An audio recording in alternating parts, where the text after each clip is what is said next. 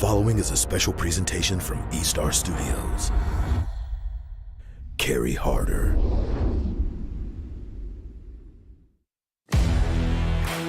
Welcome to the neon capital of the world, where dreams come true, and sometimes they get shattered.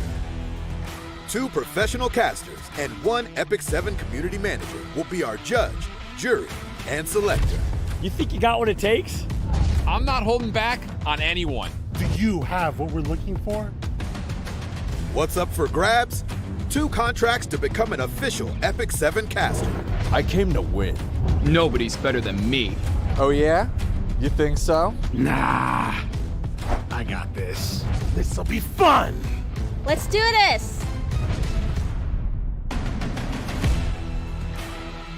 It's time to get serious.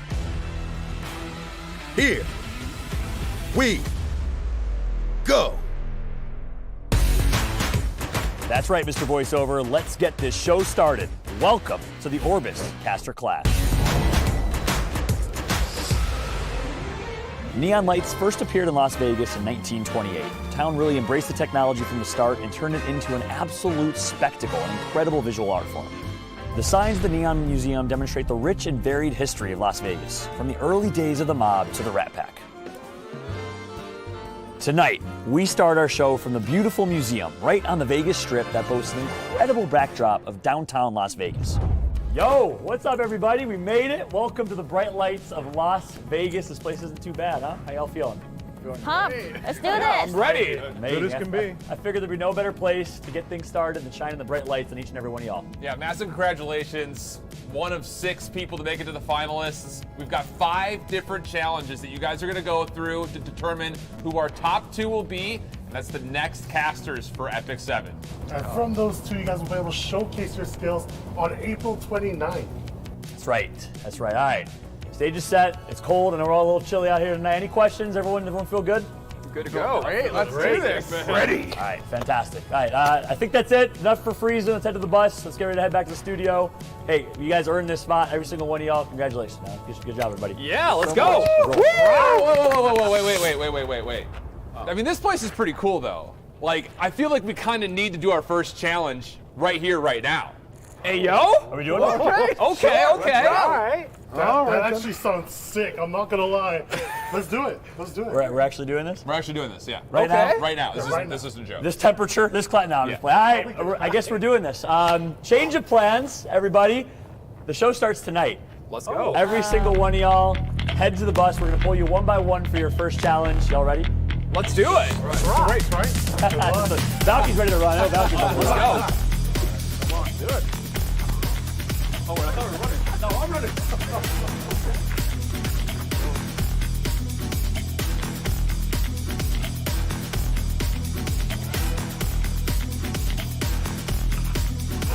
Oh, he's like a bull. Saw that? I did see that. Jeez, I like the kick.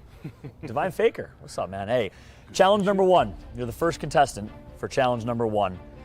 And look, as esports shoutcasters, we are constantly doing 2 things: introducing ourselves and selling ourselves. So in 60 seconds or less, we want you to introduce yourself and tell us why you should be the next EpicSeven caster. We're looking over here for 2 EpicSeven casters. I'm not looking to be either of them. I'm looking to get first place in this competition. No holds bars. Now, what does that mean? It means I'm cooperating, which is kind of a crazy idea, right? In a competition, but I'm here to prop up other people's talents while bringing a little bit of flair on my own. I'm doing this because I love the game, I love my friends in the community, and most importantly, I'm here to bring some actual hype to this event. So challenge me in whatever way you want, and I'll take it 125% higher, if I have the energy. If I don't, that's when my co-commentator comes in to save me. But that's the business, right? I work with him, he works with me, and it all works at the end of the day. Wow.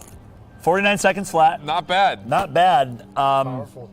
Powerful. I feel like that Yeah. was scripted or rehearsed. That's how good that was, to be honest with you. Look, my feedback is this: you didn't introduce yourself. One big mistake. Introduce yourself was one half of the challenge, and then also talk about why you should be here. But In terms of why you should be here, man, I thought you absolutely crushed it. The energy was there. Look, I come from Gears of War. That's where I started. It's all about hype. It's all about energy. You clearly have the passion. You got the personality. You got the hype. Good awareness on co-commentators in a team environment. It's a big part of it. Exactly. I love the energy that you bring, just like what you said. All that powerfulness, I felt it, I felt it. And you did it in 49 seconds. You did it on time. You did it in a good way. I really, really respect that as well. Overall, really good job, Faker. I'll bring it to you even better next time. Oh, man, I like that. Let's go. And introduce yourself. Don't forget that part. I won't. One small mistake. Okay? Who are you? Divine Faker. The real one, by the way. I know, confusing.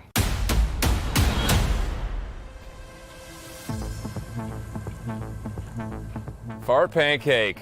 How you up? feeling? Excited. Love to hear it. Pumped. Got a really good one for you. First challenge up, really simple for you. 60 seconds. We need you to introduce yourself and why you think you should be one of the EpicSeven casters. All right. Go when you're ready. What's up? I'm Fart Pancakes. I am very passionate about EpicSeven. I think I should be a caster because I love RTA. I love everything about the game. I play competitively at a high level and I know all the ins and outs, all the different play styles, and I can commentate and see everything that's going on. I know all the great plays and all the win conditions, the lose conditions, draft styles, everything like that. So because of my knowledge and my passion for the game, I think I could make a great caster. So. Okay. 36 seconds. Not bad. Listed all the key components. Would have loved to see a little more of your Fart Pancake personality. That's, I think, what we're really going for, right? Yeah, exactly. I wanted to see a little more energy there. But overall, clean, easy. I was not sure if I was going to go overboard, so I'm like, let's just make this quick and to the point. Okay. Yeah, I thought you did a good job being concise. I mean, being concise is really important in what we do. I thought you had a really good job showing your passion for the game and your knowledge for the game. I think that's a lot of times people are casting for the wrong reason. Great passion. I thought it was did a great job. Love it. That's it. Head on back to the bus. Bring out the next contestant. All right, thank you guys. You got it. Later.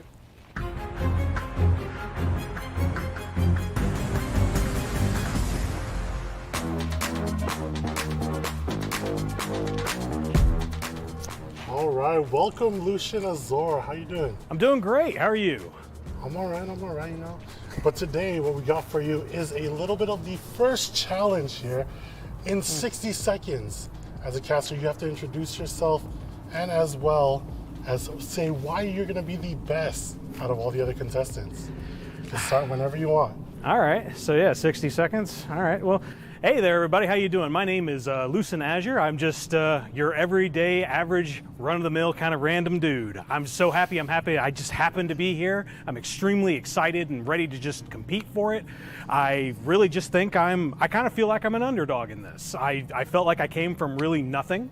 I don't really have a whole lot of following for it, and I just want to see if I can do whatever I can, the best kind of job I can really do, and I've always wanted to do something with my voice. I've always wanted to do some kind of commentary, some kind of broadcasting, some kind of presentation of some kind, and this is something that I love to do. Nice, clean, concise, 37 seconds. Tight. On the dot. I really like that passion, I really felt that, but will it be the best? Yeah? I like it. Hey, and the confidence as well. Hey, I agree about the voice. The man's got a voice for radio, a face for cameras. I like the voice a lot. I agree, man. You have a really good voice for this. Good energy across the board. It sounded great, man. I don't know a single person who doesn't like a good underdog story, so now I'm kind of rooting for you a little bit. All right, no bias. awesome. All right, Lucian Azar, that is it for now. If you could go back onto the bus and bring out the next contestant. Absolutely. Thank you.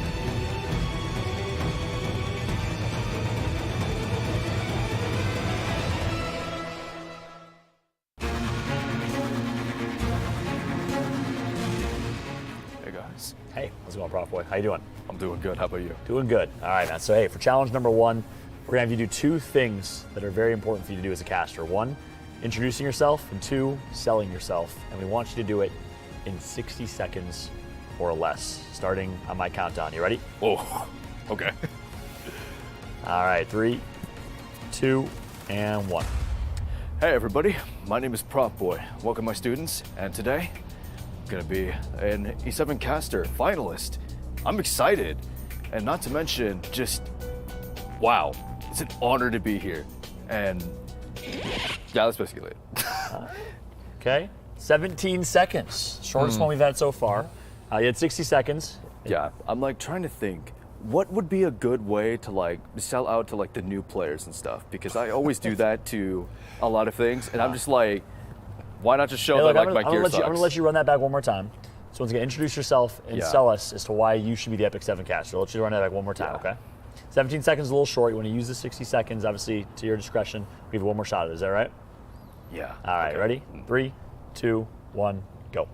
Hey guys, welcome students. I'm the professor, Prop Boy. It's a pleasure to be here. You want to know why I want to be the E7 caster? Simple. I'm here to rep every single new player for E7. You guys want some relatable content, some relatable gaming experiences? You come to me, because I'm promising you, I get gear gap more than you guys do. All right, 21 seconds that time.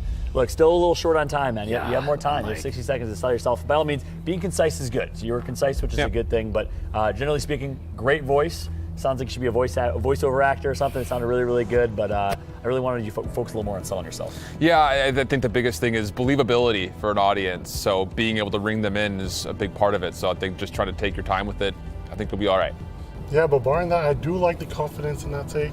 And it was really nice to hear that voice. Silky, sexy voice, man. Yeah. That's a nice voice, man. Yeah. I just got this nasally Midwesterner voice. I can't talk. All right, let's give it, man. Hey, good job, Rope Boy. Good to chat with you. If you can go back to the bus, get the next person, bring them out. All right, Jack? All right, no problem.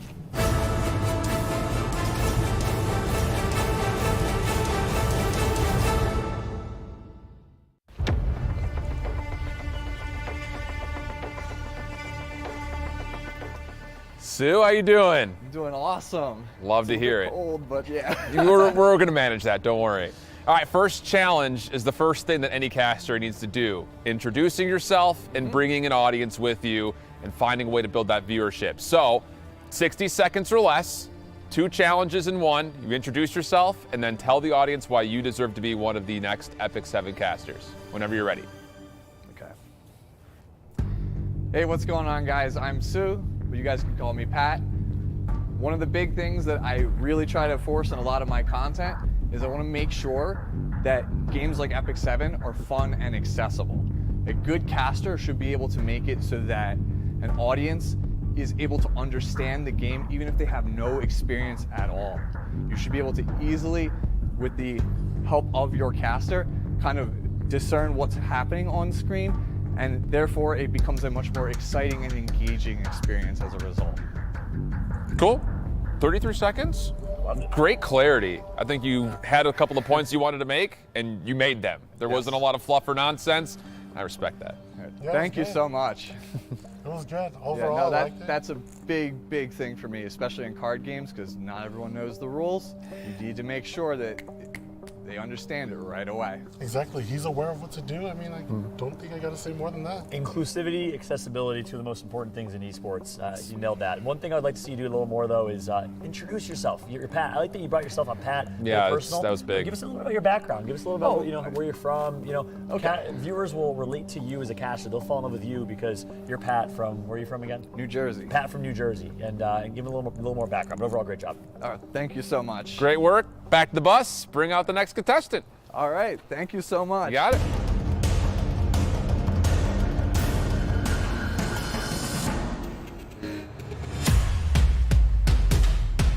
He's got swagger. Look at the arm swing. I know he's ready to go, man. Swag on him. What is up, Valky? I'm doing good. Doing good? I'm ready. All right. Well, we have challenge number 1 for you today. And Okay. it's going to be about the first thing that you need to be or do as a caster. Okay. Which is 1, introduce yourself. And then we want you to sell yourself to us on why you're going to be the best one out here. Okay, yeah, for sure. All within 60 seconds, all right? Got it.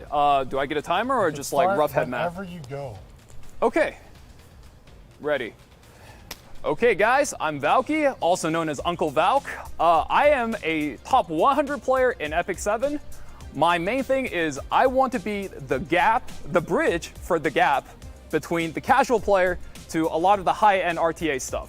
So if you guys would like, I would like to become your caster for any tournaments and basically break down a lot of the higher-end gameplay and strategies into digestible, fun little pieces. And yeah, that's basically my thing. And if you guys will have me, I love to be here and break down every single exciting moment with you guys and share that with you guys. All right, cool. 36 seconds on the dot. Well, Yeah, and so far so good. I mean, clean, concise. I mean, I already know you already. You brought that flow in, but maybe I feel that you're a little nervous maybe. I'm a little bit cold, but yeah, I'm ready. Yeah, the cold probably has something to do with it. I've never casted in this temperature outside neither. before. But hey, look, I thought you did an amazing job doing two things. One in particular, talking about bridging the gap, the accessibility piece, and two, just a lot of energy and establishing credibility, immediately saying you're a top 100 player, introducing yourself, super important to do. I was actually most floored at the fact that you kind of talked to the audience saying, if you'll have me, like you're at the mercy of the audience, which really is the job. So really well done, man. Hold on Appreciate a second. I'd say the opposite of that. You know, you don't want to say if you'll have me, you want to also establish authority and direction too. So don't be afraid to have some confidence coming into. If you'll have me is almost the opposite of that. Confidence is key as a caster, so I'm actually going to disagree with you there. Well, we'll battle it out later. Okay, so it's more like and I'm here basically to break this down for you guys into, confidence. digestible pieces. That's right, pure confidence. Okay, awesome. In my eyes, at least. But hey, there's different styles for every caster. You have your own style, and I think you're developing that style. Overall, really good job, like I said. Gotcha, appreciate it. But yeah, man, love to see you, Valky. Always nice to have you on here. And Of course. also, that is it for today, though. Okay, and awesome. boys, I think it's time to go. Y'all ready to go? Yeah, let's get it. Hey, nice shot. Hey, good I job. appreciate it. Well done, dude. Thank you, thank you. Maybe the best one for last. Yeah. Maybe. Well, that's going to do it from the Neon Museum. We want to thank everyone here on the staff that helped us out tonight. Coming up after the break, we head to the Aria Resort and Casino to continue the show. Don't go anywhere.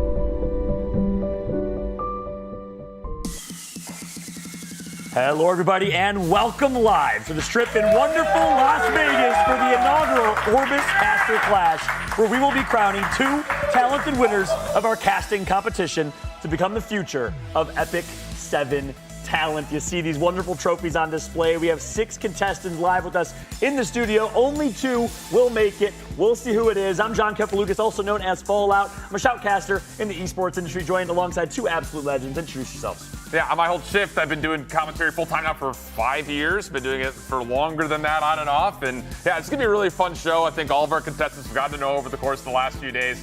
We're in for a treat of a show today. And what is up, guys? It is your boy, Mashu, the one and only from EpicSeven. I'm here to break down a lot of the EpicSeven analysis, more of the professional side on the actual analytics of the game. Yeah, awesome. Thank God we got Mashu. Let me just tell you, thank goodness this man knows Orbis, of course, knows the Orbis world, knows the community. We're lucky to have him representing all things in-game analytics. And with that said, big thank you to Amazon Appstore for making this all possible. You, of course, can download the game through the Amazon Appstore using the QR code you see on screen right now. I'm going to keep talking and filling. That's what we have to do, contestants and casters, so people have time to whip out their phones and take a look at the QR code. You can download it on Windows 11, courtesy of the Windows 11 Amazon App Store being built in, which is awesome. So you can play on Windows, which is great. You can also download it on the Amazon App Store on Kindle or Fire as well. In addition to that, you can win just by watching with Twitch drops. Of course, if you are new to EpicSeven, download the game. It's a free game on mobile and using the Amazon App Store, of course. And watch, and automatically you'll have 3 leaves, which is basically energy to keep playing the game. Yep. You also get some cool items as well. Yep, 3 leaves, like you said, energy to play the game, and some greater equipment charms for that matter. Help you enhancing your gear, trying to get not as geared that Prop Boy was saying before. That's right. And one thing I love about this show, this is a reality TV show. This isn't like the esports broadcast where we spend 20 minutes explaining things before things happen.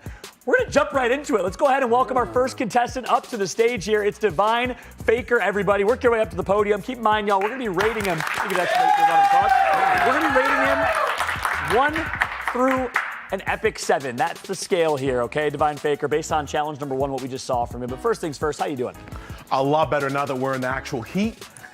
Pretty cold earlier, pretty warm now. Thank you guys for that, honestly. Yeah, we're indoors now, don't worry. Normal scenarios and environments. With that said, look, I'm going to jump right into it, man. I like you. I like your energy. It obviously showed right there. You were so articulate, well-spoken, high energy. You sold a story. It was brilliant, but you forgot half the challenge. And you got to be able to listen and take direction from your TD, from your producer. It's so important. And because you missed half the challenge, I can't give you anything more than half of a score. So I'm going to go with a 4 for Divine Faker to kick things off.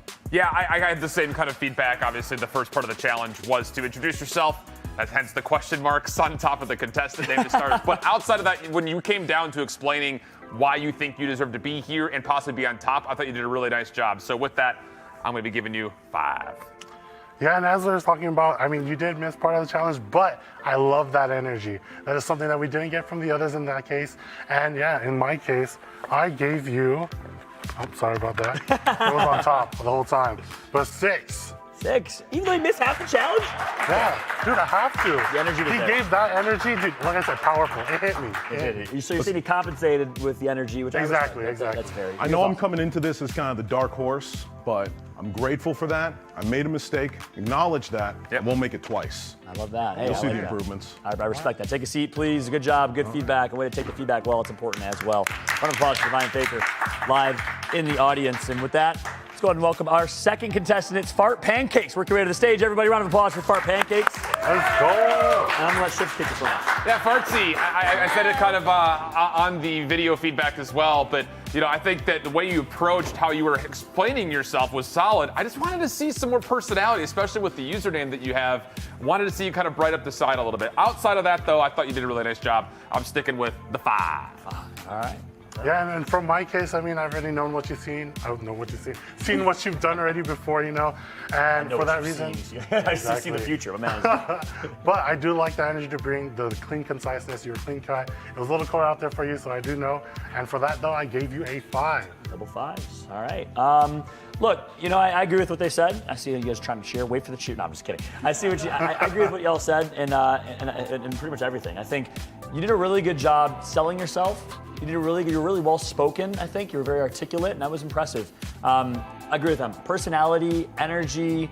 You have to really sell yourself, right? It's really, really important. And part of that is just your demeanor on camera. So I'm actually going to agree. You're going to get a triple. Oh, that's a 4. Never mind. Not that.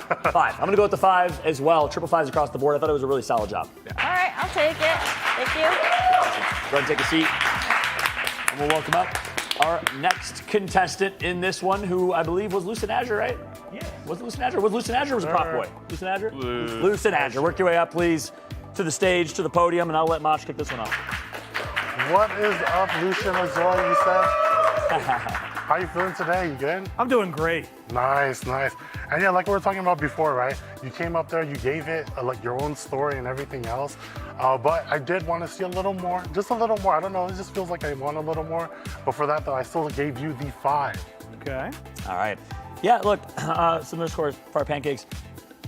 I thought you did a great job. I was actually very, very impressed. And you know, at first you were losing me for a second. You're just a run-of-the-mill guy, but then all of a sudden you wove that into a narrative that was great. That you are, of all these talent, not a streamer, not a content creator. You are, in my opinion, you're the dark horse, just like just like Divine is. So I thought you did a good job building that into a great narrative. You were well-spoken, and I was hooked the entire time. I'm gonna go with the 6. I thought you did a great job. Okay. Similar story. I thought you did a really nice job kind of framing up who you were, what this competition means to you. I think the audience is really going to really like your story. Again, I kind of mentioned it, the underdog story. It's always a fun one to kind of pull for, whether you are or not. It's a different story because I also gave you a 6. All right. All right, Lucian, there's your score. So if you could go and please sit down. All right. Take a seat and welcome up Prof Boy, not Professor Man. Although after hearing that voice, I think he's Professor Man. Professor Man. Sounds like he's 45 years old, 20 years old, from Arizona, originally from Seattle. Hey, Prof Boy, look, I'm gonna kick this one off, and I gotta find my rating here. I'm gonna be really honest with you, man. I think you got it. You got the voice, you got the look, you got the knowledge of the game, but it didn't show. You know, you weren't confident, and confidence is so key. And I think you're going to learn from this. I think you're going to get better. You're going to improve. I really do think you have what it takes. I'm excited to see how you claw back into this competition, but I'm going to give you a 3 to kick things off. Just based on, I give you 2 tries, 19 and 21 seconds. You didn't take your time. You didn't really do the full extent of the challenge, so I got to give you a 3. Yeah, it definitely seemed like you were trying to find a way into the conversation and never really got there. At the introduction, you know, kind of talking about yourself and having a little bit of a theme was kind of cool, but the timing, not really being able to give a chance for the audience to get to know you, I think those things kind of hurt overall. I also, unfortunately, went with a 3.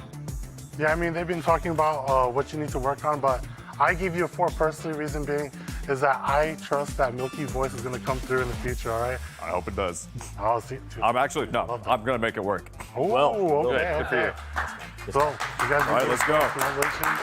Watch them And come next back. up, let's welcome up Suzumiya to the group here. Shout out to Suzumiya, coming from New Jersey.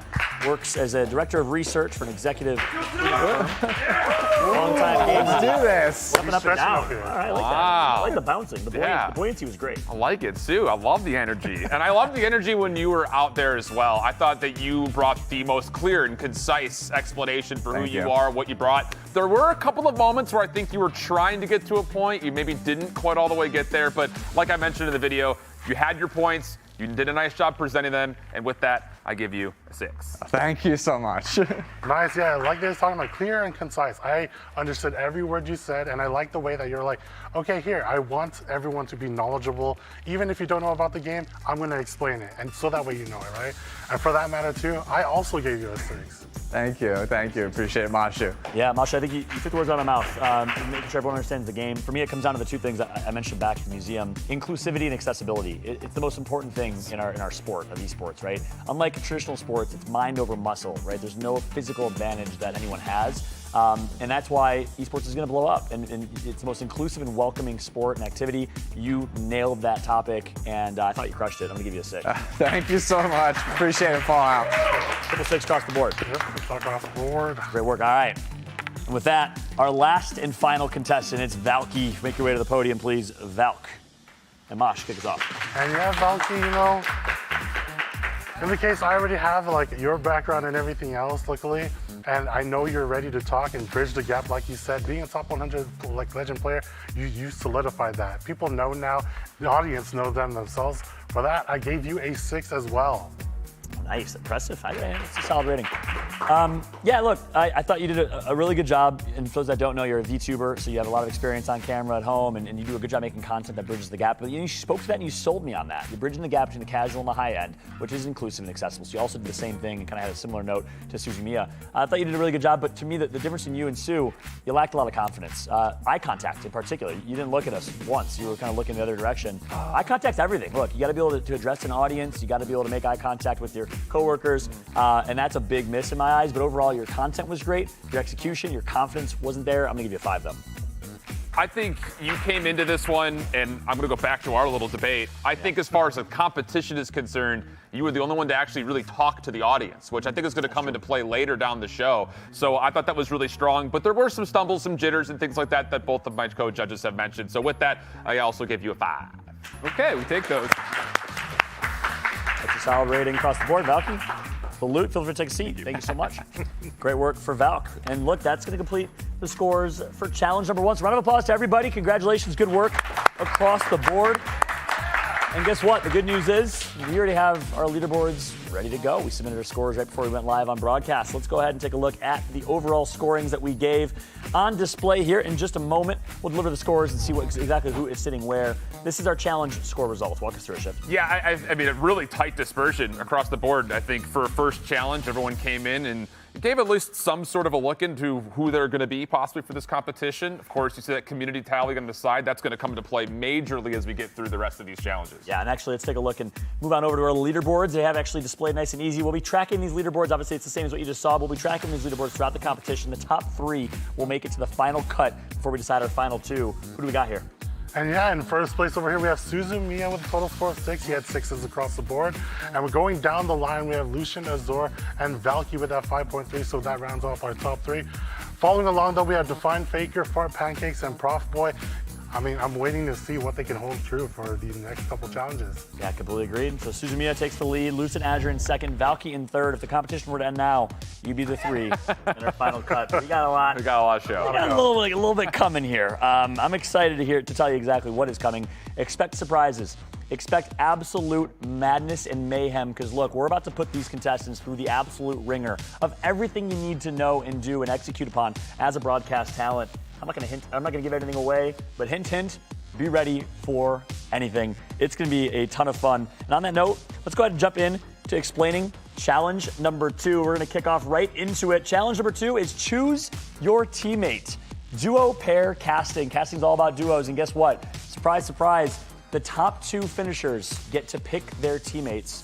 The last 2 will be paired together. So start thinking. You've all had a chance to get to know each other here in Vegas. Start thinking about who you want to choose. Shift, walk me through the format, how the competition itself is going to work. Yeah, like you kind of mentioned there in brief, we're going to give them a crash course on anything that could possibly be used on a casting environment, in a broadcast environment, whether it be something for production, whether it be something with your co-caster. Everything is going to be thrown at these guys. So the fact that they're going to be able to come into at least this next challenge with a partner is, I think, going to be a really good test for them. Yeah, I agree on that matter too, especially just like your partner here will matter heavily, right? So you guys want to make sure that you know who you're choosing is going to be able to flow with you and your style. And your partner might be the partner you end up winning the competition with, because at the end of the day, you cast in pairs, right? So there's going to be the April 29th competition, the top two. You're talking about that. Yeah, so on April 29th, that is the first Commanders Cup by Amazon Appstore. You guys will be able to co-cast on that matter, and you'll be able to showcase your skills then as the top two. That's right. Final two will make it. Let's take a look at the format, though, so we can exactly talk about how this challenge is going to work. You pick your caster. Challenge 1 was solo. Challenge 2 is duo indeed. We'll flip our card right over and again, actually taking a look at the entirety of the broadcast. I apologize. Challenge 3 will be a team broadcast. We're not going to say any more details than that. Challenge 4, we'll get our top 3 with a solo competition.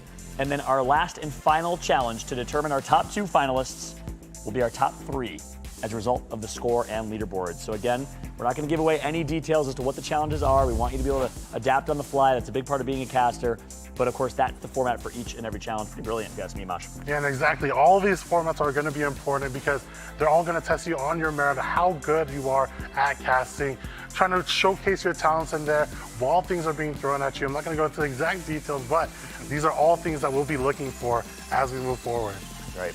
And what's at stake? Well, let's take a look at our prize pool. We already hinted you get to make it as an EpicSeven finalist, but not only that, you'll also walk home with some goodies. Yeah, absolutely. The Kingo Fire tablet, that's going to be fun. You already talked about how the game is transferable between multiple platforms, so you have to kind of an opportunity to take the game on the go, but also the EpicSeven merch package that comes with it. Of course, that coveted prize is the one that's up top. You know, finishing as your top 2, having a chance to cast, you know, the upcoming Amazon tournament, and becoming a new face of EpicSeven.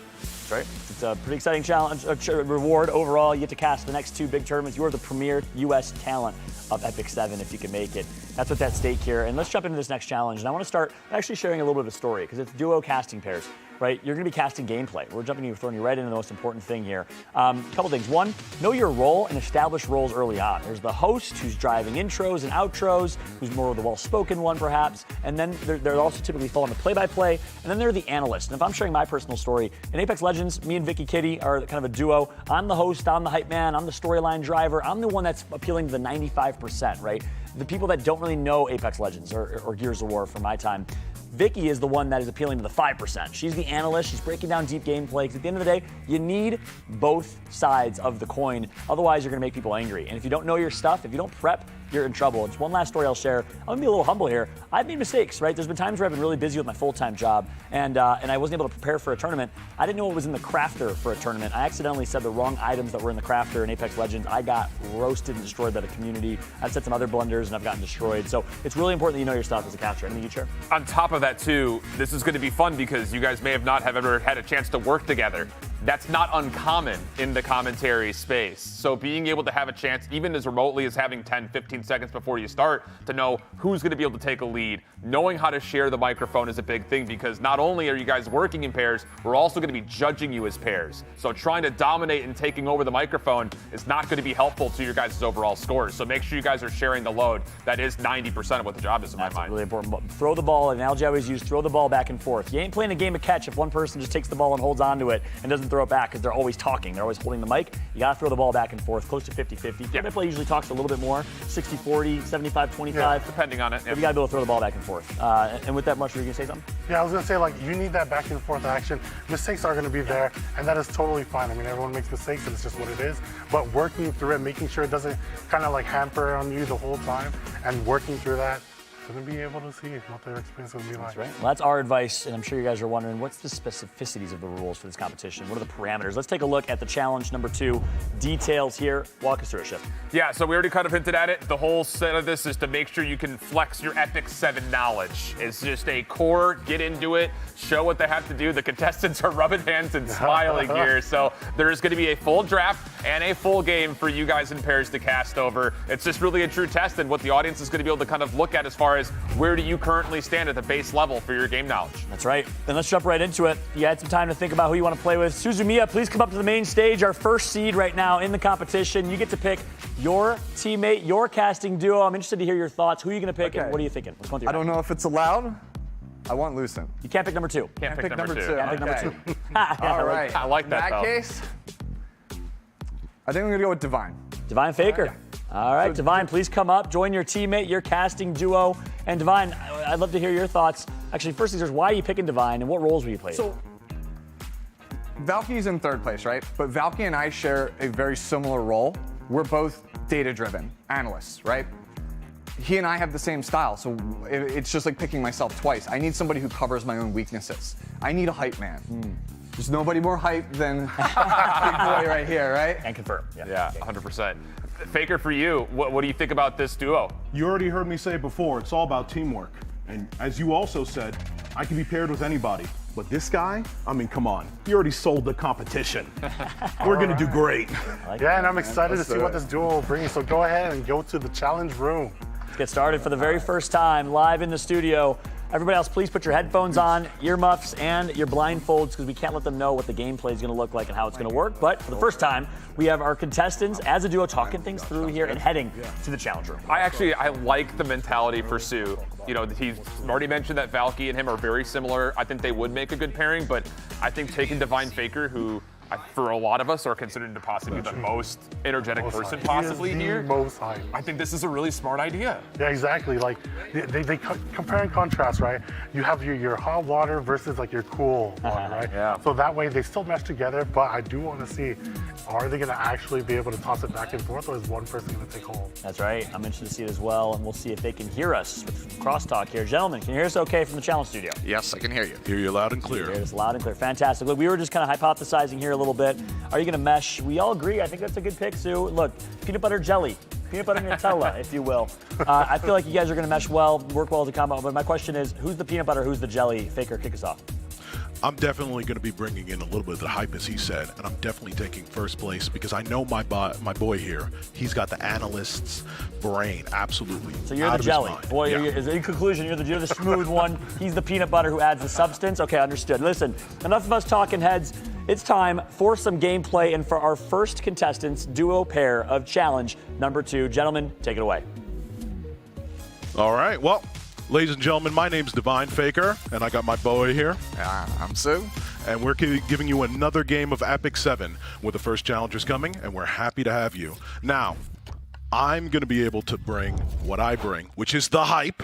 You're going to be bringing the brains, and we're going to be bringing 2 bands right into the beginning of this game. Ooh, do I see? Is that AOL? That's AOL, right? So one thing that's really important to note for newer players that are watching this for the first time, so how EpicSeven works as a game, the draft is one of the most exciting parts of any single portion. You need to know about the strategies, things like that. Both players are going to get 5 picks, as well as a pre-ban and a post-ban phase. In the pre-bans here, we can see characters like Lua and Angel of Light Angelica, which are banned out because they cause a loss of control for the opposing team. Really annoying to actually play against. Yeah, and speaking of control, we've got Mediator Kekwork, Hand Guy. They're getting first picked.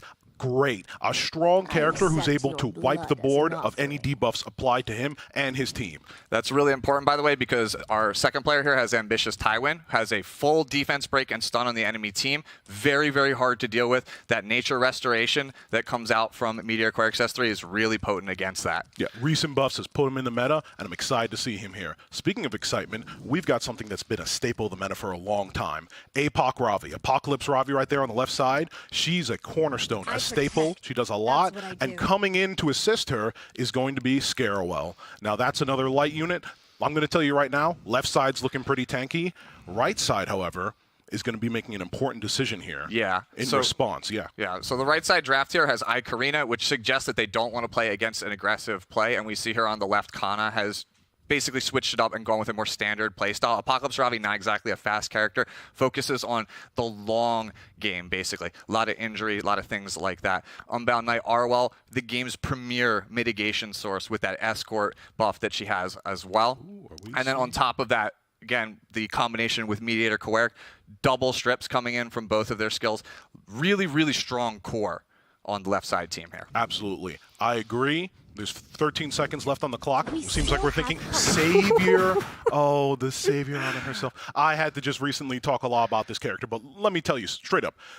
Evasion, just a penetration on her S3. She comes down with the hammer and followed up by Rimuru. This is the kind of turn in a draft that makes this game exciting. Oh, Rimuru Tempest, collab character, really strong. Can basically cop buffs for your team. Really strong true damage nuke. I think we just saw it there. Yep, that is two lovely ladies, Spectre Tenebria and Briar Witch, staples as far as we know. They're going to be bringing out a lot of damage. Okay, so on the left here, he took two very aggressive picks. That's what we call a pivot. He's basically looking to switch up his strategy from a standard to something a bit more aggressive. Belly in the last pick here, really strong against the character Spectre Tenebria. Going to be banned out here in the post phase. Kana clearly does not want to deal with that. Yeah. So now that the ban phase is over, we're about to get into the game. As we said before, for our newer players, just to give you the basics, EpicSeven is a game in which 4v4, you're going in with your team and you are looking for total elimination of the opponents. Yeah. You're going until every character's gone. Yeah, it's a very tempo-based game. Whoever has the first turn really dictates the course of the match. And Meteor Quirk, Swiss Army knife character, has access to combat Reyes pushes, full strips, barriers, and then Nature Restoration, which is the best cleanse in the game, but also protects here against Ambitious Tywin, and also provides an offensive buff for his team. So you can see Ambitious Tywin really doesn't have a first turn there. Yeah. Now, as we get into this, let me ask you a question. We're seeing this going down right now. Anything you think that we need to highlight for the audience or anything that might be important? Because the Rimuru is coming up, I believe, and I think that's going to be amazing. But first up right now, Savior Auden. Yeah, right here, we're in a situation where he can use the Smite of Salvation on Savior Aiden if he chooses to, and in tandem with Devour Black Flame here from Rimuru, pick off a specific character. Yeah. It looks like he's going to be focusing the Unbound Knight ROL here. Again, that's basically the bedrock of the left team, right? That's the one that's going to end up protecting, shielding the team from all of the damage that's coming in. And this is a true damage nuke here, so that's big damage. We're getting out a lot of the damage mitigation. We're getting through this wall that's preventing us from penetrating and getting damage on the rest of the team as we need, which is the kind of strategy I think you definitely Here's want that Analyze and Assess, going to cop the buffs for the team. So now all that offense that the left side team has, Rimuru just gives it right to his right team. Yeah, and those buffs are really important. Some of the buffs you're seeing on display right now are going to increase characters' attacks. Meteor gave that out on the first turn. Some of those other buffs that we're also seeing there is going to make characters immune to effects. Yeah, so that Judgment of Light there from Unbound Knight RL, really important. It's going to cause a loss of control of Ikarina, so that character is basically out of commission for a while. So we're basically playing a 4v3. Yeah. And then Spectre here with a potential stun off of the Endless Nightmare. That's going to potentially make it so that there's two characters out. Yep, there's Auden. She's down. So now it's basically a 2v4. Yeah. And that, by the way, that kill there, also pushing back our Knight there. Everyone else had immunity, but... Yep, and we see the concession come out here from the right side. Yeah. I thought that was a great game. It played out exactly as you thought, yeah. All right. Good job, Killed it, buddy. All right, well, there you have it. What a start, quick, fast. I'm a fan of EpicSeven Esports. I'm just saying, that was fun to watch, Mosh. You're ready to go. And yeah, dude, like, honestly, their casters, they were smart. He's going to play the bat. He took a pivot. Why is he running to catch up right now? Dude's like, Gotta wait for me, buddy. Sue's feeling good. He's like sprinting to get his feet back. He's running on clouds right now. He's on top of the world. How you guys feeling? That went great. It was a little bit back and forth, you know. I've commentated other games with other commentators, so it's really hard to get the style. So one of the things I imparted beforehand is like, hey, I'll let you know. I'll give you the signal when I want the floor, so that way he's not hogging it. Did you do that? Did you have hand signals, or what'd you do? What? Just a tap on the shoulder. As I said before, Brilliant. I'm definitely inspired by my teammates.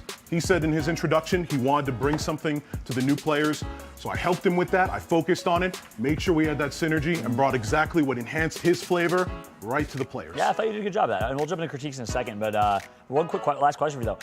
You know, you're inspired by him picking you, etc., but he didn't pick you first. You were his second choice. Does that make you feel a type of way? No, not at all. Not at all? No ego? No. You wanted Lucent Azure. Listen, you got the cream of the crop in EpicSeven's community here. Nailed it. Nailed it. Hey, bravo. All right, listen, I'll jump into it. I'll kick things off with the ratings here. Yeah, listen, you guys are clearly on cloud 9. You feel good about your performance. I'm going to agree with you. Our first EpicSeven of the day. I thought that was a 10 out of 10, 7 out of 7 performance. You guys did a great job working off. The fact that you guys had hand signals, that's something that even most advanced casters don't do yet. So that's really impressive. It showed that you have casted other titles. Your confidence showed. You meshed well as a team. I thought you did a fantastic job. Dude, the non-verbal cues was the first note that I put down in here. Like, it was right off the rip. They like a little bit of like this and that. Like, it was really, really well handled. I thought you guys did a particularly great job of having snappy handoffs. It kept the energy of the broadcast high in a very fast-paced game, which I know we both love. And even more beyond that, what I was most impressed with, even when there were some complex ideas that were happening that newer viewers may not know, you guys introduced those, had it so that the top tier players would be able to award themselves a little bit of their own knowledge, but then you also elementarized it to a point where somebody new like me to the game knew what you were talking about. EpicSeven for me. I hope to be able to see you in the game soon, too. Training you up right now. He's a new player. He's a new up-and-comer. 2 EpicSeven so far from my Shippy, I got you after this game. And yeah, like they're talking about, you guys had good chemistry, good everything. But what I was looking at was straight the analysis of EpicSeven, right? There were some little bit of flubs on some things in which you're talking, like going back to the same skill over and over again. And I'm like, okay, is it like too much to say that over and over again, going back to it? But I still loved everything that you guys did. But this time around, I mean, I gave you guys a 6. That's fair. Okay. Yep, that's fair. Almost a clean 7. sweep. I'll turn you around by the end. Oh, okay. Hey, It's close. I still think we can go hit the slots. It's pretty good. 7. No, that's not close. You need all 3 sevens there to get. Don't you dare do that yet. Wait till you get the 7s first. All right. Yeah, listen. Well done. Very, very impressive. 7.76 is a great score. You're clawing your way back into the competition after I know it was a little critical view, missing the challenge early on. So very, very good job overall. Please take a seat and get Loose and Azure up here, please. Yeah. I got it. You did a really good job. Yeah. I like that. Please we need you to keep leaning into being critical on the analysis side. So yeah, that's good. That's good stuff. All right, Loose and Azure taking off. Blindfold, his earmuffs, his earbuds. Number 2 so far. Lucy, be honest, man. Did you hear anything that would happen just now? No, not really. Good, it worked. Perfect. Success. Fantastic. Great success. That's fantastic. So you already know you have to pick a teammate. You can't pick, obviously, the 2 that already went. Let's jump right into it. Who are you going to pick? Do you want me to go ahead and just grab him right now, or you want me to tell you and then... Tell us first, walk us through why you're picking him, etc. Yeah, sure. I want to pick Valky because I honestly believe that he has a lot more knowledge than I do on the game for like other intricacies of the match that could happen. And he's really, really good. I know he's really, really good at just picking comps. He can look at something and immediately see a strategy that will be occurring on both sides. And I just feel like he will be invaluable as a partner because I tend to jabber. Self-aware. Well, Valky, you're selected. Obviously, you brought up to the stage. Kind of, what do you think that this pairing is going to do for you guys in the gameplay portion of this? So personally for me, right, I want to bridge the gap between a legend top 100 player and the everyman. And Lucen being an everyman is perfect for me. As long as I get a bounce off of him, we're good. I love that. All right, yeah. And Lucen, I want to know though, was he your first pick? Yes. Okay. You're the pick. I see a little bromance going on with you and Sue, but hey, go ahead, make your way to the Challenger studio, guys. Best of luck to y'all. Make sure you communicate on the way there, strategy, etc. Feel free to get ready for this one. Dude, I love the fact that in our first 2 pairings, the person selecting is already thinking of who is going to best fit for an actual duo. Not just someone I get along with, not someone else who just knows the game. It's let's make sure that our roles are good. That's so cool. Yeah, and going by that, right, it's like the roles are the big thing. He talked about it before. You guys need that mesh so that way no one takes hold. You need to be able to bounce off each other. And like they said too, they have both minds of 2 different things. Every man person, top 100. Yeah. I love that. The run-of-the-mill man, Loose and Azure. You hearing us okay, brother? Yes, I do. Awesome. Look, I like that you incorporated that into your speech right there, Valky. You're bridging the gap from the top tier, and of course, we got Loose and Azure in the bottom tier. What's your strategy going into this one? Lucen, I want to start with you. Really, my basic strategy is to really just kind of keep the conversation going, depending on whatever we're going to be looking at. I don't know what it's going to be. We just have to react to it, pretty much. Valky? So my playstyle in game is adapt. So I'm here to kind of just bounce off of my partner, adapt to the gameplay on screen, and then, just let the flow come, see what happens. I love it. All right. Well, look, let's just jump right into it. The action game. Challenge number 2, pairing number 2, the duo. Take it away, gentlemen. Good luck.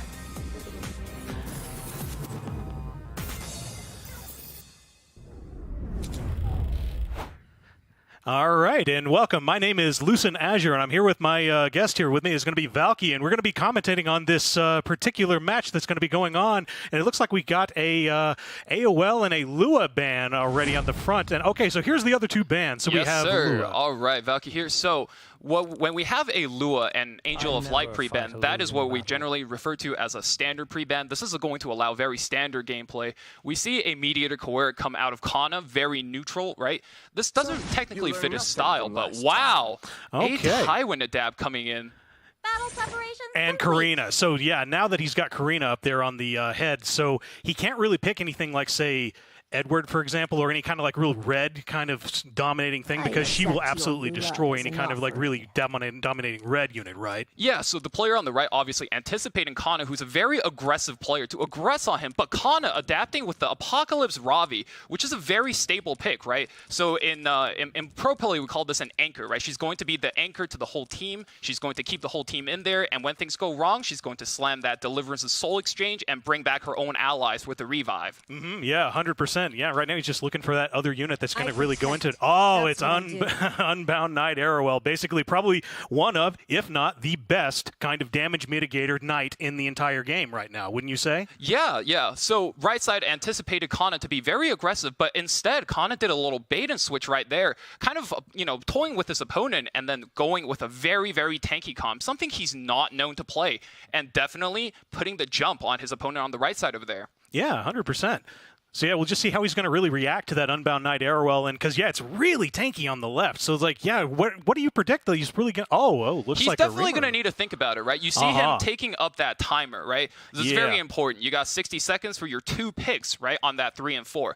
3 and 4 is going to really determine how your playstyle is going to shake up, right? With the opener of a Tywin plus Karina, you're looking to play tank down. But an Aiden is usually something like a counter aggression pick, and he's going to all in into that slightly counter aggressive playstyle. Yeah, because with Savior Aiden there, that's really that. It's really that scary unit that you just don't want to hit. Because if you ever proc any of her S2 shenanigans and she AOE's the team, not only do you lose souls, you take damage, and it's just terrible. But yeah, and then he also picked Reamer right there just to do some kind of buff shenanigans as well, to just grab him with that S2, steal whatever they have, and also do that additional damage that the S3 does. Right, and then on 4 and 5 pick, we see Briar Witch's Area as well as Spectre Tenebria coming out from Kana. This is something closer to his brand. Wow, okay. Bellion as a Bellion response. has to be banned. Has to be banned because of just the Stenny threat just existing. So I'm assuming he's probably going to also ban Stenny, right? Or was he expecting that he's going to have his Bellion banned? So the reason why Spectre Tenebria is a big threat here is because the right side player has 3 single target damage dealers, right? That Spectre Tenebria is going to be stealth in the back, untouched, unless, the right side player can reach his Spectre Tenebria in time, and that is Kana's win condition. Can he keep his team alive long enough? Absolutely. My money's on Kana on this one. Let's see how it plays out. Yeah, absolutely. So yeah, right now we got Mediator Cowrick with the first turn, and I don't know if he's going to go for the... Yep, there he is. There's the S3. So the S3, what this does is it also cleanses the entire team, provides a immunity buff that's going to be through the whole team, and it's going to push him up 50% on the CR bar, so his next turn will come pretty quickly. Yep, prepping for the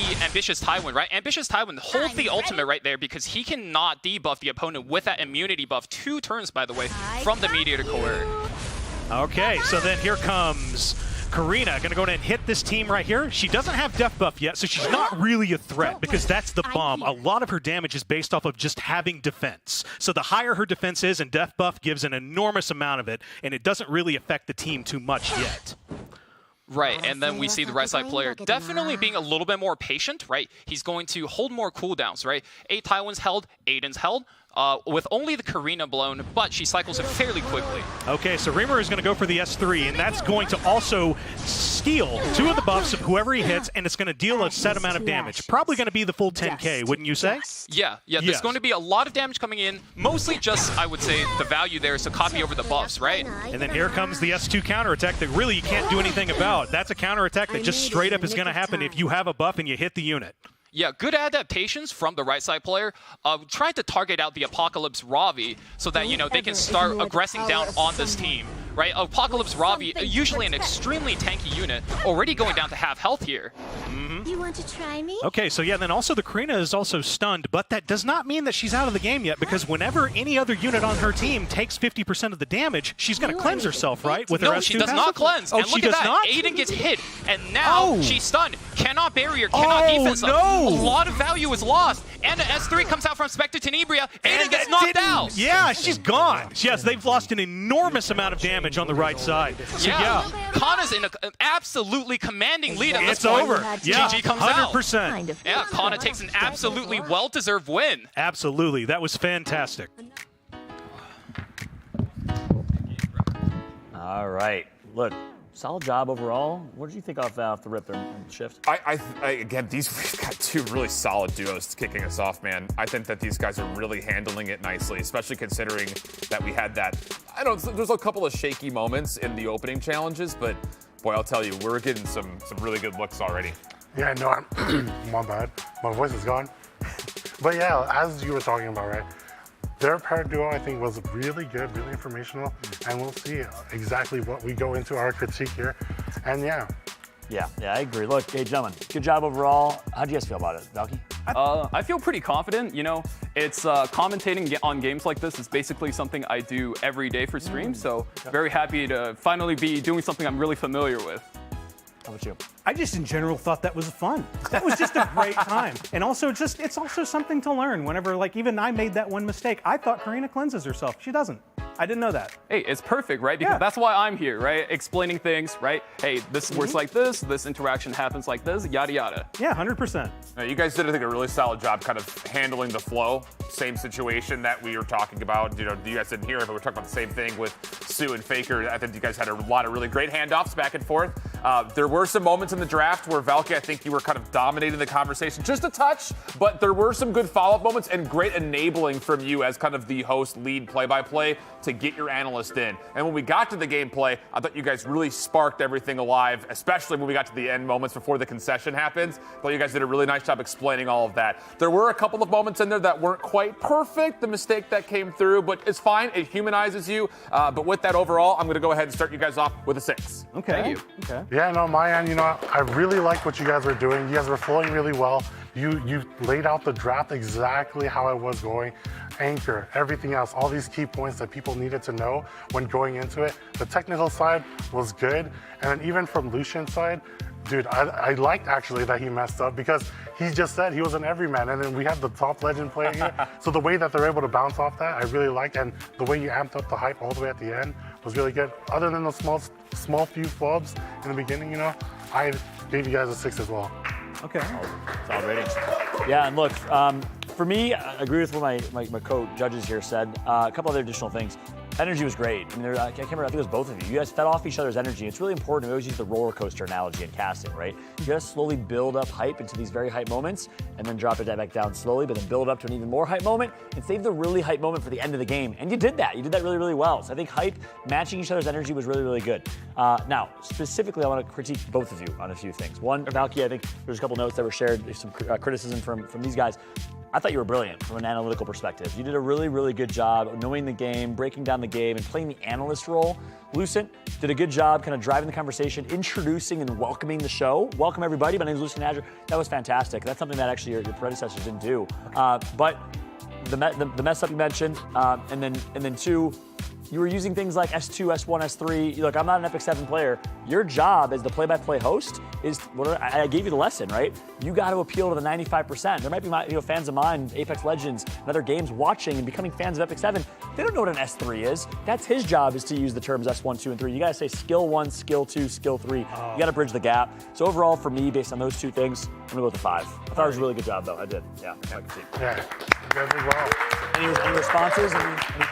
Any response to that? Do you have any comments? I guess that's just my own like hobby of like, I never say skill. I always say yes. And that's natural and to the endemic community who's watching, which is fantastic. Yeah. And the hardcore fans loved it. I'm sure you did a great job. But again, you got to think of the broader audience. You know, really, Smilegate's goal here is bring new fans into EpicSeven. That should be your goal. Your job is to welcome people to the community. You got to be inclusive and welcoming in your language, right? Yeah, I agree. 100%. Awesome. All right, great job. Take a seat. Thank you. Thank you. And please get the next 2 contestants. They can both come up. Obviously, we have 2 left in this one, and there we are. They're taking off their headphones, earbuds. That was a lot of darkness. You can see it on Fart Pancake's face right now. That was a lot of darkness. How you feeling? You awake? Did you just fall asleep? Kind of took a quick nap, but I sat next to you at one point. I was just trolling to see if you noticed me. Did you notice I sat next to you? no. She had no idea. She was I'm like, my I'm God. just chilling. I'm like, all right, I took the relax fattest time. nap of my life. I did not hear a single word. I was just. He was knocked out, man. All right, yeah. First off the bat, this duo wasn't like prepared at all to be each other, to be with each other. But how are you feeling right now, Prof Boy? Oh my God, I'm feeling absolutely incredible right now. Okay. But how about you and your partner together? I'm just kind of waking up, but I'm ready too. Always ready. Listen, that's part. I actually at first I was gonna say it's kind of a disadvantage for y'all. It kind of is, but the reality is that's part of esports too. You're sitting in the green room for 4 hours. There's technical delays. You're waiting for your turn. You're casting. Your teammates are up there casting, and you're low energy. You gotta wake up. So that's actually part of the challenge here. I'm excited to see how you guys can wake up a little bit. But the question I wanted to ask you were kind of alluding to it.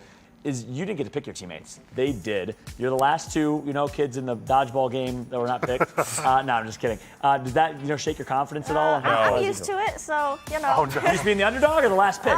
Always last pick. That's true. I was the unathletic kid growing up, so. I was the guy that try-harded every game, but no one would pick me because everybody hated me. So literally, you're both the last picks in everything you've done, so you're just part. Yeah, but I'm totally happy she's my partner because I just commentate everything. I don't know the game, like I said, I'm a new player, but I know how everything works. I know the skills. I know basic information that can make me commentate everything that basically happens on screen. But she's like a full-on teacher. Whatever I don't know, she will explain it. I love it. With that though, I do want to see how the chemistry is going to come through. Oh yeah, go ahead. We're going to make this chemistry work because since he's a newer player, he'll explain what he sees, and then I'll kind of back him up and be like, this is why this works. I like to analyze and explain what's going on. Play-by-play host, analyst. Yeah, we're gonna be like the yin and yang, making this work. Right. All right, with that though, we're gonna head on down to challenge. Let's do this. Good luck. Good luck. I want to see their strategies coming through. She said, yin and yang. One big difference here, they're not talking shop right now, right? That's true. Really strategizing. Is that gonna affect them? I mean, the thing about it is, it hurts coming in as not being able to pick whoever you want. This is definitely shoes on the other foot here, so to speak, because you're in a position where you're not going to have that much comfort. You already kind of heard Prof Boy. He's kind of going to come in from an elementary standpoint, so we'll have to see how the dynamic works out. Because like you mentioned, they really weren't talking to each other too much on the way over. Yeah, they were talking about yin and yang, right?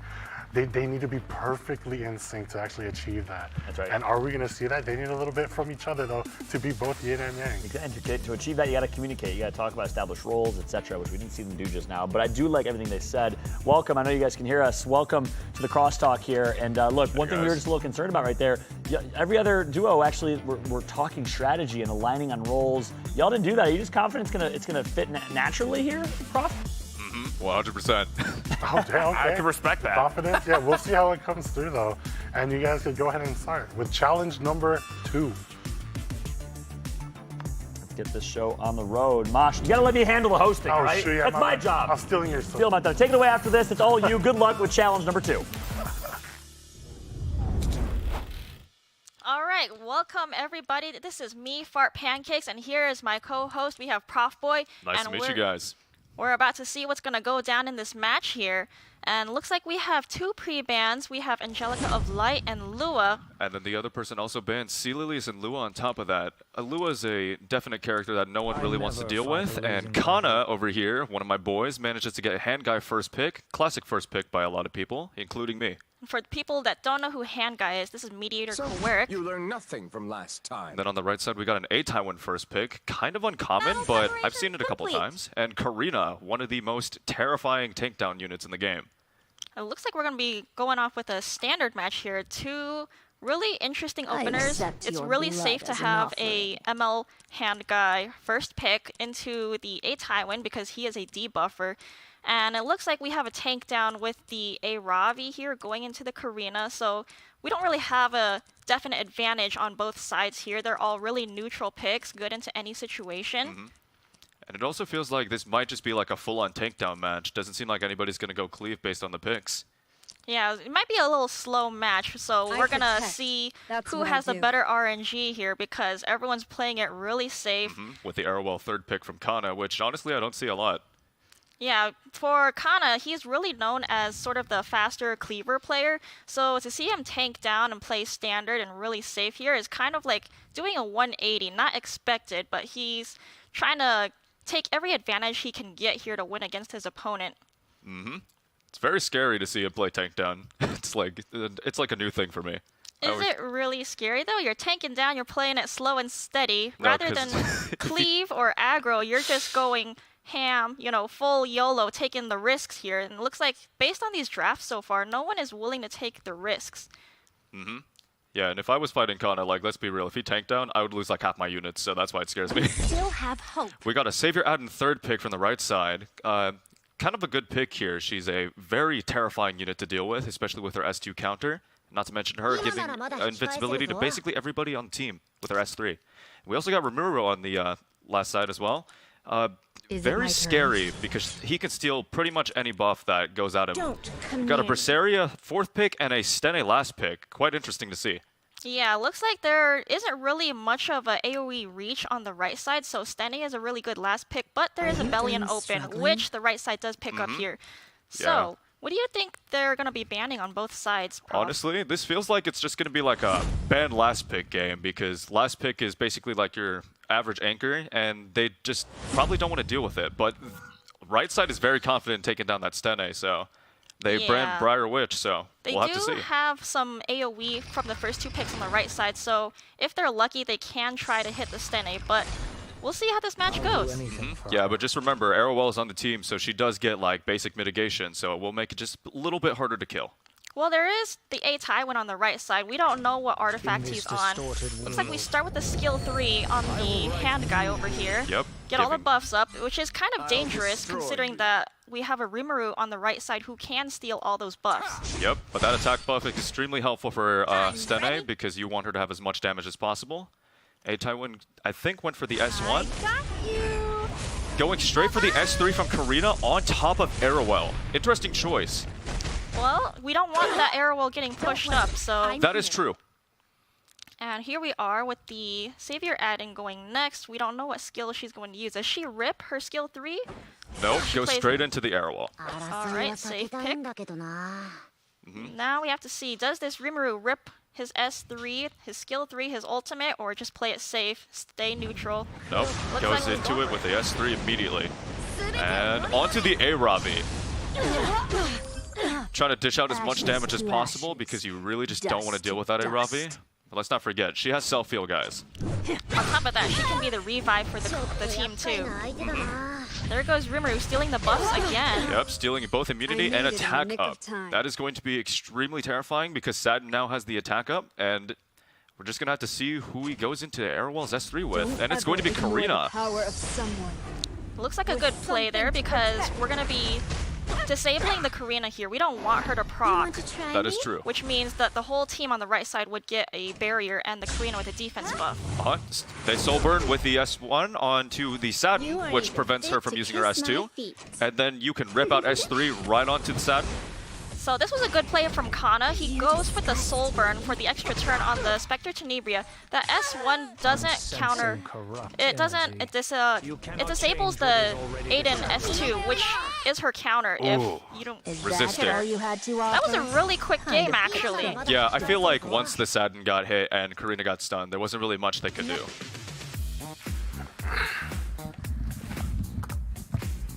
All right, well, there you go. We're going to get our votes in here to the system while they walk back. Overall, solid job. And look, maybe they didn't need it, Mashu. Maybe they didn't need the talk strategy. They thought they did pretty solid. Pretty solid overall. I mean, they knew what they were talking about. They had a little back and forth between each other, right? Being able to throw that banter out there, trying to get all the people in. But yeah, here they are. What do you think, Shiv? Yeah, I'll go ahead and kick us off here. I think that was a very technical broadcast. I think you guys did a really nice job laying out what the audience needed to know from a high-level standpoint. The one thing, though, that I think was kind of missing in this broadcast as a duo, I did not feel, as an audience member, very emotionally engaged. Why are certain things important? You guys are saying things like, this is very important, this is very scary, but why? I want to know why these things are scary. Lead me into the broadcast, oh, this is a terrifying instance. You can steal all these buffs. That essentially neutralizes everything. those little emotional charges from either of you will help the audience really connect and really make them feel like they're a part of the broadcast with you. Technically, it was very solid, but I did think that there was something lacking from that emotional engagement side. And with that, I'm going to kick us off with a 5. Yeah, and like Shift was saying on that end, I mean, I really like the technical side of things, but even then, like, there was a little bit more that I wanted you guys to explain there, just so that way it's people who are coming in new, who are fresh, more on like Prop Boy's side. Like you said he was new, so that was on your end to explain kind of, and you want to go in and be like, hey, these people have never heard of these terms, right? So you're talking about tank down, but trying to make it seem like, oh, tank down, what does that mean? These players are here, high health, high energy, and they're gonna stay there for a while. And honestly though, everything else though, technical side, you guys were perfectly fine. I do want to see a little more of that oomph, you know? Come in there, get that hype going, because you guys need that. And for that reason, I give you guys a 5 as well. All right, double 5s. I guess I'm last. And yeah, you know, first off, I agree with everything they said. Really good feedback across the board. And the emotional, you're muffled, so you couldn't hear it, but it's all about a roller coaster, right? You want to slowly build hype, build energy on this roller coaster, and bring us for a ride with you and with storytelling. And that was lacking a little bit. So I do agree with that. Couple other notes, tank down. I'm glad you brought that up. Prop Boy, you're the one bridging the gap for the new viewers, right? That was your role. Why are you talking about tank down without explaining what tank down is? That is a fair point. I don't know. I'm brand new. I don't know what a tank down is. You know, it sounds like a vehicle or something. I don't know. If it makes you feel better, that's all I know. That's all you know is what tank down is, exactly. And now I'm being a little hard on you, but no, I think overall your voice sounded great. You did a good job kind of explaining things, very technically sound. On the flip, but there were things like that were a little lacking. On the flip side, Far Pancakes, I thought you did a really good job in a few things. And I think in those things you kind of carried and supported your score to kind of get increased. And this is a duo score, by the way. It's one of the kind of the gimmicks here. You're rated as a team. So thank her, buy her better some dinner tonight or something. I thought she did a good job doing 2 things in particular. One, the only duo that added humor to the broadcast. No other duos added humor that I really saw. Y'all were all try-harding the entire time. At the end of the day, we're playing video games. We're talking about video games. Be funny, show your personality, make jokes, and she did that. YOLO this, yeah, YOLO. That was fun. It was fun. It was fun. And then 2, and she didn't even hear me say it. I critiqued the last duo because they used technical terms that I didn't know. It's S2, S1, S3. You said skill 3, the ultimate. That tells me, oh, it's their third skill. It's their ultimate ability. Really inclusive, really accessible. Your personality showed. Bring more of that personality. Bring more of the emotion. But I thought you guys both did a good job. Overall, I'm going to give you a 6 because of that. I think you guys did a good job. So. Yeah. All right, more energy next time, bro. All right. Next time, don't worry. All right. And now I'm really curious because guess what? Surprise, surprise, everybody. We're not the only ones voting on your success and your ability to win in this competition as the judges. No, you're not voting on each other. You're not voting on each other. The community, EpicSeven community, you will have a chance to vote. Guess what? Your vote will be equal in weight to our vote. So every single vote matters based on who you think did the best. Vote right here, right now in Twitch chat, of course, or there's a Twitch poll or on the YouTube poll. Let us know who you believe did the best. Scale 1 to 7, I'm guessing as well. We're gonna weigh out your scores. Why the community vote as well here? Dude, we're all about the community here at EpicSeven, right? We built straight from the community. We wouldn't have a game without the community, and this guy is why you guys are also in on the votes, right? You are as good as we are about knowing the game, your knowledge. Better than me, are you kidding me? Right, better than me. And they need to know who they want to see, so. Yeah. That's why the community's in on it. I love that. Shout to y'all for being community driven. You, the community, get to select and vote every single challenge from here on out on who you think should be there. And you're going to ultimately have a big pick as to who's going to make it, who are the final 2 casters going to be. We will find out because guess what? As we're tallying the votes and letting the community vote, we're going to take a quick break. When we come back, the scores will be tallied and we will find out who is in the lead right after this.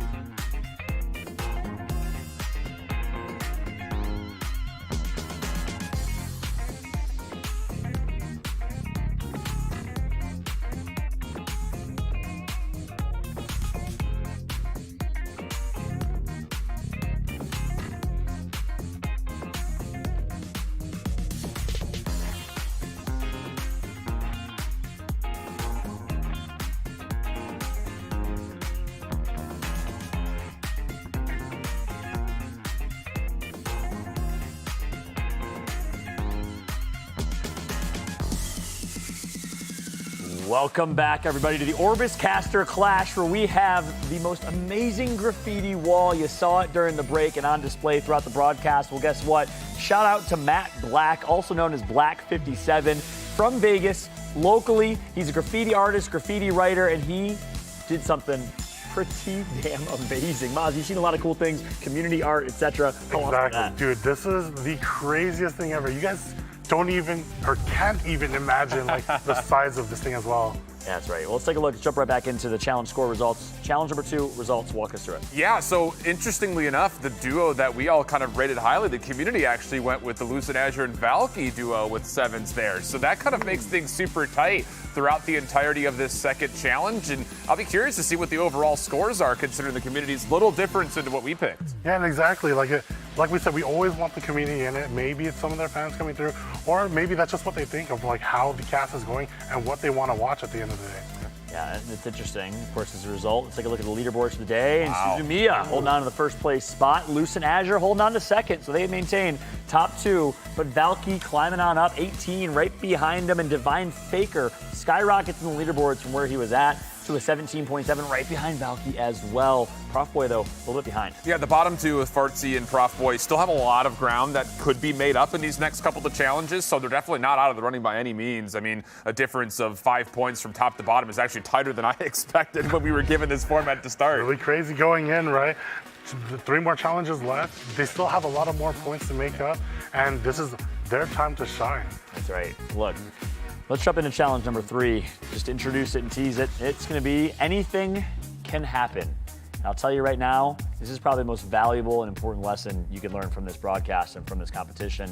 Anything can happen means distractions. It can mean technical difficulties. It can mean delays. Your audio goes out. And I'm telling you right now, all of the above has happened to me multiple times throughout my career. I mean, look, I cast Battle Royales, FPS titles. Battle Royales, difficult from a technical perspective to execute. Servers crash, servers are difficult to run. We've had crashes, we've had to stall, we've had games not working at all, and 3 hours of filling dead air on broadcast. That was at the preseason Krakow Invitational for Apex Legends.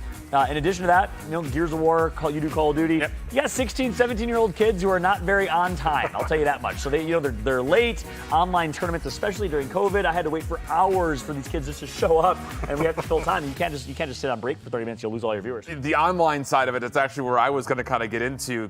Like, since COVID has happened, everything has largely moved to online broadcasts. Internet can sometimes go out. Some assets may not be built correctly. Other things may not quite happen the way that you would expect them to. It's happened multiple times, sometimes multiple times on the same day. So being able to handle those things that go wrong and be able to kind of run through it smoothly, that is a lot of the job. It's not just being able to present the game, it's dealing with all the issues that can come with the broadcast sometimes. Yeah, and that's exactly what we want to see, and that's why this is formatted this way, right? We want to see your guys' abilities of how you deal with technical difficulties and exactly anything that can happen to you while it's broadcasting. And honestly, we have a lot being thrown at you, and who knows what's going to happen. Right. Well, look, let's jump into the details of challenge number 3, because, yeah, technical difficulties, anything can happen, pretty broad. This is a team-based game, and we'll tell you what that means in a second. Contestants will be reading a special news report via a teleprompter, while distractions will attempt to make things difficult. So a little different than just casting games. We eased you into the competition with what you know the best, the game, and you were comfortable, you could tell. This one's a lot different. This is gonna require on-camera experience. You're gonna be at a desk, basically doing kind of a newscast, if you will, and reading a teleprompter. He's never even read a teleprompter in broadcast. Never read the teleprompter in my broadcast. Exactly. So, like, the top talent in esports haven't had a chance to do this. But there's times where you have teleprompters. I've done teleprompters quite a few times. And guess what? We said it's a team-based game. Walk us through how the teams are chosen and walk us through the teams here. Yeah, so we've got Sue, Lucid Azure, and Fart Pancakes. We've done this off of the whole scheme of where exactly everyone's sitting. Random. It's just completely random in that way. So that's going to be Team A, and then Divine Faker, Valky, and Prof Boy. That will make up Team B as we get into this challenge. And what's interesting about these two teams, and actually, let's bring up Team A number 1 first. So you guys can come on up. Suzumiya, Lucid Azure, and of course, last but not least, Fart Pancakes. Work your way to the stage. What's really interesting about these teams, though, one last note, thank you, a round of applause. One last note before we jump into a conversation with them is this is a pretty stacked Team A. We got number 1 and number 2 in the seeds. I think number 5 overall in the competition. Pretty stacked team. I do want to see how they're going to perform, because this is like, they're all very technical. They all know what they're talking about, but can they deal with all the distractions? Is the question. What will the distractions be? I don't know. You know? I don't know. I don't know. Actually, I do. I know. Okay, that was evil. I'm sorry. All right, look, let's jump into it. I want to hear your thoughts on, first off, this team composition, and then I want to hear your thoughts after that on distractions and how you're going to approach this strategically. But first things first, Fart Pancakes, how are you feeling about playing with number 1 and number 2? First of all, I'm glad that I have them. They're going to carry the team. Second of all, I'm used to distractions. When you have an Asian mom at home yelling at you while you're trying to stream, you got to keep going, you know, despite all the background noise. Even I work remotely, and my mom is working on clients and yelling in the background. I'm like, sorry, guys, I just got to keep going. It's amazing. I love that. Okay, for the guys that are top 2, I mean, you kind of heard it from Fartsy right there. She's kind of looking maybe in some jest of you guys carry, but how do you feel about having Fartsy on the team? I feel pretty good about it, honestly. I think we can make this work with the dynamic. We've built up a bond over the last 2 days. I think we'll be pretty good. And if worst comes to worst for any of my friends and family that are watching, you guys know I can fill dead air for like ever. I don't know when to shut up. It's probably my biggest weakness as a person. And Lucian, your thoughts? I'm actually in like pretty much the same kind of boat as Sue over here. It's like I just like to chatter. So if there's ever a case of like, oh, the text is on, oh yeah, well everything's just going to be going fine right here, and then there's some blue skies and all this over here. And we'll see how that will end up. So go ahead and go to the challenge room for challenge number 3. We got this. Yeah, the best of luck as they make their way through. Round of applause for them here in the audience. Everyone else, please, once again, put your headphones on, put your earbuds on, no cheating, okay? Cover your eyes, etc., etc. We don't want you to know what's coming, because let me tell you, something's coming. Dude, so here's the thing. As we get into this particular challenge, not making it sound like you're reading a script. That is so much, because we get that all the time. You get this piece of paper, you got to read off of it. Right. Try to make it sound natural. Teleprompters is for sure, because like I've done teleprompter work just for like being on stream. I need to say exactly this, but making it so that it doesn't sound like, oh yeah, I'm reading exactly. This, right? Yeah, that's right. And that's one skill. This is really an interesting challenge, right? Because this is probably the hardest challenge. I think we know what's coming. No one else does, but I think this is the hardest one. No gameplay. It requires what is they're lacking, which is experience, being on broadcast, dealing with curveballs, and being able to stay calm under pressure. I was terrible at all of those things when I first started. Same. Big time, same. You gotta get that nervousness out, you know? Gotta get it out. Yeah. All right, well, hey, let's see if they can hear us okay. Y'all set up? Y'all good to go? Can you hear me? We can hear you fine. Amazing. Good. Amazing. We heard your thoughts already, in terms of strategy, and you all sound like you have good experience blabbering and being able to handle distractions from your Asian mother, Teresa. Can confirm Greek mother's equally the same. Any final thoughts, Teresa, from you in particular as we head into this? Nope, we're just gonna go YOLO and see what happens. All right, I love it. We'll see what happens indeed. Let's go ahead and kick things off. Challenge number 3, anything can happen. Good luck to the 3 of you.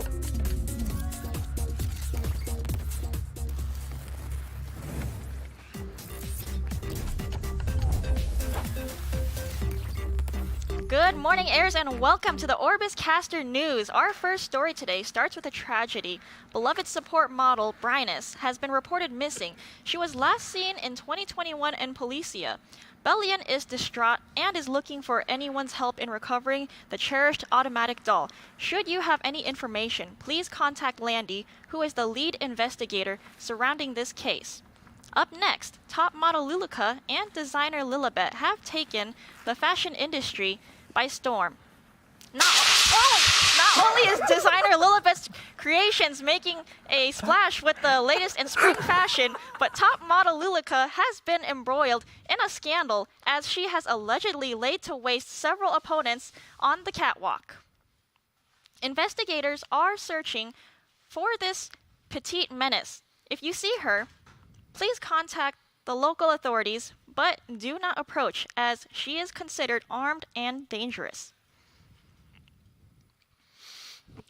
Reports are coming in that Strays has been threatening to destroy the world once again. However, as he is no longer in possession of Fastus, authorities are not worried. However, they are keeping close eye on the movements just in case he finds another world-ending ancient artifact. In financial news, Sirmia has once again gambled away the nation's treasury. However, she has somehow managed to replenish the nation's funds through relentless conquest. With that being said, the NASDAQ is down 15%, and due to that, her sister Carrot has now stepped up to the position of treasurer. An unorthodox discovery was made by authorities when they discovered what appears to be human body parts being used in a nearby restaurant in Wetherick Moor. The suspect is still at large, and investigations are still ongoing. The suspect is described as an adult male with an unusually large build, hand, hair, and red fiery hair. He may have been traveling with an accomplice described as an adult male with long hair and an animal companion. Wait! This just in! Oh, it seems okay. Oh, massive horde of wyverns have been invading, including a nun from Ezera and a homunculus from Taranor, a city lord of Aachen, and a supervisor from Nadalon. Eyewitnesses have reported that he... Oh, looks like we have the technical difficulties yet again. And then it looks like here we have to take down the other 29. On to medical news. A medical mystery has left researchers dumbfounded. A child claiming to be hundreds of years old might hold the secret to eternal youth. Scientists continue to question the child, but she refuses to comply, stating, quote, "I refuse to cooperate with inferior species," unquote. Researchers are still attempting to meet an agreement with the supposed child, despite incurring multiple injuries during questioning. We'll keep you updated with any further news. Our final story tonight takes us to the Kingdom of Sidonia, where the king has announced a new alliance with the neighboring Kingdom of Policia. The two kingdoms have agreed to share the resources and form a united front against the Archdemon and her followers. Before we wrap up this newscast, it's time for the weather. In today's weather forecast, Orbis is experiencing some unpredictable weather patterns. The western region of Lefundos is expected to have light rain and clouded skies, while the eastern region of Britannia will have clear and sunny skies, and the central region of Ezra will have a mix of sun and clouds and a chance of thunderstorms in the later afternoon. Now, please make sure to prepare accordingly and stay safe, heirs. How about some sports news? Okay, the Wyvern Cup is in full swing, and our EpicSeven team has started the tournament strong. They won their first match against the heavily favored team from Hoochie, thanks to an impressive performance of our very own Vildred. He scored 3 goals and helped set up 2 more, securing a 5-2 victory for our team. Up next, we'll be facing the team from Xeon League. It's going to be a tough match, but I have faith that our team will come through. Thanks for that update. We'll be sure to keep our eye out of the next E7 game. And that's all for now. Thank you for watching Orbis News, and we'll see you next time. All right. Wow. That was, first off, hilarious. We were dying. No one heard that. We were dying. Chat, were you also laughing? Please say yes. That was the funniest thing I have seen in the broadcast in a long time. We got to enter our scores here, but wow, that was great, Mashu. It was lovely. I do love seeing that kind of thing, especially throwing everything in the bar. Everyone looks pretty distraught right now, just looking at them come up here as I enter my scores here. Wow. I'm entering my scores as well. I think they'll know that it's the same score for everybody, so I just put it in for fart pancakes here. But look, that was good. That was really good. That was fun. What was that experience like for y'all as I get my ratings here? If I may go first. Yeah, go ahead. Okay. They got the static, the smoke, the dimming lights. I had nothing, and I had no warning. It was just pink screen in my face flashing, and I'm like, okay, I guess I just have to try to improvise, which is very, very difficult. So I can definitely see what you were talking about. You have to improvise, and I was not expecting it. Yeah, you had the tough one for sure. Yeah. What about you, Fart Pancakes? I feel like I was put in an unfair advantage. Like, jump scares were set up for me, and everyone else didn't get the jump scares, and I'm very easily startled. You know, somebody go, woo! You literally did the woo on the street. Yeah, the first we were dying. Dude, we were all laughing around. But yeah, like going into it especially, that's what we want, you know? We want to see your adaptability here. We want to see how you're able to kind of like, you obviously people are seeing this, like they're noting it as well. But at the same time, kind of like staying with that professionalism, trying to keep your calm while going through all of that. Yeah, that's cool. Let's jump into critiques though. Okay, I'll kick things off here. Y'all did great. I think y'all did a really good job. And similar to last challenge, you're going to be challenged and rated as a team of 2. So, sorry, a team of 3. So you're all going to be rated together. You know, reading it from a teleprompter is hard. And look, I think as a team, I'm going to give you a rating. I will say, Fart Pancakes as an individual, 7 out of 7. I mean, you had some really tough jump scares. You did a really good job staying calm, not letting it affect you. And look, sometimes you do have to call out technical difficulties. Yes. Sometimes you shouldn't. Like, and Yes, you didn't. That's great. I'm well aware. I was unsure of where the direction to go with there was. Yeah, that's the yeah, go ahead. I do want to apologize though, because I do feel like I definitely let you guys down. I was definitely the weak link in this challenge, 100%. Nah, man. I agree. Listen. No, you can be brutally honest. I'm going to be brutally honest. I thought Far Pancakes, Lucid Azure, 7 out of 7. I thought you were around a 4 or 5 myself, Suzumiya. With that said, obviously that averages out pretty well. Lucid, you're made for broadcasting. Your voice was great, really well done. Reading the prompter was great. You were stone cold in a good way, but you also had personality. You showed emotion, Far Pancakes. You did get a little nervous. You had a hard challenge. You had nothing. You're right. The way you handled the technical difficulties, it's okay to call that out, but it definitely flubbed you up and flushed you a little bit. So overall, I'm going to give y'all a, did I do 6? Yeah, I'm going to give y'all a 6. I think it averages out to about a 6. Thank you for being Thank your teammates. Buy them dinner tonight. Thank you so much. Yeah, this is obviously way over the top from what you're going to experience in a live broadcast environment. I don't see any gas grenades and things blowing off at any broadcast anytime soon. Don't add there were that. no grenades. There were no grenades. Yes. Please do not add any of that into the Commander's Cup. But I think that there were a couple of things that I was looking for. The first was when there is something that completely impedes you from being able to do your job, which, you're sued. That's an impossible situation. How do you scramble through that? And like Fallout was mentioning, the one thing that very regularly you want to try to avoid is like, there's a technical difficulty. This is not supposed to be that way. Try to just make it feel like, sorry about that. We'll be back here in just a moment. Try not to make it sound like it's anyone's fault in particular. Okay. It's difficult to get through that. And on top of that, I was also kind of just looking to see who was going to be able to make the script read, not feel like you're reading a script. How do you bring the pages or the words to life off the page? I thought for the most part, you guys did a pretty solid job. There was, of course, some room for improvement in there. I went with 5. Sorry, guys. And moving forward into that, going into my scoring, right? That Asian pop of it was unbelievable. So funny. And it came into like fruition, right? You had something that you didn't expect come out randomly. You're used to horror games, extreme horror games sometimes, and that helped out in that matter, keeping you stone cold. What I would want to see though is a little more emotion from exactly what you guys are talking about. It is a script, but you need to add a little bit of your flavor. A lot of the scripts that you're gonna get a lot of the scripts that you're going to get is going to be based off whoever wrote it, right? We want you to make that script yours, and that needed to come through. But yeah, too, unfortunately, I agree with what Fallout was saying in regards that you usually don't want to call it out. People already know who are experiencing it, and they're going to work to fix it, and it just adds a little stress to the back end on that point. But I do like everyone as a whole, just like trying to come together, staying that calm, steady throughout the whole thing, and for that, I gave you guys a 5. All right. That was a little more generous, perhaps. I like the Asian mom comment. That's why I said that. That was funny. I thought it was funny. No, It was great fun. job overall. It was great. A straight 7 for the humor. No, you can't swindle me. I'm not usually bribe. swindled. Swindled. No, I'm just kidding. That was good humor. It was great. Nice job overall. Please take a seat and tap them on the shoulder. Let them know they can come on up. And kudos to them. A great job overall, I thought. Yeah, I thought so too. And that is a very difficult It is. challenge. That was over the top, like you said. You're not going to have smoke things going off in a broadcast. Yeah. So, well handled. That was. Yeah, and while our new Come on up. challenges over here are coming on up, they know nothing about what's going to happen. That's what's amazing. All right, be honest. Did you hear anything, see anything? Be honest. I heard a lot of laughter. I heard a lot. I thought we got some hyenas in the studio. We should probably have contained the laughter a little bit. So it's hard not to contain the laughter. They were really funny on broadcast. But look, you're next. Anything could happen. Any distractions? Do you have any idea? You've been predicting everything with what's going on. Any predictions for what's going to come?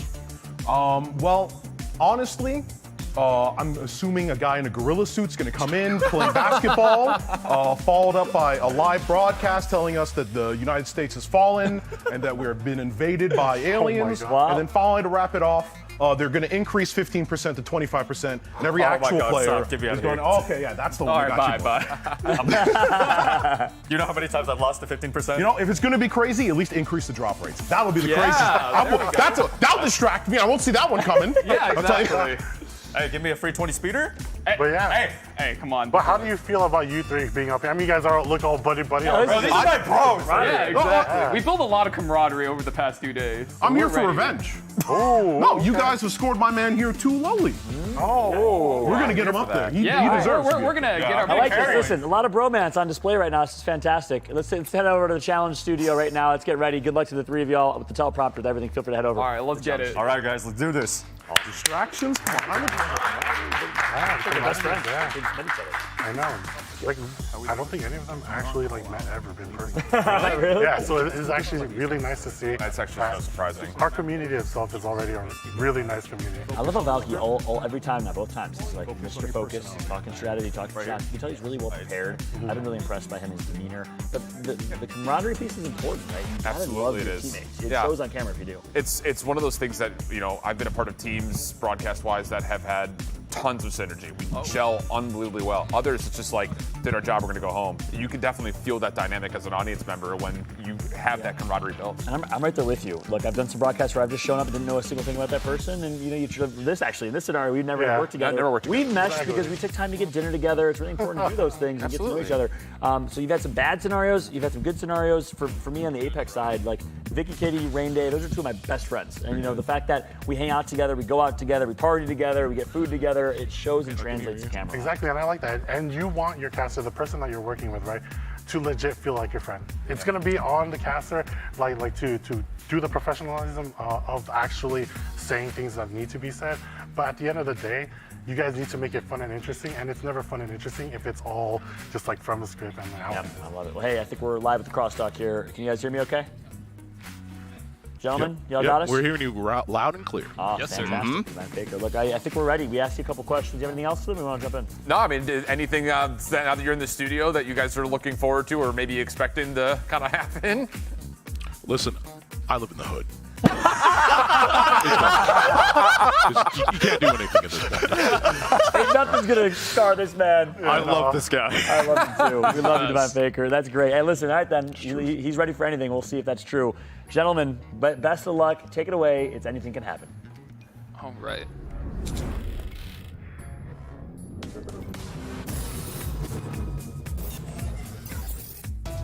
Okay. Good morning, heirs, and welcome to the Orbis Caster News. Our first story today starts with a tragedy. Beloved Supporto model Brunus has been reported missing.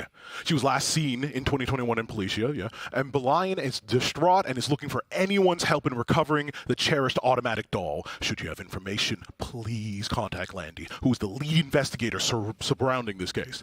Up next, top Modical Ludica and designer Lilibit have taken the fashion industry by storm. Not only is designer Lilibit creations making a splash, sometimes a little bit of a big splash, you just saw right there, with the latest in the spring fashion, top model Luca has been embroiled in scandal as she has allegedly laid waste to several opponents in the catwalk investigations. The searching for the petite menace, sorry about that. If you see her, please contact the local authorities, but do not approach as she's considered armed and dangerous. If you've seen her stats, you know exactly what we're talking about there.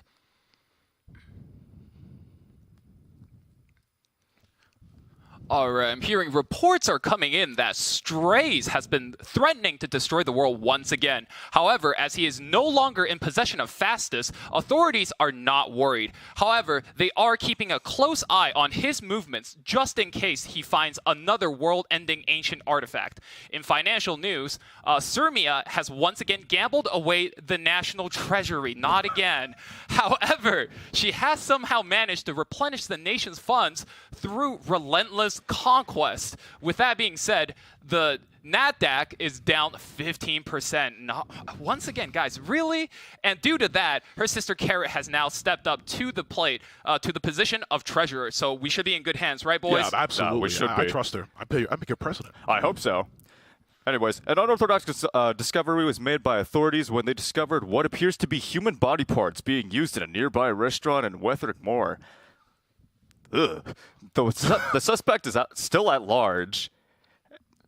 Yeah, still at large, and investigations are still ongoing. The suspect is described as an adult male with an unusually large hand and fiery red hair.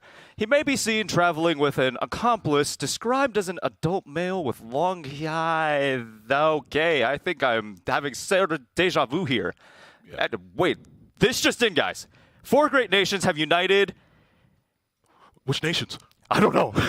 To take down a massive horde of wyverns that have been invading, including a nun from oh god, it's no, it's Clarissa. Homunculus from Torunar and Lord City of Akin, And a supervisor from Nadalon, eyewitnesses have reported that he has taken down one nation already. And are we talking about Strasse here? And is already preparing to take down another 29. On to medical news. A medical mystery has left researchers dumbfounded. A child claiming to be hundreds of years old might hold the secret to eternal youth. Scientists continue to question the child, but she refuses to comply, stating, "I refuse to cooperate with an inferior species." Researchers are still attempting to meet an agreement with the supposed child, despite incurring multiple injuries during questioning. We'll keep you updated with any further news. Our final story brings us to the Kingdom of Cydonia, where the king has announced a new alliance with a neighboring kingdom of Policia. The two kingdoms have agreed to share resources and form a united front against the Archdemon. That's important, right, fellas? Yes. And her followers. Before we wrap up the newscast, it's time for the weather. Kill it.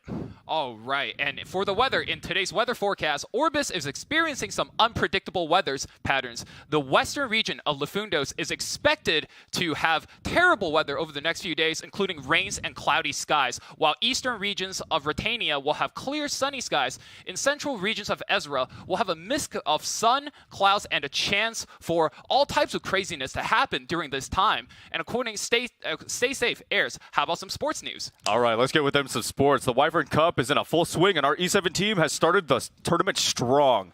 They won their first match against the heavily favored team from Hughes, and thanks to that impressive performance of our very own Vildred, scored 3 goals and helped set 2 more, scoring a 5-2 victory for our team. Up next, we'll be facing team from Xeon League. It's going to be a tough match, but I have faith in our team. Yeah. Thanks for that update, everybody. We'll be sure to keep our eye out on the next E7 game. And that's all for now. Thank you for watching Orbis News, and we'll see you next time. Divine Faker, Valky, and the Professor wrapping it up. Let's do We're it. out. Yeah. Oh, boy. Wow. Wow, that's all I gotta say on that. Who jumped?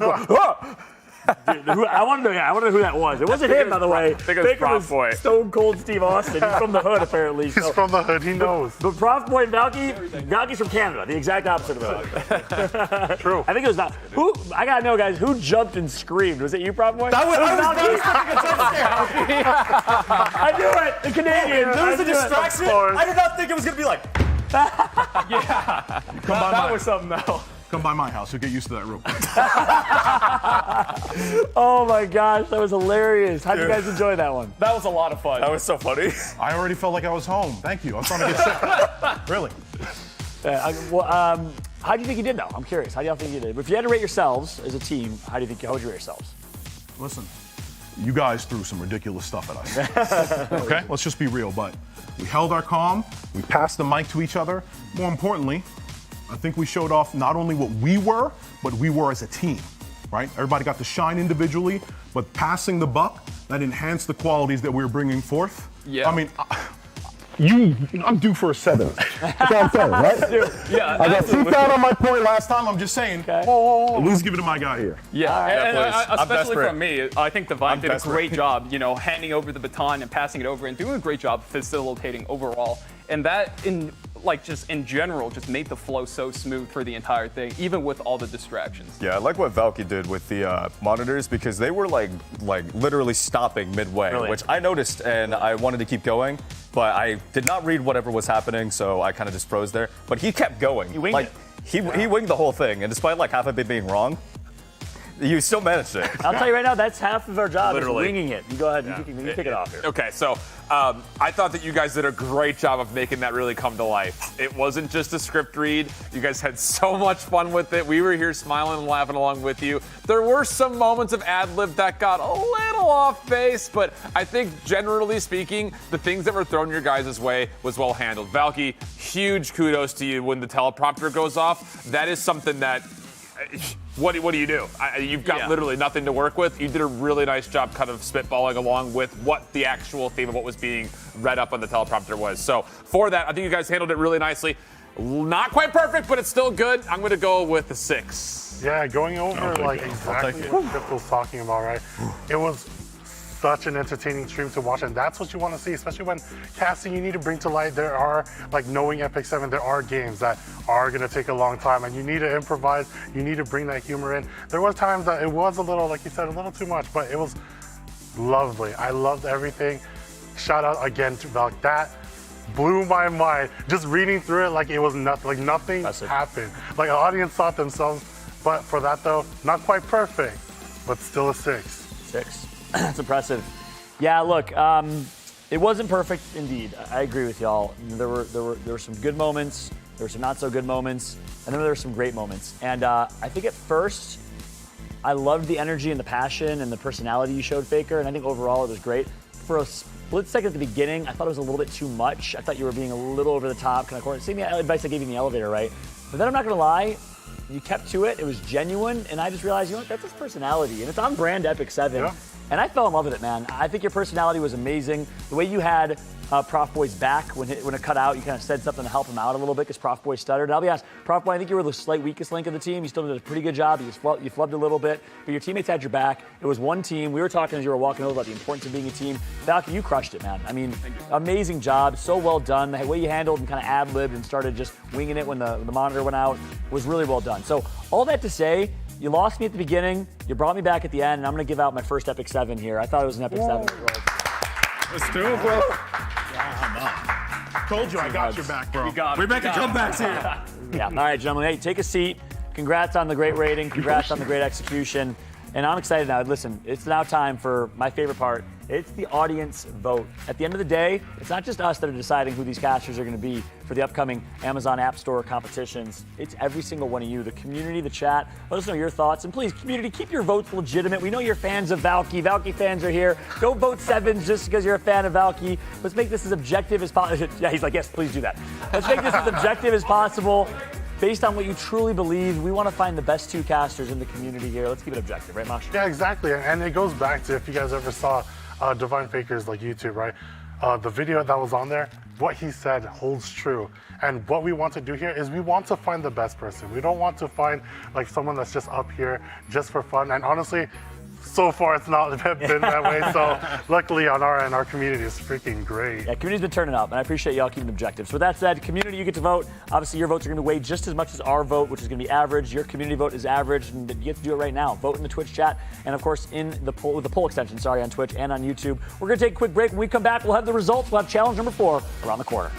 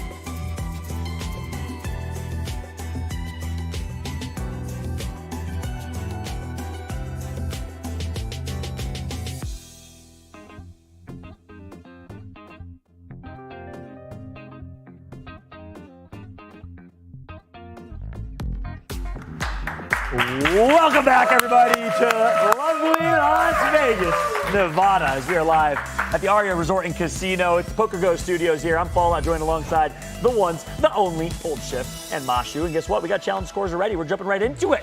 As a result of the competition, you already know, pretty simple, but the community voted and agreed with me. Thank you very much. 7s for Valky, Prof Boy, and Faker. 6s for the rest. I like it. Again, this has been a tight competition. I'm not trying to sit here and say that I was underestimating everybody, but I am pleasantly surprised by how everyone showed up today and really put the competition into tight grips. Yeah, exactly. People are ready and showing up and good to go. It's been really fun to watch it as well on our side, and it looks like the audience agrees with like what our feelings, right? That's right. And as a result, let's take a look at the overall leaderboards. Valky takes the first place spot from Suzumiya, who falls to third. Divine Faker breaks into the top 3. So keep in mind, y'all, top 3 matters. That's the final cut. We're going to go from 6 to 3. Lucent Azure right behind Suzumiya. Prof Boy catching up as well. And Far Pancakes in overall in 6th, but it's a pretty close competition here. Again, it's only 5 points, not even that, from the top to the bottom. So it's really, really tight, and I think the community had a really solid handle on, again, some really extreme situations we threw at them. I mean, come on, that's unbelievably difficult to deal with, and all of our contestants handled it nicely. So shout outs to you guys in the community. You guys judged them fairly. Yeah, I think you did. And by the way, they judged the literally exact ratings I gave, so I hate to say I'm a man of the people, but I'm a man of the people. I told you so. I'm just saying. Now I'm just kidding. It's not about me. It's about all of you. And guess what? All of you can win just by watching, courtesy of Twitch Drops. You can earn 3 leafs and some other cool things here. Machu walks around. Yep, there's 3 leafs and 2 greater equipment charms. That is 3 leafs just for your recharge on energy. Keep you guys in the game. Get all your equipment going. And when you get that equipment, you can enhance it with some greater equipment charms. Trying to get that up there. So you guys, good luck to all of you out there and get your Twitch drops. That's right. Am I able to get this? Because I need to. Like, I just got the game downloaded. Where's your phone right now? I know, I do. Okay. Because I'm telling you, I just got the game downloaded. How are you enjoying the game? It's a new player. I'm really enjoying it. It's actually a lot of fun. I've never played a game quite like it before, but yeah, I'm having a lot of fun. I need those leafs, though, because my energy's already low. And actually, I'm glad to show the camera on y'all. Look, for those that are, I'm going to ask just one of you. I'm going to go with Far Pancakes because you're in last. For those that are new to the game, what's one message you have for them? Make sure you farm and use your resources, because using your resources is what progresses. If you hold on to your resources, you're not progressing. And the thing about playing gachas is it's a game of progression. So it takes time, and as long as you're playing it, then obviously you'll get somewhere. Wise words from Fartsy and Shift. Looks like you're already on that track, right? I need to be, at least. And on the flip side, the opposite end of that, you're giving advice and tips for new players. Faker, sell EpicSeven to me as a new player, as a new viewer who's watching right now. Sell EpicSeven. I want to hear you sell it. EpicSeven is the kind of game where you get to engage with a lot of things. High-level units that bring the tactical awareness, that give you new fun things to do every patch cycle, but also you get to be a part of the greatest community of just absolute psychopaths I've ever met. Like these people, like I'm telling you, these people get happy when somebody gets screwed by RNG. And that's the feeling here. It's just like being in Vegas, right? You know? Sometimes you hit high, sometimes you hit low, but it still has a tactical depth, it has a little bit of RNG, and it just makes you happy. I love it. Well, look, Twitch drops, you get leafs, you get a chance to get some equipment, greater weapon equipment. If you're just watching, if you're new to the game, haven't played before, if you're watching, you come from my stream, my community, or his community, download EpicSeven, check it out. It seems like a lot of fun. Pokemon turn style type of game, but a lot more to it, a lot more skill, a lot more meta, etc. But we'll stop with that. That wasn't by the way, my producer's probably like, Fallout, this is off script, because that was off script. Like, genuinely, I wanted to see how they would do under pressure there and kind of sell them the game. I thought they did a good job. It's an EpicSeven. Let's go. I'm just kidding. All right, let's jump into it. We missed that on camera. I did this. Okay, let's jump into the next challenge. It's challenge number 4, and this one's called CTA, or Call to Action, okay? As you can assume, as a broadcaster, you're gonna have a ton of calls to action, messaging, key points you have to hit, and sponsor obligations, because at the end of the day, the broadcast is nothing without the sponsors that pay for it. And again, big shout out to Amazon Prime Store and of course, or Amazon Online Store. What is it? Amazon App Store. Amazon App Store. Thank you. I choked. See, I'm bad at sponsor obligations. Look, and I try to do this for a living. And Twitch drops, of course, as well. We have on screen. It's really important that you nail those messages, because without the sponsors, you don't have the show. I'll share just a personal lesson. I pride myself in this category. Look, I work full time in sales, right? So like, I try to approach every broadcast with the same mentality of being in sales. You're selling a brand You're selling the game, and at the end of the day, someone has to pay for all this. Someone has to pay for my expensive day rate. No, I'm just kidding. I don't have that. My day rate's not I'm just kidding. But it's really important that you hit those notes because you got to make sure the sponsors feel fulfilled, understand their messaging. I sit down with the developers or the publishers or the brand marketing leaders and say, what is a great broadcast for you? Every single broadcast I do that. I get their key messages because if you make the brand successful, you're gonna secure future sponsorship for future events. And I can give some examples of that. End all be all, the broadcast entirety from top to bottom, whether it's the audience member, you as a not commentator, the people that are running on the back end, the people that are the company publishers, the whole thing is just wrapped underneath the umbrella of a product. You are presenting a product. So being able to incorporate things like brand integrations, the way to get your viewers to get involved, scanning QR codes, stuff like that is critically important to the product overall. So this challenge is really going to test you guys to see how you handle those inclusions. And it's perfect to see that because, coming from the company side, right, it's something that we do like he's to on see. that side. And honestly, we just want to mesh it because we're here for the community at the end of the day too as well. But helping that along is helping build our community with that positive sentiment and not being like, oh, hey, we're just going to throw this call to action away. Like, no, we're trying to bring more to the community because we want this to last as long as possible. That's right. And look, we're going to go back to a solo competition, I believe this one? Solo challenge. Oh, solo time. So no more team challenges. You're not going to get the score of your teammates. You get to shine. This is the last challenge that we have here. Challenge number 4, call to action. Let's read the objective here. Shiv, walk us through it. Yep, all the contestants are going to be paired with moi. As we're going to be doing some caster sponsor obligations. So essentially the way that'll work, I'll kind of act as a sort of host. I'll be tossing over to you guys, and you'll have to read through those CTAs, those call to actions, and those brand integrations. So that's how everything's going to kind of work out as far as the format for this challenge is concerned. And like you mentioned from the company side, this is part of usually what you get right off the rip too. So it's one of the first things that the audience sees. Yep, exactly. You just want to get all through, and clean and concise is what we're looking for, right? We don't want to try and flub any of the actual notions for trying to get into the game, trying to get into our sponsors. We want to make sure we shout them out correctly. That's right. And look, let's get started here. Valky, you're going to kick things off this time, so please make your way to the stage. We're going to go in reverse order from how we kicked off the show to start. And you have any questions for us? I'll reverse it. Usually ask you questions. Do you have any questions for us? No, not really. I did sales for like 4 to 6 years before I was a streamer, so I'm ready for this. You feel good about it, huh? You're confident? Yeah, 100%. Okay. Hey, you're right there near the top. Do you think this challenge gets you for sure into the top 3? I'm already doing pretty good for myself. I'm just here to ride the wave. All right. I like it. Yes, I do like it. Yeah. And with that though, I want to know, what's your confidence? You're currently a top 3, I believe, right? Top 1, I think. Yeah. Top 2. Oh, yeah, top 1, I believe. Yeah, you are. Mm-hmm. So how do you feel coming into this? Like, this could be maybe make or break at the same day. So it's like when I play in any tournaments, I don't think about the results. I live in the moment. I'm having a good time. I'm just here to have fun, and we're just riding the wave right along. I love that. Amazing. Well, from being a stick figure VTuber to now riding the wave as a broadcaster, you're crushing it. You're doing great. Make your way to the challenge room if you don't mind. Let's get this one started. Valky, round of applause for Valky, everybody. And all other contestants, please, you know the drill. Put your blindfolds on, your earbuds in, no cheating, okay? And of course, your headphones as well as Valky makes his way through. He's going to be working. That walk. Yeah. And, well, I won't say too much, but it's more than just the CT. Wait. It's more. We've got a little thing in store for him. Oh, baby. So he's in for a little surprise. he's confident. He's all heck. It looks like he's getting things figured out. Thanks shot to our stage manager, Bruce. Thank you. Bruce. Back in doing great job. Prof Boy and Bruce.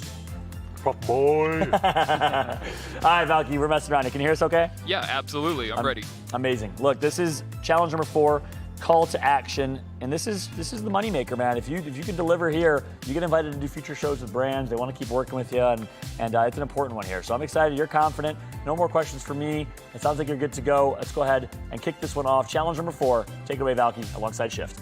All right.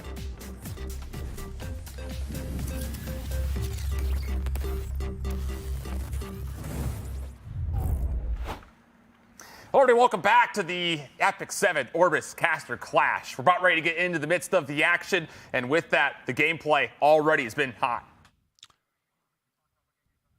Right now? Okay, calling all EpicSeven players and RTA aficionados, a new stage has just arrived in the form of the Commander's Cup for the Amazon Appstore. It's going to feature players from Gold to Masters rank, with registration being open on April 9th. Don't miss your chance to show off your expertise, to compete online, and win great prizes. Register for the Commander's Cup online in the Amazon Appstore soon. All right, so if you guys have ever played this game and played RTA and you thought, hey, this is my chance to show off my drafting knowledge and my unit pool, this is your chance, guys. This is going to be the one chance for you to shine and come up on stage to play and basically become your own champion. So if you ever want to prove how good you are, this is your time, guys. Do not miss out. This is the first ever sponsored tournament we have, and we are going to look great on stage. And if you want your games casted by myself alongside another partner, you are going to have a great time. All right, and don't forget, if you're watching right now, you're going to be getting the Twitch drops. Keep watching the broadcasting for 10 minutes and get 3 leaves as well as equipment crafting charms. Now, if you played at all ever, you're going to know gear is supremely important in this game. Okay, so if you want to upgrade your gear and upgrade your game, you're going to want these drops. Don't miss it. Make sure you guys are watching the broadcast and make sure you guys catch the drops as well as my fellow other casters with the rest of the broadcast. Whew. All right. Okay. All right. We were not super transparent with this challenge. That's right. So it isn't just the call to action that these contestants are going through. Obviously, my feed cuts out. They have to pick up essentially where I left off. They're going to have a producer in there telling them where to go afterwards. This happens all the time when it comes to being able to audible and flex. So there's a little bit of a hint of a surprise in there. Valky, you're back to the stage. What was your instant reaction off that? So my number one thought in my head was, why is time passing by so slowly? I thought I filled 30 seconds. What's going on? You know, like when you play EpicSeven, the turns are like 15, 30 seconds. I'm like, those go by so fast. This is so long. Took a while. That does. And when you're on dead air like that, that's just the reality. It's painfully slow.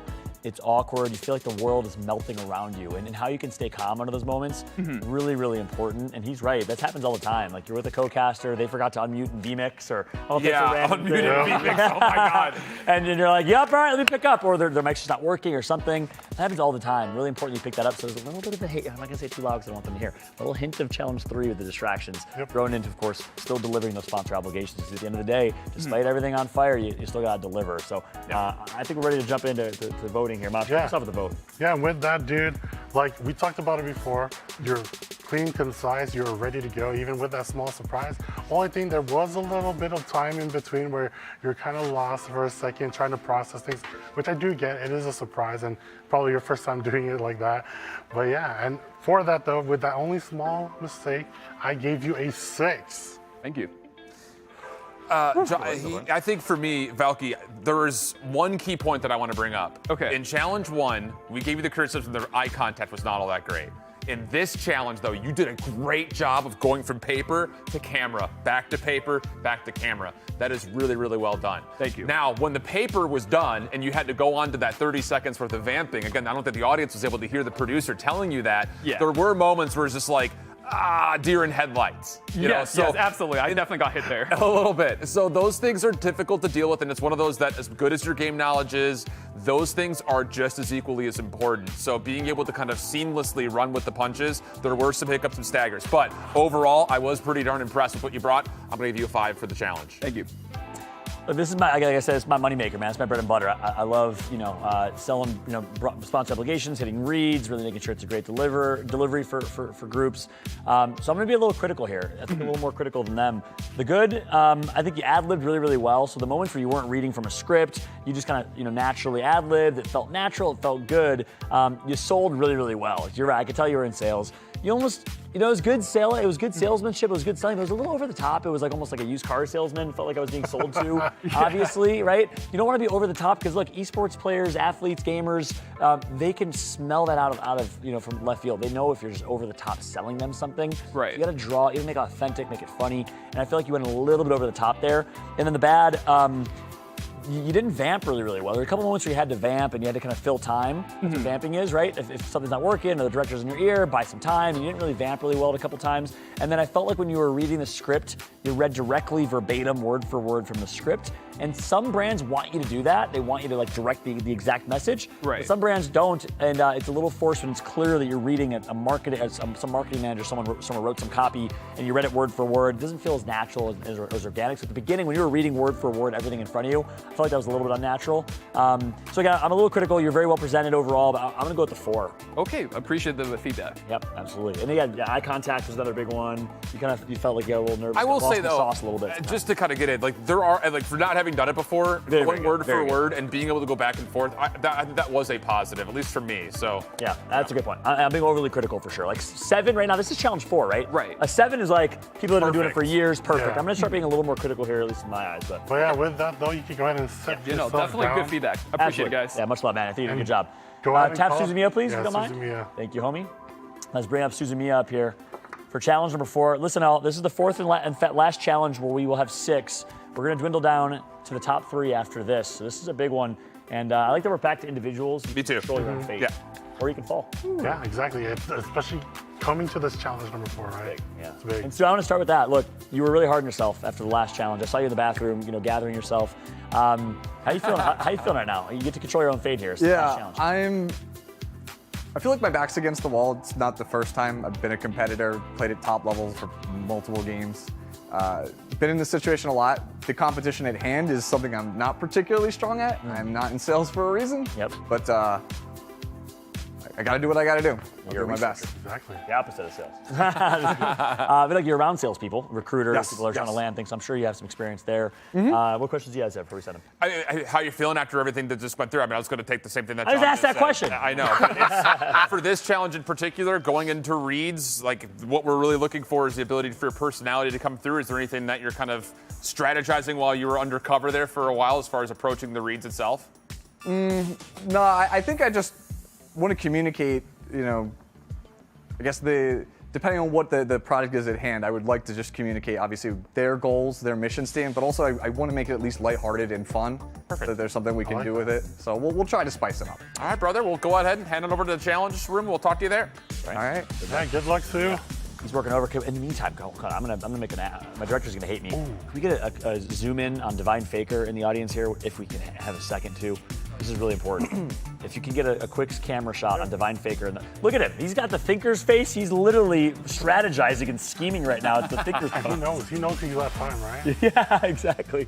We'll see what Faker can do when he goes live. When he was on his walk, he's getting the stretches, getting that nerves out, getting ready to go. Look at him. He's like contemplating life. That or he's trying really hard to listen. Yeah, I can tell if there's anyone that's like Michael Jordan, shoots where he can, when the refs aren't looking, it's definitely Faker if he's listening right now. Sue, can you hear us okay? Yes, I can hear you fine. Amazing. All right, man. Well, look, we're going to kick this one off here in a bit. When we come back, obviously, from the bump, after the Challenge 4 bump, we're going to jump in right away. Remember, you're doing this alongside Shift, so you got some help here. Okay. But most importantly, he's going to be tossing things your way, and it's going to be all up to you for this Challenge number 4, the last and final solo challenge before the cut.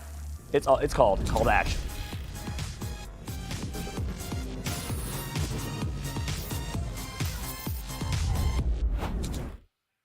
I hold shift with the Orbis caster clash, and we are deep into the mix. But before we jump on through the competition, we've got more. All right, Shifty, before we jump back into it, we have to thank our incredible sponsors today. So, we have here, calling all EpicSeven players, a new stage has arrived in the form of the Commander's Cup by Amazon Appstore. It will feature players from Gold and Master ranks, with registration being open on April 9th. Don't miss your chance to show off your expertise and compete online with the best in your rank. Register for the Commander's Cup at the Amazon App Store soon. Okay, you guys already know Amazon App Store, absolutely wonderful. It's fantastic that they are doing this as part of our community. It's really, really helpful. If you haven't already, please download EpicSeven on the Amazon App Store if you have Windows 11. I personally play on the PC, and it is fantastic. It makes things so much more convenient. And again, big props to Amazon for that. It just makes, again, the gameplay, the game that we all already love, just that much better.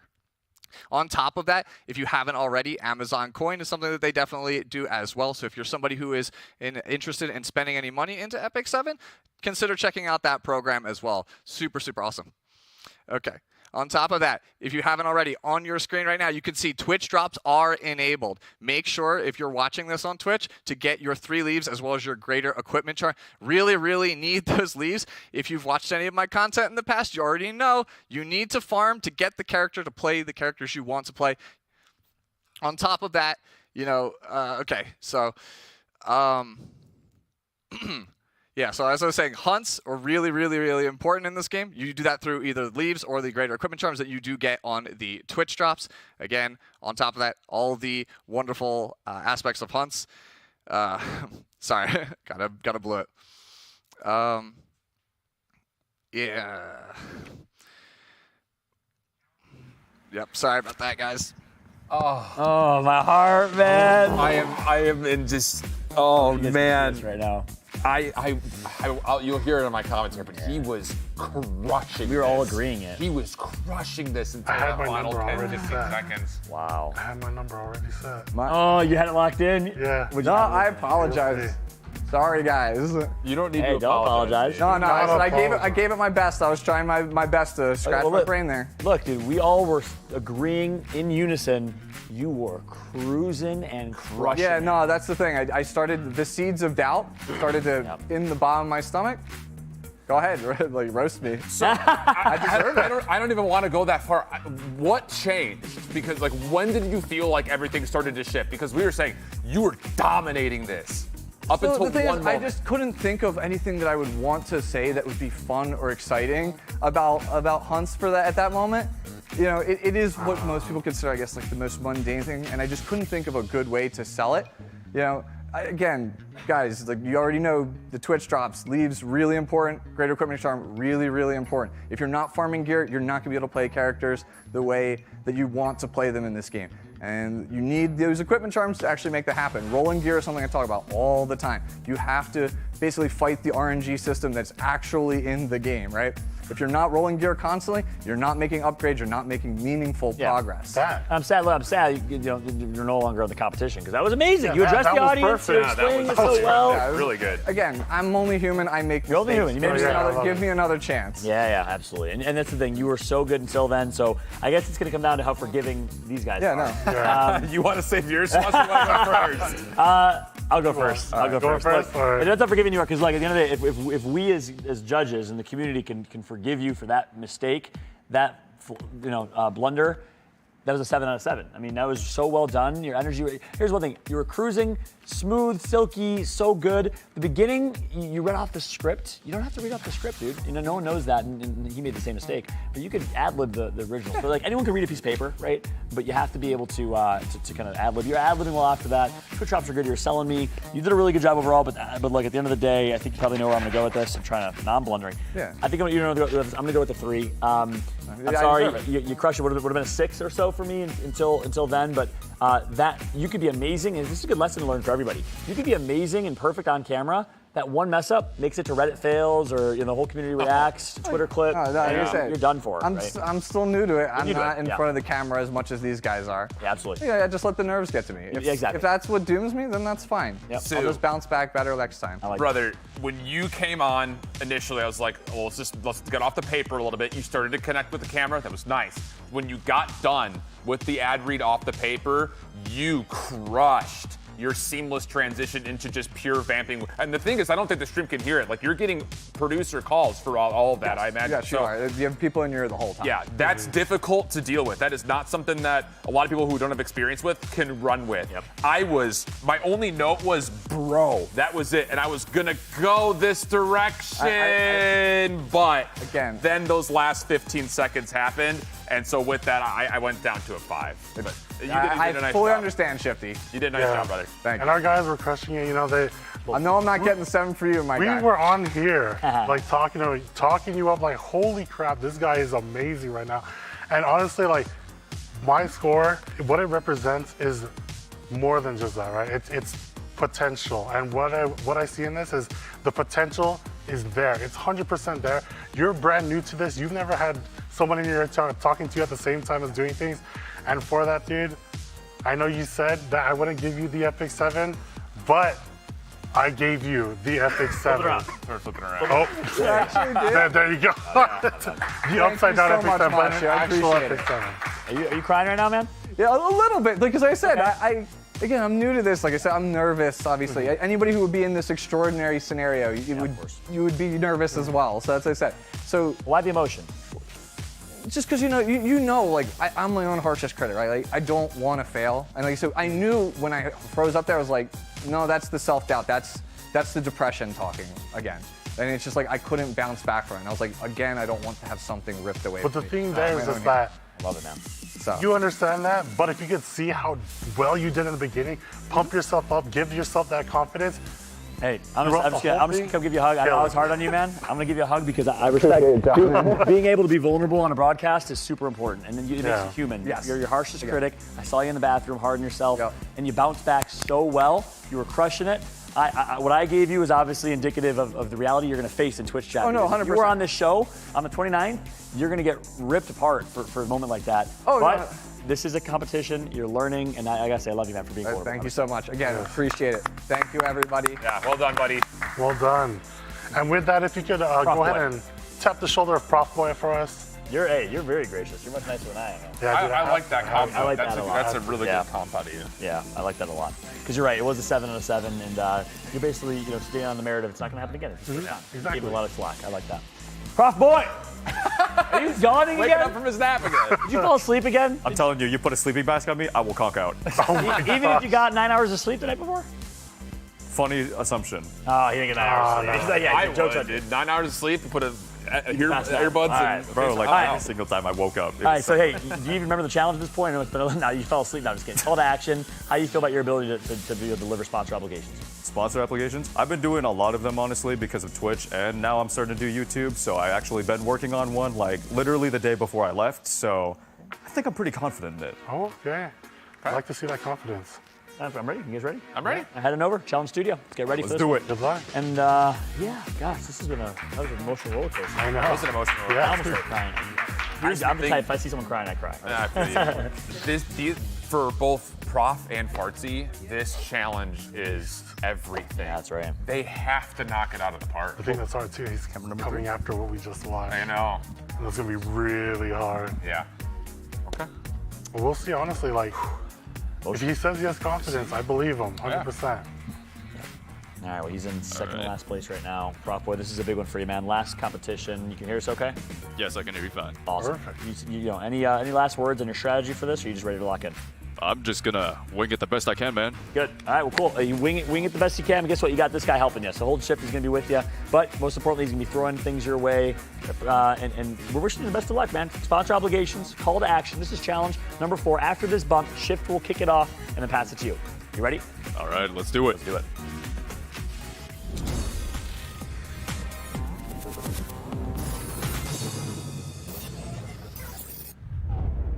Welcome back. What did all my hold shift with the Orbis Caster Clash competition is deep and underway. Before we get things kicked off, we've got more to do.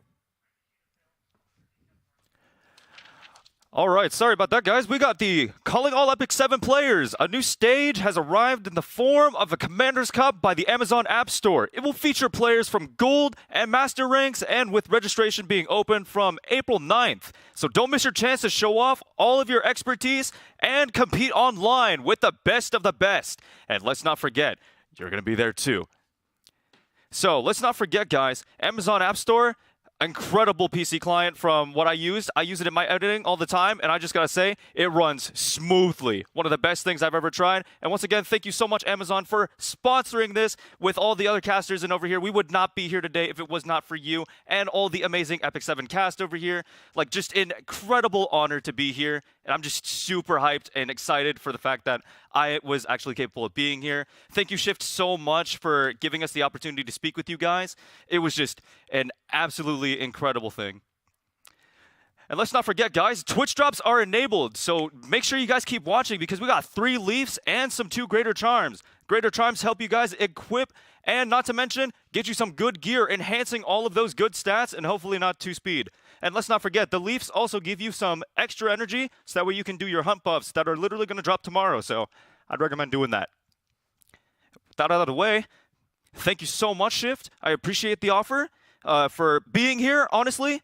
EpicSeven Cast, Amazon Appstore, once again, so much thank you, guys. We could not have been here without you. And especially you guys at Twitch, YouTube, everybody watching at home, the E7 community. Thank you so much for giving us the time to really appreciate all the stuff that we get to do. And honestly, thank you so much. All right, Prof Boy. Prof Boy coming in. I got mixed emotions, mixed feelings about that one. I'm not gonna I'm kind of in the same boat too. Some great things. It's like the thing is, and you guys at home aren't going to realize this. Like, we gave them one sheet of paper with one read. Everything else is coming at them live. So being able to stitch those together is extremely difficult to do. That's a good point. Yeah. Really hard to do. Yep. Welcome back. How do you feel? How do you feel you did? Feeling, as you can hear from my voice, I don't know what can I hear. pretty good. You are? Okay, good. Okay, good or bad? I don't know. I thought I'd be like, let's get the deep voice rolling. Yeah, so how do you feel like you did overall?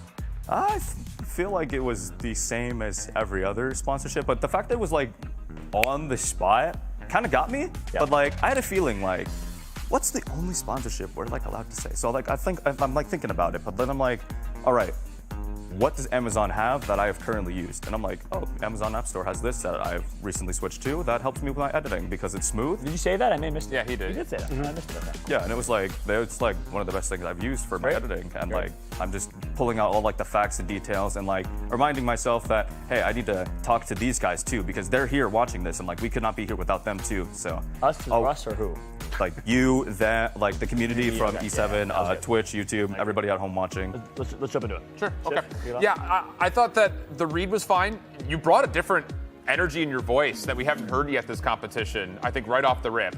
I will say though, kind of like the same thing that Fallout was talking about when it comes to riding energy up and down. Same thing there, just don't be, monotheistically going at like a 6 the whole way here. Like, give me a little bit of some emotional play off of the things that you're kind of talking about. I also felt that when we got to the vamping section, there was a little lack of cohesion in terms of what we were trying to commit to the audience. Are we talking about the App Store? Are we talking about Twitch? Are we talking about the game? It was a little all over the place. And so for that lack of cohesion, I'm going to kind of stick middle of the road here on this. I went with a 4 on your performance. Yeah, good statements, especially about like that voice that we haven't heard before. And barring that too is what we talked about is like when people are viewing this, they want something sincere. They want something that's to the person. Your voice was a little like trying to sell something, or that's what it felt, at least from my point of view. And for that, it was a little on the lower end. Same thing, it was talking afterwards in regards to, Amazon App Store, or do I go into game stuff? And you're kind of, do I stay with Amazon App Store or do I keep going into game stuff because Twitch drops is there and everything else? But otherwise, I mean, overall, I give you a 5. No, wrong one. I was like, oh, I got baited. You got a 5. What'd you throw up before? Was it 6 packs? He put a 7. You got baited. You got baited. I'm sorry, man. I was like, it's like you showed it, you have to use it, you have to stick to it. No. Yeah, again, I guess when you were walking back, you didn't hear us. I said I'm torn. Mixed reviews for me. Because there were some really good moments. I think in particular, the community nod, the community shout. I thank you every single one of you for supporting this event. You showed love to Shift, which is great. Grateful to be here. And listen, I gotta say, Curtis is my producer. He liked it a lot too. He thought you did a really good job following his lead. So I took all that into account. Plus everything, I think I agree with what you said. Your tone sometimes is a little off. Basically everything Shift said. But all that to say, the love you showed to the sponsors. If I'm a marketing manager from Amazon App Store watching this, I liked it, and I'm going to go, and at the end, that's what matters the most. I'm going to go with 6. Oh, okay. All right. So go ahead and take a seat. Good job overall, and go ahead and tap in Lucent Azure, please, Prof Boy. All right. Awesome. Someone else got him. Don't worry. Thank you. Let's bring up Lucent Azure, everybody. Hey, round of applause for Lucent Azure for those who are here. Right now, top 2, right? Top 2. He's in the top 3 previous to that last. Yeah. Oh yeah, through challenge 3, yeah. Through challenge 3. Yeah, it's really impressive. Welcome, dude. Every time he puts on the glasses, I'm like, he's game. He's ready to go. And with that though, how are you feeling about this call to action challenge? Hey, you just got to go in and do it. It's just how it is. Do the darn thing. Do the darn thing. Do it. You're just a run-of-the-mill guy from North Carolina, huh? Yeah, pretty much. Love it, man. Hey, good stuff. Wait, do you think this is a strong suit for you, or do you think this is a weak spot? You're doing sponsorship obligations, selling. Are you talking about just talking up a product? Yeah, talking up a product. Yeah, as long as I have knowledge on the product, absolutely. Okay. Yeah, anytime I have knowledge on the product, just I can go ahead and talk about it. It's like, because I sell yarn for my mother in our store. Oh, no way. I didn't know that. Today we learned. Small business or? Yeah, it's her business. We'll talk to you a little more about that. Yeah, absolutely. What is it? What is it? Oh yeah, it's a store. Retail shop, like a physical retail shop? Yeah, it's a brick and mortar store. That's so cool. Nice. Amazing. Y'all, it's a family business. Y'all just Yeah, do it together. family business. That's your full-time job. Plus this on the side. That's amazing. Yeah. I love that. Yeah, man. that's cool. That's cool. Round of applause for that, everybody. That's actually really awesome. Small businesses, family-run businesses keep this country rolling, so we appreciate that. But hey, look, if you can sell yarn, can you sell a sponsor here for this show? We'll find out. Go ahead and head over to the challenge Give it a studio, shot. please. Let's get this one started. Shift is going to be helping you out. Keep that mind lucent, so he'll be with you, but ultimately it's going to fall on him. Yarn store. Yarn store. I mean, hey, someone's got to supply it. Yeah, exactly. That's not the thing I would think about starting. Yeah, exactly. I wonder if it's like crocheting, you know, if he's like crocheting too. I bet it's got to be a little bit of everything. And I will say, like, where he's at from Asheville, since I was living there literally a week and a half ago, it is a huge arts and crafts area. Is it? Yeah, What? huge Arts and area. crafts area? Absolutely. Big arts, like the one of the, like around the river is a river arts district, tons of paint shops, Really? and sculptures and all that. It's A really lot of cool. yarners. Maybe a lot of yarners. What do they do? Yarn, you thread and you quilt? Stitch and quilt. Stitch and do the stuff with the man. yarn. Oh, yeah, do the things with the yarn. Yeah. Cats dude. like a yarn. Oh, that's true. They play with But I cats. wonder if that's like an actual thing, you know? All right. Hey, do you ever have someone that comes in and buys yarn for their cat? Actually, that has happened a few times. And we have scrap yarn just to do that. Nice. That's awesome. Scrap yarn. I love it. All right, well, look, let's get locked back into the competition here. Are you ready to go? You have any final questions for us, or are you just ready to roll? Oh, no, I'm ready to roll. Let's go. Oh, I like it. Let's do it. Well, look, shift is going to be, so here's how it's going to work. I'm going to throw to basically the transition bump, the challenge 4 transition bump. As soon as we come out of that, shift will start. He'll do the kind of heavy lifting initially. He'll be supporting you, and then of course, you'll be the one responsible for a lot of the heavy lifting. You ready? Okay, All right, absolutely. let's do it. Let's go. Challenge number 4, Lucid Azure, everybody. Let's get it going.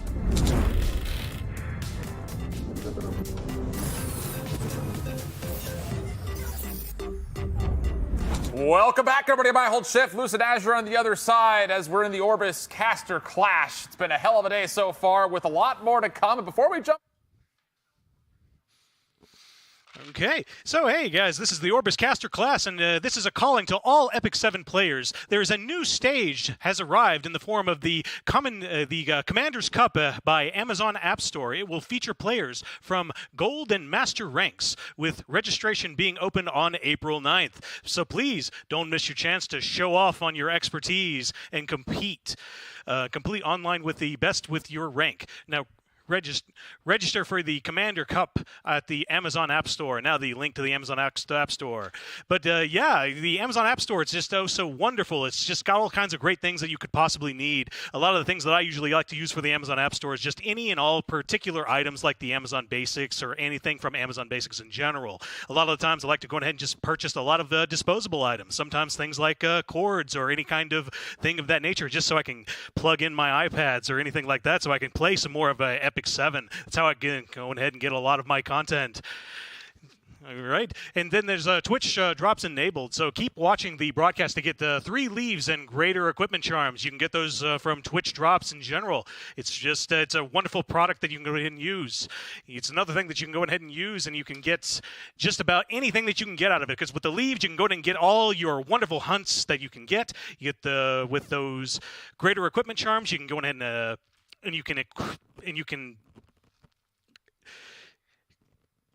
and you can enhance any and all of your equipment that you possibly need, just because, hey, you got to go ahead and got a speed race, don't you? And what other way could you possibly speed race unless you're enhancing those equipment? And that's where you need those leaves to farm any of your hunts. That's just what you go ahead and you need. And then whenever you go ahead and move through all that... All right. Coming in with challenge number 4. Right. Pretty strong beginning, but honestly. Felt a lot like Sue's. Yeah, afterwards, Did feel a lot like did Sue's. feel a lot like Sue's. Yeah. Great transitions, man. He caught you so well. He did. He was quick to respond to the producer call that, hey, we need you to get in there. Yep. It was down pat. I think we all know. My turn. Got it. No. Yeah. Yep. Lucid Azure. Hello. What's up, man? How you feeling? Oh, I'm doing better. Better? Why? What are you thinking? I just thought that was those are terrible reads. I don't feel good about those at all. You don't think you started well? You don't think you started well with the read? No, I stumbled, I stammered, I didn't read through it well, I didn't feel good about that at all. Well, we're each our own greatest critic. I think you're being really hard on yourself. At the same, I think we all agreed. I think his start was a 6 or a 7. I mean, yeah, there were some moments on the paper that obviously, again, reading it verbatim, it didn't come across really authentic. There were some genuine moments that came afterwards. I thought you handling the post read into your initial vamp was actually pretty strong. And then we started to kind of see everything fall off, and we slowed down into a point where there was dead air for a while. It's a long time to vamp, and you didn't have anyone else to work with. That's something we haven't even talked about yet, is that he's doing this by himself. But I think the core start was not as strong as others that we've already seen. I think, you are being a little too harsh on yourself. It wasn't as bad as I think you thought it was, but there were some moments in there that definitely missed the mark when it came down to the overall read. So I'll kick things off. I went with just a 4 here for your score on the channel. Okay. Yep, and coming into me. if you showed Sue, grace, you gotta show some grace here. Bro. Yeah, exactly. Yeah. He doesn't know that. So, moving on forward, though. I mean, you talked about in the beginning you were stammering. You said you stammered a bit. There's a little flub in the beginning, but honestly, that start right after shift, you picked it up straight away, and you knew, like, as soon as production gave you that cue, you're like, nope, on it. I got this. It's CTA time. And then that transition was perfect. And right through the read was fine until you needed to little vamp a little bit. You needed to kind of make a little bit more time. You started rambling a little bit. That's when it started to fall down. And then you got into your head. I could tell that you were like, oh, dang, this is not it. And then at that point, you stopped for a bit. But overall, I mean, that start and everything that we're looking for is what exactly I want to see from you. And it ended up being enough for a 6. I'm glad you kept your grace consistent. If you would have given a 5 or below, I would have been angry. So look, the same exact thing happened to Sue. The same exact, identical. He started really strong. We all agreed to a 7 out of 7. And when he was told to vamp and had to start filling time, he kind of lost control, and then he got in his own head, and the same thing happened to you. It's really hard, man. So this is hands down the hardest challenge, without a doubt. You're on your own, you lose him, sponsor obligations, you have to vamp, you're solo, you don't have people to play off of, there's no gameplay at all, which is what you know the best. So you're being really hard on yourself, but at the end of the day, I don't have to hamper on it. Everyone saw what they saw, which is the fumbling a little bit when things came down to it. My advice from that is, get out of your own head, short-term memory, and just, deep breath and get right back to it if you can. It's hard to do. But with that said, there's a lot of great. I agree. Yeah. You caught him so well. Technical difficulty, you lost him on air. You picked up better than anyone else did. So you started really, really strong. But on the flip side of him, he gave a lot of grace because he knows it's your first time. I was really critical on Sue because at the end of the day, that one fumble, Twitch chat's going crazy, you're on Reddit fails, and everyone's going to judge you as a caster from the one moment. They're going to forget about the 7 great things you did. They'll remember the 1 or 2 bad things. So it's the last challenge, the most important one to get you into the top 3, and I'm being very, very critical here. 7 is like, if one of us were doing it, I'm going to go with the 3, man, overall. That's acceptable. I appreciate it. I respect that. Your mentality. Yeah, thank you. If you could tap Pancakes on the shoulder, everybody, let's get her up here. This breaks my heart, to give these hard ratings. Yeah, I know. But it's important. It's a tough challenge. It really is. Especially when they do good, when they do really, really good. Yeah, because the thing is, that they have it in them to do it really well. Yep. Yeah, exactly. They do. And I like your mentality too. Yeah. I do. Because you're right. Like you're rating them. You're giving grace based on the fact that it's their first time, right? Yeah. Speaking of which, hello, Fartsy, and welcome. How are you feeling right now? You're one of the longer. Waking up. Yeah, exactly. Again. Yeah. Look, call to action. Sponsorship obligations. This is one where you got to be really buttoned up. You got to deliver a message with energy, et cetera, et cetera. How do you feel about your ability to do that? Your ability to sell something? I do sponsorships sometimes on my own streams. So basically, I'll just come into this doing what I usually do and hope it works. Amazing. That sounds good. Anything else you got? No. Best of luck to you. We'll send you up to the challenge room. Comeback's on the way. Yep, good luck. Yeah, I love Divine's joining in the clap. He doesn't even know what's going on. He just hears the clap and adds to it. Earlier he was He's like Beethoven. He can feel the vibrations of the claps around him. So.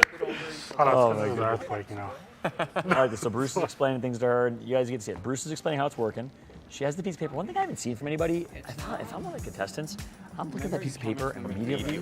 I'm all in. What is this? Writing notes? It's there. It's there for That's the preparation you need, to succeed. And it wasn't there in any of the other challenges. It wasn't there. It's there. He's padding it too. Yeah, that's right. That's right. Hey, what's up? No, we can't say that anymore because you can hear us. Hey, what's up? You can hear us? Yes, I can. Amazing, amazing. All right. So look, we're gonna get started. You have some time. You have a piece of paper in front of you. Who knows what that means? Shift is gonna be with you, but at the end of the day, a lot of it's gonna fall on you. Sponsorship obligations. Challenge number 4. You ready? All right, let's go. Okay, so here's how it's gonna work. We're gonna jump to a quick bump, like the transition graphic, and then Shift is gonna start, and then start working with you throughout the broadcast. So Shift will take it away right after the bump, and let's jump into it. Challenge number 4, our second to last contestant. It's Fart Pancakes. Take it away.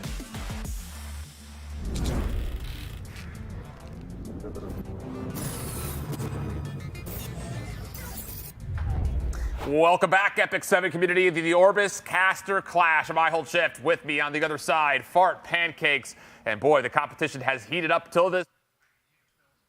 All right. All right, so calling all EpicSeven players, a new stage has arrived in the form of the Commander's Cup by Amazon Appstore. It will feature players from Gold and Master ranks, with registration being open on April 9th. Don't miss your chance to show off your expertise and complete online best from your rank. Register for the Commander's Cup on the Amazon Appstore soon. So if you guys have to be able to show off your ranks and your ability to play EpicSeven. And no matter what elo you're in, this is your opportunity to compete in a tournament where it's fair for everyone. So thanks to Amazon Appstore, we have the opportunity to have this kind of tournament so everyone is able to participate. Don't hold this back. You have to be able to put yourself out there, and no matter how you think you're going to do, just have fun, try it out, and you have nothing to lose. You can come out here and compete, have fun, and looks like we have the opportunity to also get free stuff, and everyone likes free stuff. So Twitch is giving us the opportunity to have Twitch drops, which includes 3 leafs and 2 greater equipment charms. So don't miss this opportunity, guys. Just take everything that is being offered to you. There is no reason not to. Everyone likes free, everyone likes opportunities, and there's no reason why you shouldn't go for it. So thank you again to the Amazon Appstore for having the Commander Cup tournament for everyone to be able to participate in, and also to Twitch for giving us these Twitch drops for free resources for everyone, which everyone likes, that will help you progress in the game. And progression means you're getting somewhere. So because of that, everyone's going to be able to... That's a wrap. That's a wrap. That is it. I just got to point out, as soon as production saying, the challenges stream are wrapped, I wish the stream could hear. Yeah, that'd be awesome. It's not just suddenly ending, we're done. This was not the way that it would normally work on a broadcast like this. So. It's time's up, and so y'all know, production is saying that's a wrap. That's why it's that awkward pause. We're not obviously incorporating that into our scores, but that's pretty cool. How did you feel about it? I'm going to be really honest. Yeah, please do. I had, the whole time they were talking about Hold Shift, I wasn't sure that was you. So I was like, what are they talking about? Hold Shift this whole time? What do you mean, and then Hold Shift? They kept saying Hold Shift, and I was like, in my head, I was trying to process, what did they mean Hold Shift? Oh, you're in France. Game time. Yeah, I didn't realize. I love that. Yeah, because he's Shift, but his name's Hold Shift. You just didn't know they're that. like, make sure something Hold Shift, and I was like, I'm holding Shift. I don't have the keyboard in front of me. What do you mean? Where's the keyboard? That's too funny. We had no idea. No idea. That's really funny. All right, look, I'm gonna kick this off. And I'm gonna be honest with you. Yeah, overall, very good job. You, by all means, I don't think you were perfect in every single category, but you did a very good, consistent job. A lot of the other contestants started strong, flubbed, ended strong, or started strong, flubbed, and crashed, or whatever. You stayed solid the whole time. Again, clearly the Asian mother training of, you said earlier, of always distracting you and going crazy in the background really helps, and it's good. You stay calm, cool, collected, and that's really important. You still delivered a message well, open to all elos, open to everybody. You were very welcoming to the community when you had to start vamping and riffing a little bit on the tournament that's coming up. I'm really, really impressed by the solidity of that. Yes, you can work on some things. Obviously, you're brand new to this. You're a little rough around the edges here and there. It's your first time, though. So all that considered, I'm going to give my first EpicSeven here for you. I thought you did a really good job. Fartsy. Hold Shift. Hold Shift. How is it in this challenge This is the first time we've seen like every bit of your personality. Yeah. This is like one of the more difficult ones out there. I thought we actually got to see you for like the first time. And that is so unbelievably hard to do. I think it was that power nap prior to this. Girl, Got exhausted a little bit. epic frickin' 7. Whoa! We know what Monster's gonna do. Oh, dude, that's something to say, man. And it is something, I don't know, am I gonna follow suit? But honestly, there was a point in your stream, right? There's a point in the broadcast where we're like, oh, we looked at each other, we're like, dang, man, dang.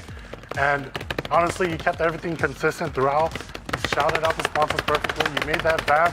And for that, we also get What? Yo! The first triple EpicSeven of the day. Congratulations. Oh my God, we are in Vegas. That's damn impressive. You should be proud of yourself. You've shown growth throughout the entirety of this competition, and you've shown consistency as well. And your personality, the biggest complaint I had about the first one, challenge one back at the museum, was your personality didn't show. You were kind of a little dry, and now your personality's starting to wake up a little bit. It's a great personality. Keep riding that wave. You did a great job. Feel free to take a seat. Thank you. If you guys can let know Divine Faker, give him a tap. Thank you for that, Fartsy. And let's welcome up the man that was conducting an orchestra in his sleep. He was not falling asleep like the rest of them. He was activated. He's ready. He's got that strategy in his brain. He's ready to go. And I feel like he has everything that he needs. Look at his eyes. Look at his eyes right now. Good morning. All right, Divine, everyone else has been talking about taking naps, falling asleep. You were conducting an orchestra or something. What were you doing when you were doing that? Come on, I gotta practice. Look, natural practicing. talent, that's what these guys got, not here. Ain't natural. You got natural talent. So you were practicing? What were you practicing? You'll see in a couple moments, Oh, won't you? okay. What's up, Saucy. Jeff? Okay, I like it. Making it so that we're ready to go and excited for watching you and seeing the challenge off. We'll see how it goes. Hey, listen, call to action, sponsorship obligations. You feel like this is a strong suit for you? You keep it up on natural talent. You got a lot of natural charisma. This should be a great cakewalk for you, no? When it comes to sponsored stuff, I feel like I might have the edge here. As you know, I'm an indie game developer, and I've got to throw out to my own game, which people can easily go to my itch.io page and whatever social media gets thrown out to access it. We're in alpha, and we're going to make a great game, and I'm going to even commentate a greater game right now. I love it. Oh, I love it. Bring it back to EpicSeven. All right, man, we'll make your way to the challenge studio. Good luck. Last but not least, Divine Faker, everybody, and everyone's watching. You see Valky giving him love. Everyone, hey, That's all cool. the fist bump. That's cool. Hey, the brothership. That's right. They're all well, sisterhood as well. Don't forget Not true. Good as well. Exactly. Party's here. Yeah, that's right. This is cool to see. They're all competing against each other. Only 3 of them are going to make it. They're all showing love to each other. Yeah, I feel good about that. I think he's going to crush this dude. You have to think that this is where he really shines, right? It like is. flat out his charisma, his personality. He's got the ability to ad lib. I think he's going to knock this one out of the park. Yeah, me too. But we'll see. Yeah, but will it be too much? I think he tripped up. Yeah, that's the thing. I'm going to stop talking before he hears us. Yep. Doesn't know what's coming. Unless he does. I feel like he was listening to us, bro. I don't know. He was He so locked in. understands. Divine Faker, what's up, dude? Did you hear us throughout the entire thing? You were like clapping and responding to us. Gotcha. I know you hear us now. Did you hear us during that when you had the earbuds in? Could you hear what was going on? I can only hear vibrations and the people around me behind me. All right. Like Fair they're enough. close enough to my ear for me to catch some stuff, but you guys know. In fact, at some point, I thought Valky was by your table. Like I heard something that sounded like his pitch. I was like, why is he there? I believe you. I believe. Were they? Let me ask you though. Were they good vibration? What? Good vibration the song. Yeah, I know the song. Come on! You can't throw your caster under the bus. You gotta go with it and start. What was that last night? We were singing songs That's together. true. We were singing songs You're together supposed to last take it night. up Oh, my bad. after. Oh man! Listen, Faker, I'm sorry for being cringe. The Twitch chat's blowing it up right now. Enough about me. More about you. Was that cringe about me? Whatever cringe you're bringing to the table, I'm about to double you. Trust me. All right, let's do it, man. Look, challenge number 5 or 4. Here's how this is gonna work, man. Your last and final challenge. Solo competition, you control your own fate. Shift is going to be with you, but the heavy lifting is going to fall on you. As soon as we get on the other side of this transition bump, Shift starts, passes it to you, and then it's all you. You have a piece of paper in front of you. You ready to go? Absolutely. All right, let's go ahead and lock this in. Challenge number 4, the last contestant. Let's see how Faker does right after this bump.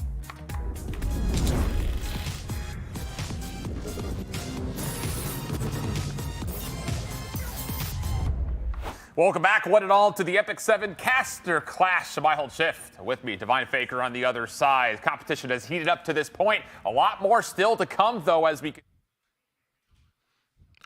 All right. Well, thank you for that shift. Now, let me tell you, we're calling all EpicSeven players. A new stage has arrived in the form of the Commander's Cup by Amazon Appstore. That's on your phone, and plenty of other devices you can log into as well. It features players from Gold and Master ranks with registration being opened up on April 9th, okay? Don't miss your chance to show off your expertise and compete online for the best rank. All right. Now, let me tell you a little about the Amazon App Store. This is your ticket to getting into the tournament. You can access it from plenty of devices. And even more so, it's going to enable you to get in and make the best gear, make those units, and make sure that you are showing off your plays in front of me. Because when I'm casting, I'm going to know that you did it thanks to your ability to log in, get the gear, and get in the game. Keep it real, folks. This is Divine Faker. Thank you for the whole odd shift.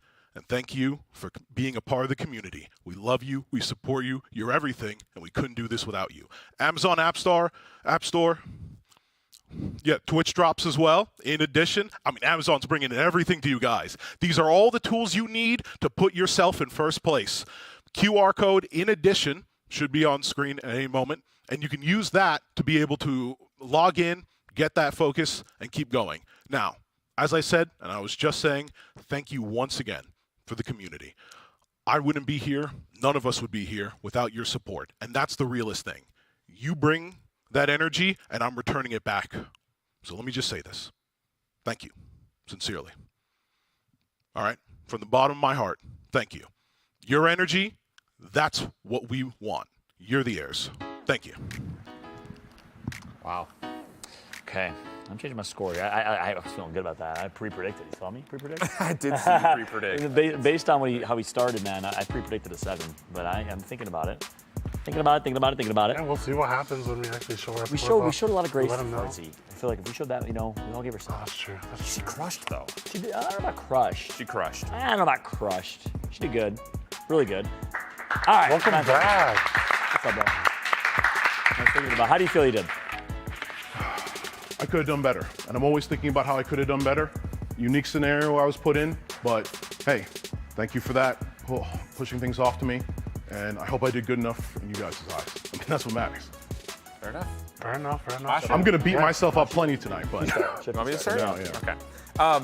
I thought you did a really nice job once you heard that you needed a vamp to kind of string out what you were saying. Because 30 seconds is a long time. And honestly, after challenge 1, you went, 47 seconds in explaining yourself? You really start to feel how every single second takes a minute to get through almost. So I thought you did a really nice job of keeping a little bit of tempo and cadence throughout a very long time to vamp by yourself. However, the one real negative that I had was there's a lot of, I won't say self-fulfillment isn't the right term, but you did bring yourself into the picture a lot when we should have been doing a lot more homage to just the sponsors themselves and seeing what that actually means for the players when it comes to how you could use the Amazon App Store. Things like that with the Twitch drops as well. My idea was to sort of serve as a bridge between the sponsor and the community and sort of use me because I, different from everyone else here, I'm the everyman, right? So I'm really the closest to that environment. And I also wanted to bring it up and make it feel like they could be a part of the upcoming tournament. I thought highlighting that and bringing together everything that Amazon's doing. Why you casted by me? Yeah. Why that though? Why make it about you? Because I think part of my brand at this point is about my confidence. Yeah, that's true. And I did say it at the beginning. I'm not here to be one of the 2 finalists. I'm here to be number 1. Okay. I'm keeping it honest. Humility is important, man. Humility is important. Yeah, it is. With that, I'll go ahead into the score. I thought, generally speaking, you did knock it out of the park. I think if you were to do it over again, though, I would try to probably take the focus a little bit more off you and more towards the community with that gap. So, still a super solid score. I went with the 6. I'll definitely take that. Yeah, and on my end, we're going to clap it up. Your opinion matters the most to me, You're the community manager. You know all about this. I do know all about this, and that's why I have to be a little more harder on this. But for the most part, like you said, right, you brought it to yourself, no flaws whatsoever going through. The only thing that was a little too much for me is what we were talking about earlier. It's appealing to kind of the community. This is a sponsor event, and they get that as well.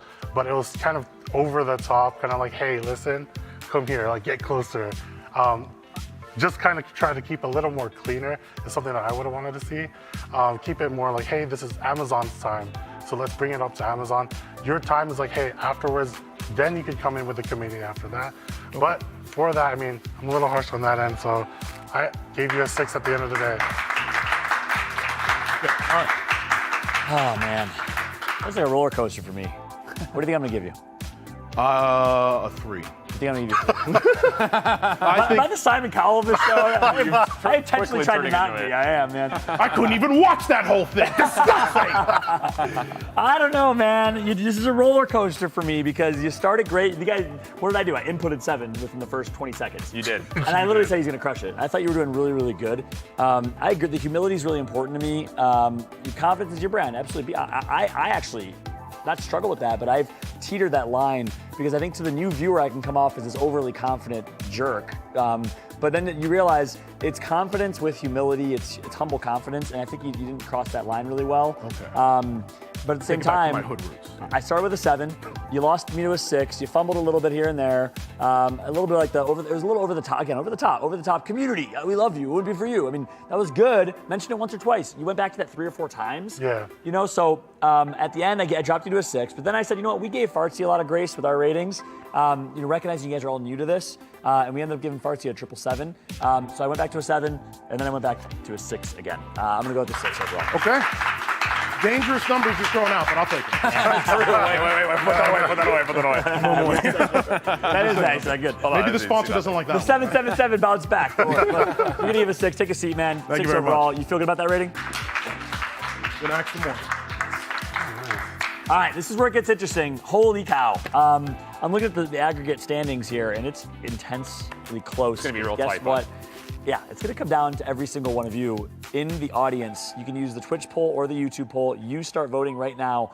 Your vote weighs just as much as us. So our vote counts for 50%. Your vote counts for 50%. And I think it literally might come down to the community here. Who do you think deserves it? At the opposite side, or the other side of this break, we will have the final cut. 3 players will be eliminated from the competition. The top 3 will make it to our final challenge, number 5. The top 2 will be the next EpicSeven casters. It's going to all come down to this, and it all comes down to you in the community. Vote for who you think deserves it. Let us know your thoughts in the chat and on Twitter. Tweet at EpicSeven Global, and at us. I'm at Follow Up with 2 T's, Hold Shift, and Mashu. We want to hear your thoughts. We'll be reading some of those tweets on stream as well. We're going to take a quick break. When we come back, the final cut, the final moment for 3 casters to make it after this.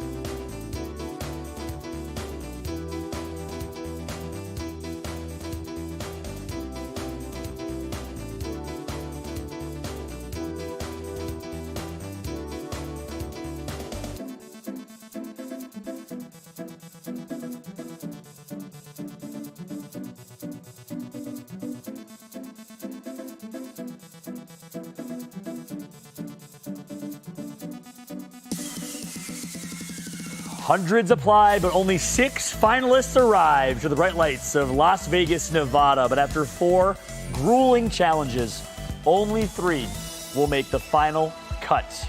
Welcome back, everybody, to Poker Go Studios live at Aria Hotel and Casino. As you see, the coveted trophies here. The Casters Clash. We will only have 2, but right now, it's the final cut. Only top 3 will make it to this final challenge. Yeah, I mean, look, we saw the scores throughout the first 3 challenges. A difference of 5 points from top to bottom. Yeah. And based on the scores we just gave, this is going to be tight. It's going to be tight indeed. Well, guess what? Let's jump right to the action. Ladies and gentlemen, it is time for none other than the final cut.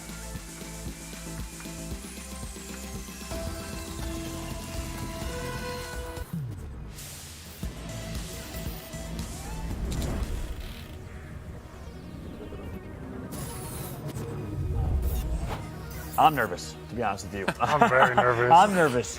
I'm sad. I'm feeling all types of emotions right now. I feel like every single one of these 6 here has shown something amazing throughout the entirety of the show and of this contest. They've shown a variety of grit, improvement over time, ability, some missed moments, but that's the nature of this competition. Yeah, exactly. Like coming from the beginning, you saw their growth throughout the whole beginning already, and how good they're able to come out in that challenge 4. And hopefully, who knows, maybe challenge 5. Yeah, well, look, only 3 can make it. Mosh, kick us off here. Yep. We walk through the leaderboards. And the first person who will be in the top 3 of the Orbis Caster Clash that's making the final cut is Divine Faker in first place with 37 points. Please come up to the podium. Divine relief on your face right now. Why are you so shocked? Oh, you're happy now. Now he's vibing. Now he's vibing. Look at him. You guys missed it. I wish the camera showed that. Shift you over for a second. Okay. All right. Okay. So far, I mean, I'm telling you, you guys all had some unbelievable moments individually, but we can only take 3. So currently, sitting in second place and earning a spot in the final 3, a chance to be your top 2. In second, Valky!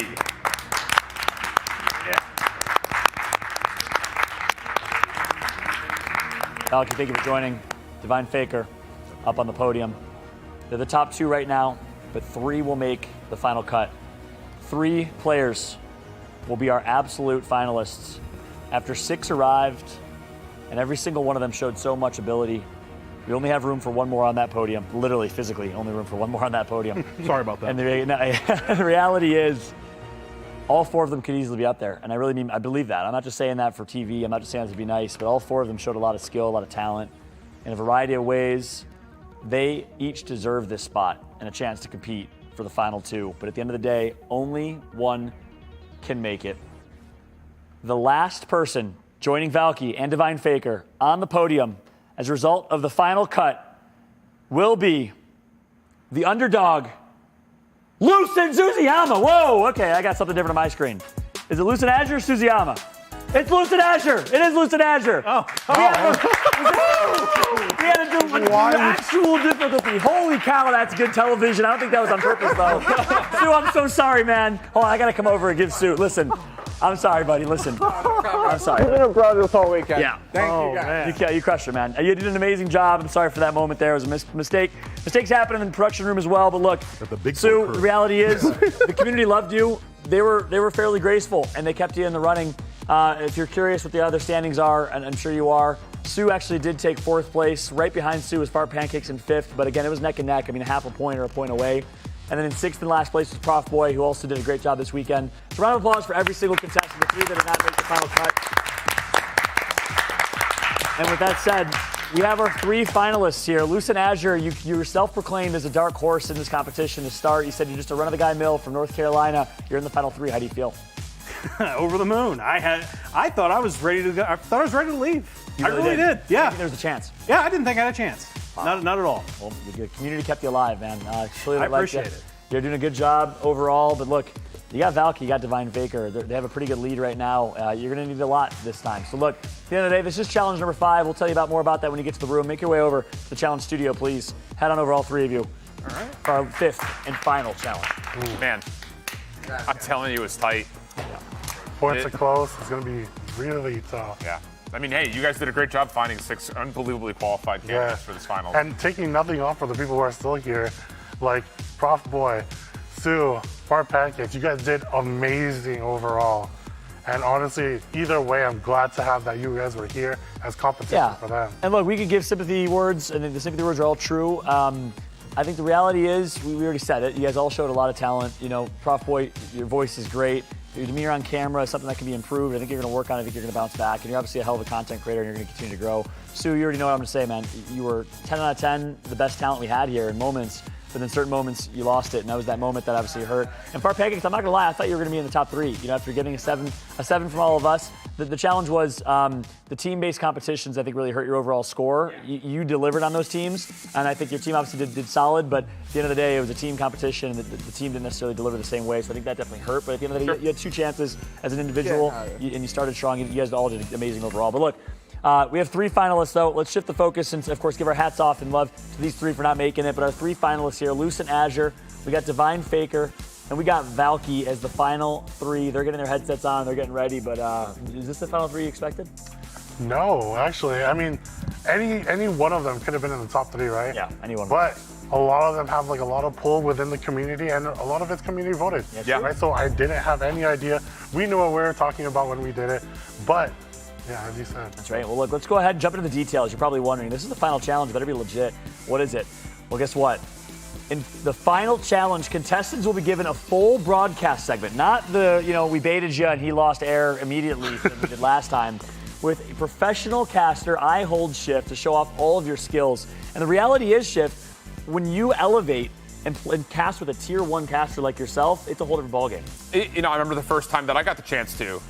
I think for a lot of people that are looking to pursue commentary as a challenge or a possible career, you're surrounded by people that are in the same boat, where you're learning, you're trying to grow, you're trying to figure out what exactly am I supposed to do.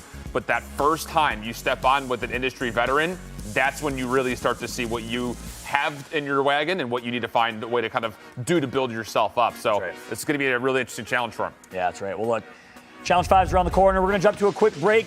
Don't go anywhere. Trust me, you won't want to miss it. You already know it's a reality TV show. We got to build the suspense before the final challenge. After our final cut, 3 remain. Only 2 will be selected as your EpicSeven casters. We're going to take a quick break. When we come back, they'll be casting with Shift. The final challenge right around the corner.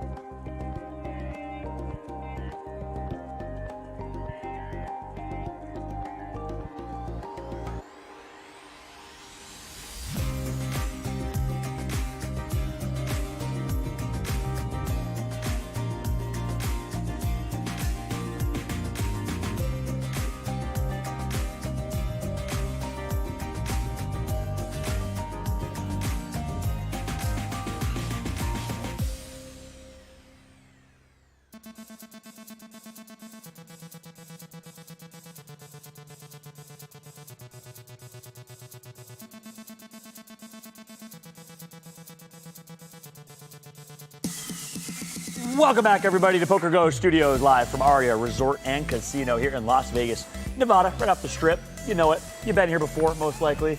You live in the United States of America, maybe even globally. It's a great place. It's a fantastic place to be. But guess what? It's the place of entertainment, a lot of shows. This is probably one of the best shows I think I've ever done. This has been so much fun, so entertaining. And at the end of the day, we have 3 final contestants. I like that. Thank you, Bruce. Bruce started that round of applause. Thank you, Bruce. I agree. They deserve a round of applause. Chat, blow it up right now. Let us know who you want to win. Is it Divine Faker on the far left, coming from Brooklyn, New York? Is it Valky, the Canadian, currently living in Los Angeles? Or is it just the run-of-the-mill guy from North Carolina who works for a yawn shop with his mom and his family, which I love and respect that story. Amazing stuff. We're wishing you the best of luck. But look, this last and final challenge, we already announced it. Yeah. It's going to be a full-blown cast with you. Walk me through a lesson or a moment where you had to experience something like this. The thing is, it's not even just the gameplay this time. It's a full segment that they have to go through, which, at least for me, I don't even remember the first time that I had a chance to do something in a full-blown studio like this until I was 4 or 5 years with into a top-tier talent. Yeah, with top-tier talent. It was 4 or 5 years in. So the fact that they get a chance to jump into this right here to kind of kickstart their casting career, this is a big moment, and I think they're really going to rise or possibly fall to it. Talk to me about a time you cast. Oh, yeah, sure. So I think the first moment that I had, it was actually an online broadcast where I had a chance to work with somebody who had so much veterancy in the industry. The title that I was pretty brand new, and they have been in for a decade plus. And the things you pick up when you're working with somebody who has that much expertise, that much confidence, that much comfortability, there's nothing else in the world that would teach you like a live experience working with somebody who has that type of industry lead. So for me, that was a huge growing moment in my professional career, just having a chance to see how somebody like that works and to kind of draw some inspiration towards what I could personally do to kind of get to that point. Yeah, and you told me at dinner last night it was Benson, right? Benson, yeah. Benson's probably the premier best FPS caster at the time. Probably ever. Still is ever. He was so talented. And it's funny you say that because same exact person and story. So, wait, actually? Yeah, I swear to God. I was always coming to the top, casters in Gears from the beginning. Doesn't mean I was good. I didn't really understand casting at that level. And because in Gears of War, it was me, it was Blaze, there was a few others. And then all of a sudden, Gears Esports elevated, and in came people like Benson that had so much experience. And he was just another level, and he taught me how to be a better broadcast talent. Yeah. I'd say it was him, and then it was also Chris Puckett. I actually worked for the first time. I learned how to shoutcast from him when I was 14, 15 years old, watching him in the MLG broadcast. And then I had a chance to work actually with an eStars production. It was WSOE Fortnite event with Chris Puckett. And I was like, he is a professional in every sense of the word. So that said, all I say, guys, if I'm giving you any advice, when you cast with someone of this caliber, right, it elevates you. All boats rise with the rising tide or with the tide. And follow his lead. Follow his energy, and some people match that energy and are able to kind of to match tit for tat. Some fall and get outweighed by that energy. I think the 3 of you are the finalists. I think you're gonna match that energy incredibly well. So let's take a look at the Challenge 5 details. Break it down for us. Yeah, again, just as we've already hit upon, every single one of these contestants are going to get a full segment. So it's not just gameplay, it's not just overall reads for sponsors, it's everything that we've seen throughout the day mixed into one. Obviously casting alongside me. I mentioned you guys are really excited to kind of see how this goes as well, right? Exactly. Being the final challenge, right? We wanted the format to be clean, concise, and exactly what you're going to be thrown into here. Luckily, with different experience. Just like the April 29th event. Exactly. Yeah. And this time now with actual experience on your end, this is your time to grow. Can you rise up to the occasion? Do you have what we got? I mean, we'll see. And outshine him. Listen, I'm not saying it's competition. You should always try to match the shine of your opponent. You don't want to outshine somebody. I have some casters that did that. Not a fan. But you know the game better than he does. He's new to the game. So you guys will have a chance to really shine in some areas. He'll shine in others. I think you guys will match there well. So with that said, you guys ready to get started? Yes, sir. Let's do it. Been ready. Who wants to go first? Raise your hand. Nope, the Divine's going first. Sorry. Divine, come on stage. My producer already told me. Divine, come on stage. You're going to be first in the competition. It's the final stage, the final challenge, and you have a lead right now. How are you feeling? You feeling confident with that lead? I'm not confident at all, but I'll keep the face like I am. Brother, it's going to be a lot of fun. I know that you've got a lot of high energy. I'm looking forward to matching that with you, and I think this is going to be a really cool product with our two personalities put together, so I'm pumped. Yeah, well, let's get started, huh? Monster, you ready? Yeah, I'm ready to go, so go on and head to the challenge room. All right, I'll go too. Shift, you join him. Yeah, let's go. Round of applause for Divine Faker and Shift, everybody. combined there, divine shift. It's like when you're driving a manual car and you have a really nice shift. Or is it I hold faker? I hold faker. I don't like that one. I don't like that one. Yeah. I had to Shift say it faker. first. No, I think divine shift. Divine shift. That's the move. What's up? Oh yeah, please put your earbuds on. Yes, good question. These guys are they're literally like the fallout. They're waving me down. Are we putting earbuds in? Yes, you are. We don't want you to know what games. The games will be the same for all the contestants. Keep it a nice, even playing field and fair. As these two are talking shop, and this is gonna be cool. I like the fact that this is a good final challenge. You guys did a good job putting this together. Yeah, thank God for that. I mean, I just want to see how his experience is because he's never casted along. Obviously, none of them have casted alongside such great talent here that we have in Shift. But can they rise to the occasion? That is like the biggest key, right, that we're looking for. And that's what we need to see out of them. And yeah, we'll see. And as we know, hello, we are now live with them. Oh man, I was gonna pretend like they couldn't hear me, and I was gonna talk crap about Shift. I was gonna say, just don't talk bad about me, all right? Like, give me we keep gassing you up, man. Premier talent, A tier. Listen, it's true. Call of Duty caster, crushing it in the Call of Duty scene for quite some time. Shift. Obviously, you're coming into a brand new game here. How do you feel about casting with Faker? What do you think your duo ship is going to look like? By the way, we coined you Divine Shift. So. Oh, really? Yeah. Okay. I'm here for that. My name's really easy to do like ship names with because it's I hold shift, so it's usually I hold and then whatever the other person's name, and it usually works out well. But I'm here for that energy of Divine. That's some brilliant marketing. I think I'm going to put that on Twitter right after this. Listen, you got to take everything you can. Our careers are blowing off. This is the next duo in E-Star's commentary. Just got signed up for that. Yeah, you guys are ready. I thought you guys were going to take over the broadcast and just go. I thought I was done. Listen, yeah, that's how good you guys are to start. But look, you got to start right now, and you got to cast a full broadcast segment together. I'm going to go ahead and say goodbye. See you later. Good luck to Divine Faker and Hold Shift as we get ready for their final challenge. Take it away, guys.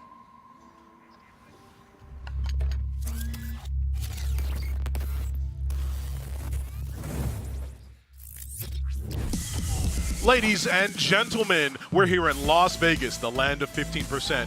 I'm Divine Faker. I'm with the best in the industry, Hold Shift at the Orbis Caster Clash, and we're going to be getting into an exciting game that's also this man's indoctrination.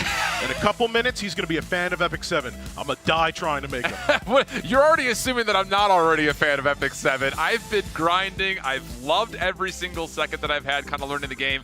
Could not be happier to be alongside with you. Absolutely. All right.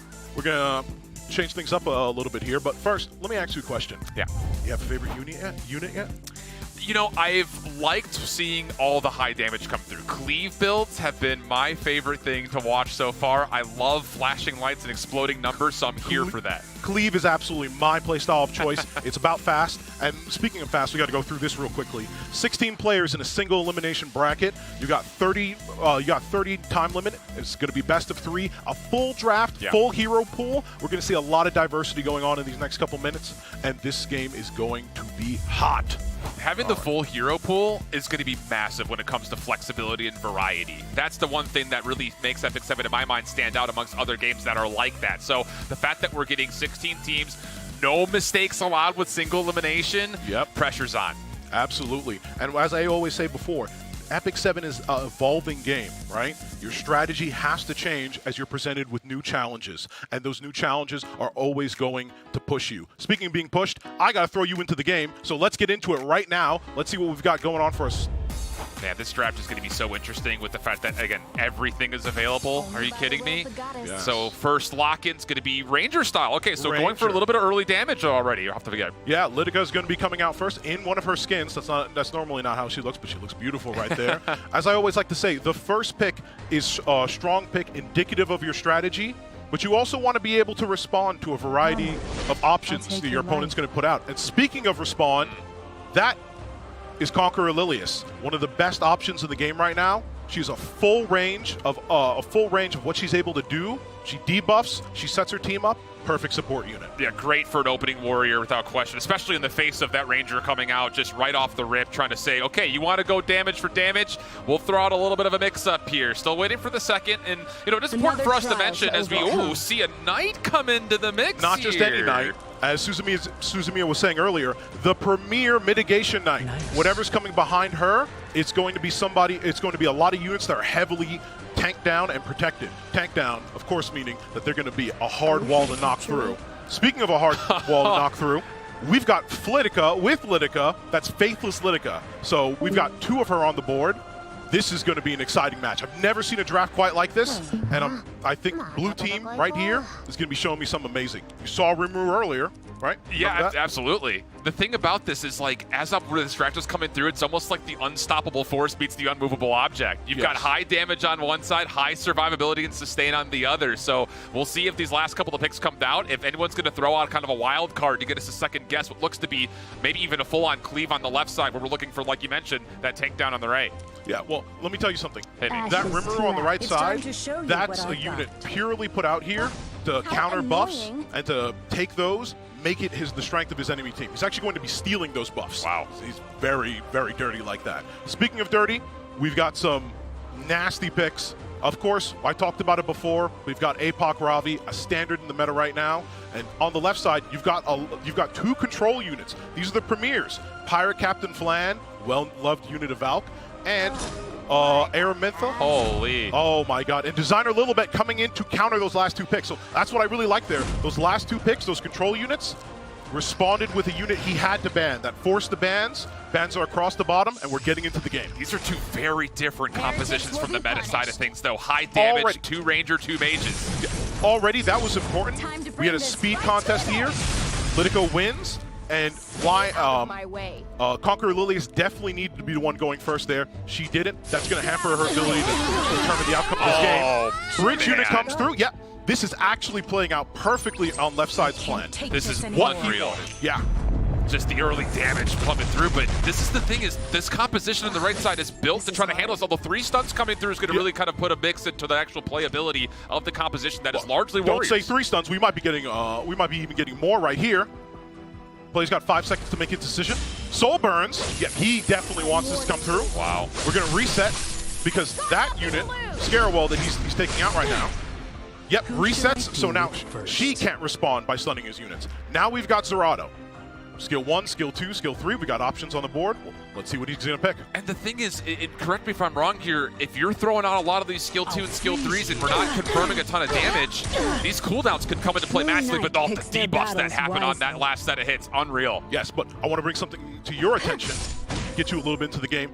Crimson Seed is on the Ravi in the back. Now, that artifact actually helps with the amount of stuns and all these other debuffs coming through. So it shows a smart choice by this player to go in. He was prepped even at the artifact level. That's something you can't predict for it, not always. Well, the damage is starting to come through, and it's actually starting to hit half HP towards the player on the right.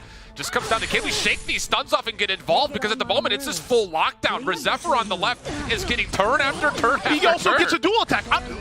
Wright's not even playing. Like, I don't even think this is fair at this point, but that's how EpicSeven goes. If you don't take this game by the reins, you're getting thrown for a ride. So back to the unstoppable force meets the unmovable object. Right now, it's the unstoppable force that's coming out heavily on top. It's an unstoppable force moving against an object that hasn't even gone a turn yet. Oh, jeez. This train is going to keep going, and it's going to cycle. So there's another thing we talk about a lot in the game. You're cycling your skills. You're keeping the pressure on. It's layered one after another, and it's in the worst possible position for right team.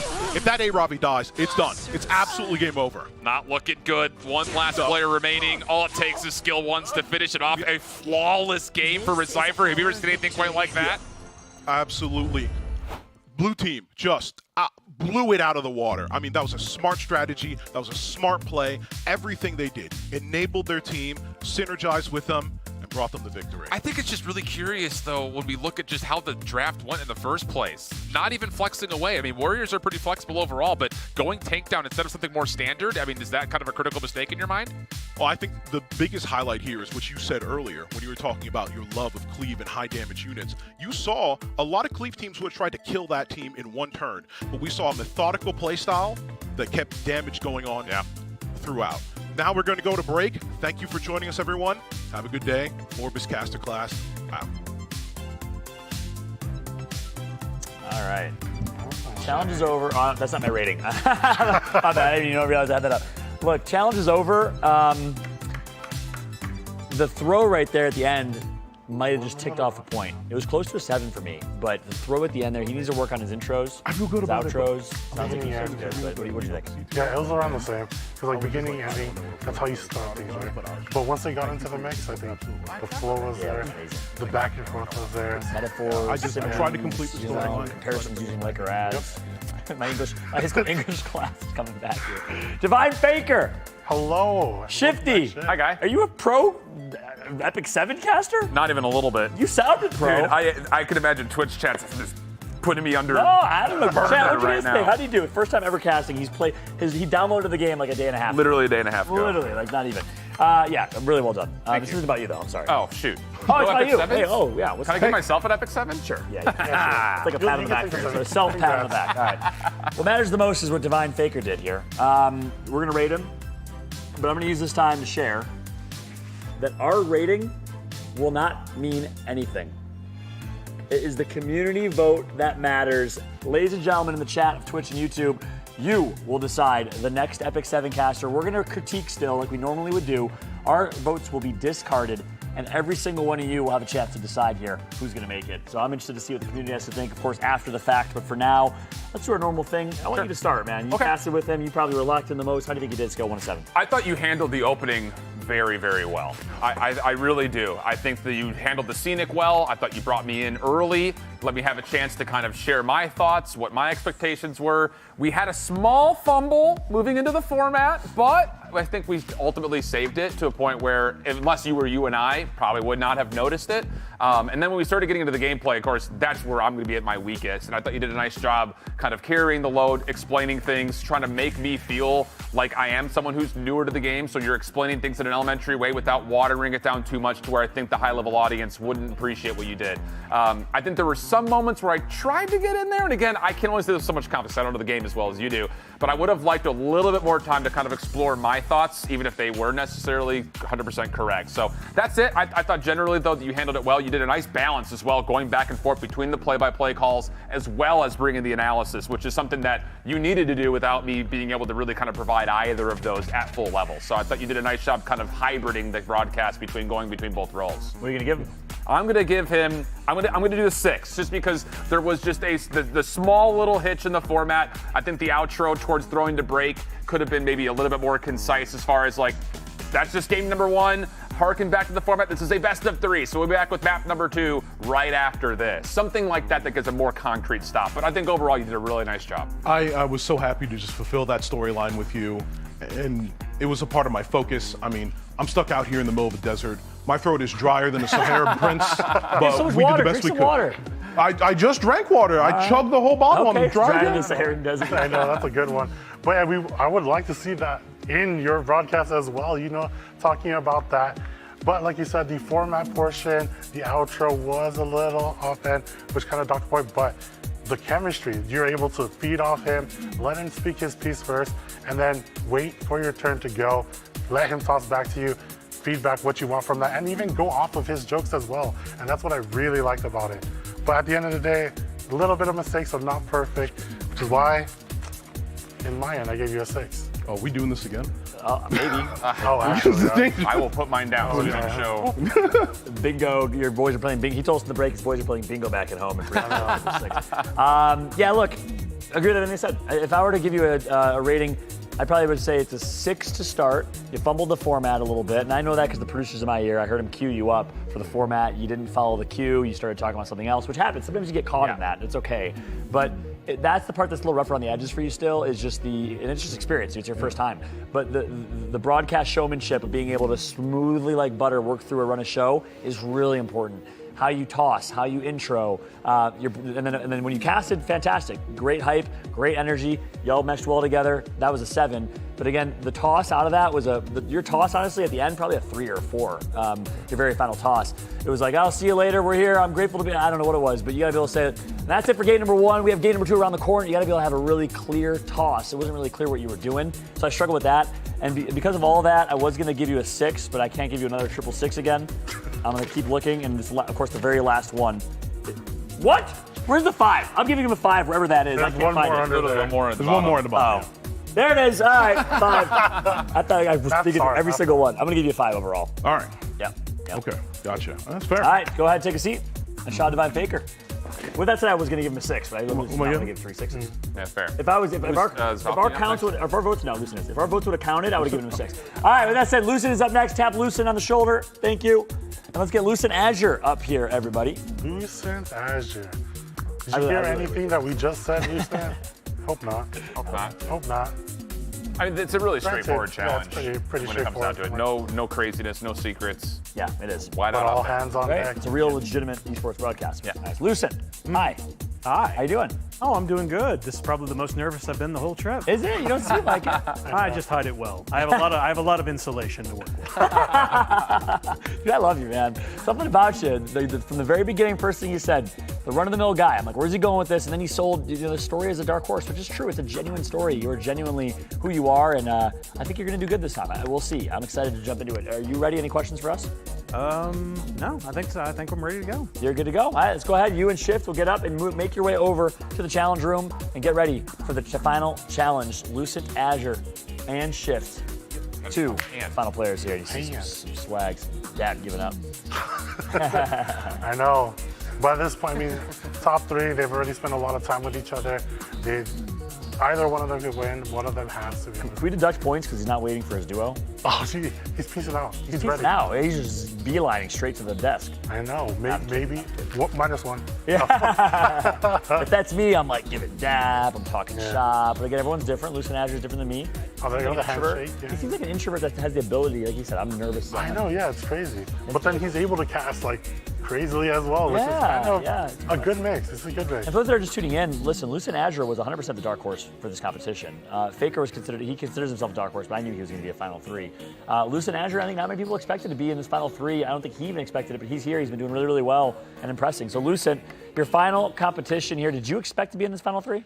Absolutely not. I thought I fumbled the last challenge so hard. I thought I was done. Absolutely thought I was done. Yeah, your challenge 1, 2, and 3 were solid though. Competition challenges 1 and 2, it gave you enough of a cushion. I think that made the difference. But at the end of the day, the last fumble doesn't matter from challenge 4. Challenge 5 is what matters here. It's a full-blown esports broadcast. You're casting with Shift. What's your strategy? What's your mentality coming into this? Oh, my strategy is really just to kind of work off Shift. It's just like he says he doesn't have a whole lot of knowledge of the game, but I'm really just want to, like, he has a lot of energy for it, and I just want to just match him with it and see if we can just vibe. That's pretty much it. I love it. 2 boys from North Carolina out here, John, all right?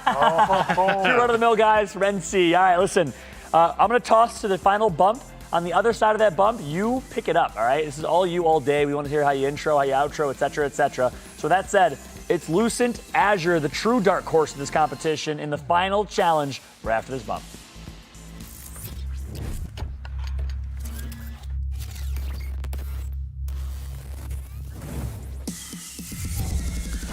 And welcome back to Las Vegas, Nevada for the Orbis Caster Clash. And today we're going to be featuring my good old pal here, Cold Shift. We're going to be going ahead and doing a little bit of a competition here. And so, hey, why don't you go ahead and say hi, Hold? I would love to. Yeah, thanks, man. It's going to be a lot of fun. We've got a ton of really great action of EpicSeven on the way for us. Pumped to be alongside you, my man. It's going to be a good one. Yeah, absolutely. I'm more than excited, and I'm ready to go. And yeah, so there's going to be a 16-player in a single elimination bracket. This is the Amazon Cup format for this, and it's going to be a 30-minute time limit. It's going to be a best of 3, and it's a full draft, full hero pool. Single elimination. No mistakes can be made in a tournament like this. I'm really excited to see the full draft with the full hero pool available. I think we're going to get a lot of flexibility, and any player can play anything that they want compositionally speaking. So their ability to really showcase what they think their strengths are is wide open. Oh, yeah, absolutely. It's super exciting because you never know what you're going to see. Exactly. It could just be anything. It could be something that even you just don't ever really normally see because there's a set meta and you just see the same kind of stuff a lot of the time. Yeah. And I'm just super, super excited to see whatever we're going to go ahead and go into. Yeah, I'm pumped about it. It's, like you mentioned, it does, there's players out there that are almost meta slaves to a reason. Best characters that are out there, that's what it's going to be. And it's a lot of, we talked about it a lot of times, the gear gap. The gear is so important more often than not. But now that we have full flexibility of a hero pool, I'm ready to see something different. Oh, yeah, absolutely. Yeah, the gear gap is definitely real. And it looks like we're going to be starting up in just a second. Okay. Gameplay on screen. Just looking through, again, just what the first preset bans are going to be. Any thoughts after the first 4, if you can read it? It looks like it's going to be Edward, Elric, and Desert Jewel Bassar, and along with Zio and Lua. So you're not going to be seeing a lot of crazy speed stuff because there is Lidica there on there. That's Faithless Lidica. No, actually, that's regular Lidica. So yeah, I don't normally see this very often because I was immediately thinking that was Faithless Lidica. But yeah, she's going to be like kind of a fast character that can go into another unit, and she's also going to grant some skill null to herself. So she's going to reset a unit. So that's something that could possibly happen. And it also depends on the speeds that we're seeing. Because there's Conqueror Lilius over there on the right, or over there on red. So you normally see her kind of go first because a lot of people just pump as much speed as humanly possible. And she's one of the best openers in the game. Yeah, so to see a Ranger get picked first and not go down the more durable line of a Warrior may lead us to some interesting ideas, especially considering that you can get the double buff, get the double hit coming out. Yeah, they're racing right now. But then, we're also seeing a lot of very different things. So, we saw a little bit of tank down over there with Unbound Knight Arrowell on red. And so that's basically just, oh, snap. So, okay, so left right now is immediately telling me, right there on blue side, they're going to be doing some racing. And there's also going to be a little bit of bait for some stuns because Zerato isn't used very frequently, but he can do stuns. Yeah. So, but he doesn't have a lot of really, really powerful things to go into because they haven't picked anything red yet. That's a good point. Yeah. And when you see the double Warrior plus Knight, this is going to be a default tank down more often than not, just due to the fact that it's going to be high survivability. So on the other side, you've got a lot of damage dealers locked in. You've got the ability for things like reset, like you mentioned. Now it's just down to, do you decide to commit to something more clean heavy, or are you going to try to go something more standard? And another mage picked up, so this is looking like high damage. Okay, so it's moving real quick now. So yeah, the right is definitely going down for some more kind of tank down kind of setups. They're just kind of like, they're going to try and wait out the frenzy. Yeah. So they want to, because the left is looking very, very squishy. If red survives a lot of the opening stuff from blue, just red wins automatically.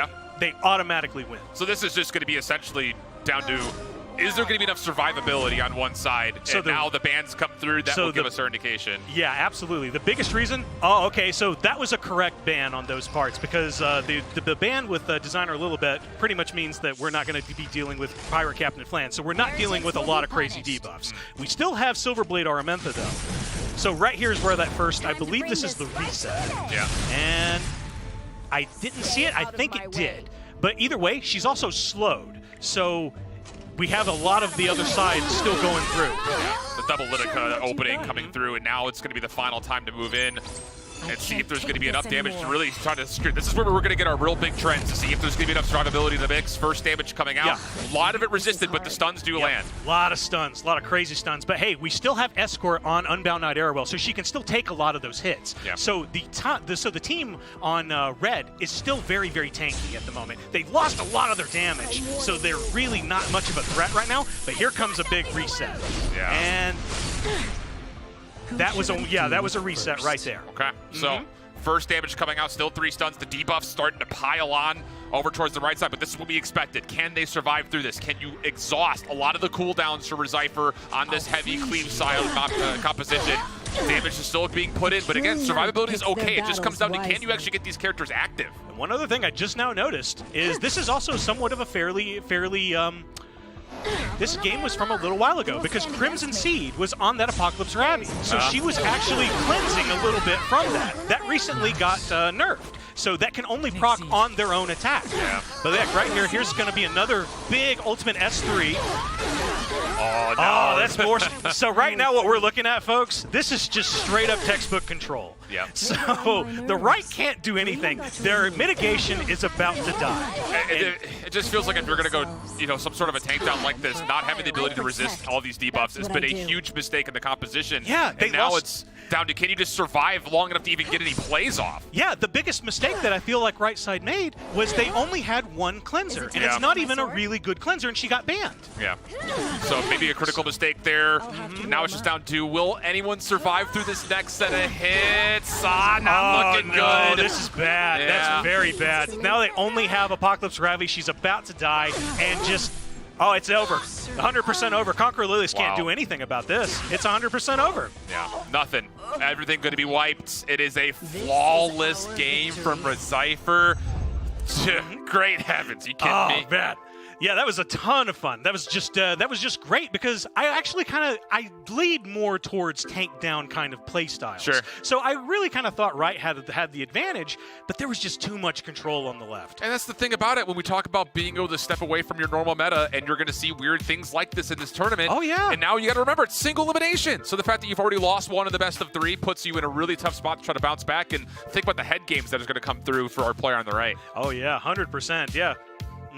And so with that being said, we're going to go ahead and start going to a commercial break. We really appreciate everybody coming out and watching the Orbis Caster Clash. I really want to go ahead and say, hey, thanks to everybody for coming out. We're going to be right back for just a little bit more action. What say you, Hold Shift? I say let's go to break. Let's see what happens. A lot of the action still to come. Don't go too far. All right. All right. All right. Yep. All right. All right. You know? All right. Listen, Lucent Azure, the handshake. I love it, man. This is on brand for him. That was weird because I never see That was weird. Yeah, On brand for him, showing love, showing sportsmanship. Such a great dude who did a really good job throughout the competition. If I'm being honest, I think left a little bit to desire there with the cast. I think did a really good job. Listen, his gameplay casting was great. Yeah. Gameplay was fantastic. It was the hosting stuff. But you know, we'll go into it as we move forward. Exactly. Hello, Lucent. Why, hello. Why, hello. How do you feel it did? I feel really good. You do? Good. Yeah. That was a lot more fun than what we saw last time. That nightmare we had to put you through last time, huh? Yeah. No, Those CO2 canisters going off this time. Yeah, you did. Listen, you did a much better job that time around than I think the time previously, which is good improvement. Good to see that proven over and over. Look, I'll jump right into it. Your casting was great. Okay. In-game, gameplay, phenomenal. You knew the game well. You bounced off of him very well. I think you casted the game, great. What I realized in that, not everyone's a host. Not everyone is, and you had to play that role. We had to test you for that role. Right. But there's the host and the play-by-play person, and then there's the analyst. The analyst tends to be maybe the more introverted one, or the one that doesn't have the great intros, outros, quips. And we threw you in that role, which is a tough one. But I think you might not just not be that host role. I think you're a great analyst of the game. And some examples I'll give. Your intro started really strong. Welcome to Las Vegas. It was great. But your ability to follow, run a show, listen to your producer. I heard your producer twice in your ear telling you the game's starting, cueing you to start the game, and you didn't start the game. And then at the very end there, when you threw to break, it was a little long-winded, and then you threw it to him to throw it to break. You're the one that has to be doing that as the host of the show, right?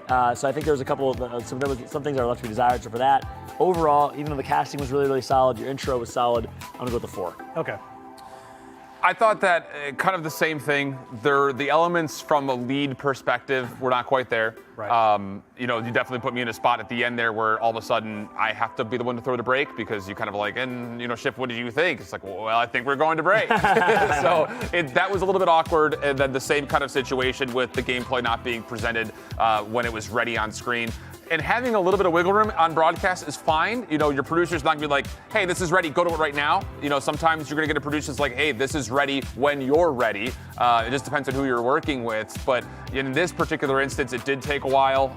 And you could definitely tell that when our producer's in your ear, everything else stopped for you, and you were trying to listen just to what was happening there. I think you even responded to the producer a few times. Like he was like, throw it break. You're like, yep, sounds good. Yeah. So there's a little bit of that, which again takes some getting used to. It's a multitasking thing that audibly you just grow over time. In the game itself, I felt like I was overwhelmed just based off of I was trying to get some basic things in there from my experience of very limited amounts of knowledge over the game.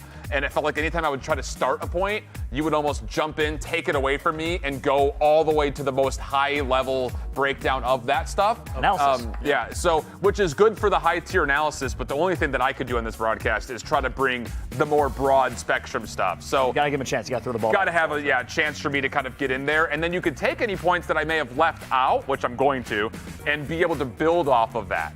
Having a little bit of I could establish something, you can take it and hit a home run with it. I think that's kind of where I was looking for, rather than I was trying to get a point in, and all of a sudden, it was just not my point anymore. So there is a little bit of that. I think with a more experienced partner, like we saw in the first challenge, I think you're going to be fine. But in this particular instance of leading and hosting, kind of having a couple of kerfuffles here and there, I'm going to go with the 5.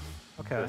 Yeah, and coming away from that, right, like your analysis was fine as is, But there were some things that I wish you were going to explain, like to explain tank down, and after that, or what it means to reset someone, right? You said reset this, reset, they're gonna be able to reset, but what does that mean exactly? Oh, it means that they are gonna put all their skills on cooldowns. They won't be able to use those skills now. And that part was missing, which I think you could have leaned on to shift for, but at that point, you're more like overwhelming on that end. And yeah, going back to that, like lean on him for the newbie stuff, let him explain it in a newbie way so you could explain it in a better way for him afterwards. And that was my big riff on it. More of the casting side, yeah, production for sure is in your ear, and I know people aren't used to that, so it is what it is. But really quick point you want to make, Shift?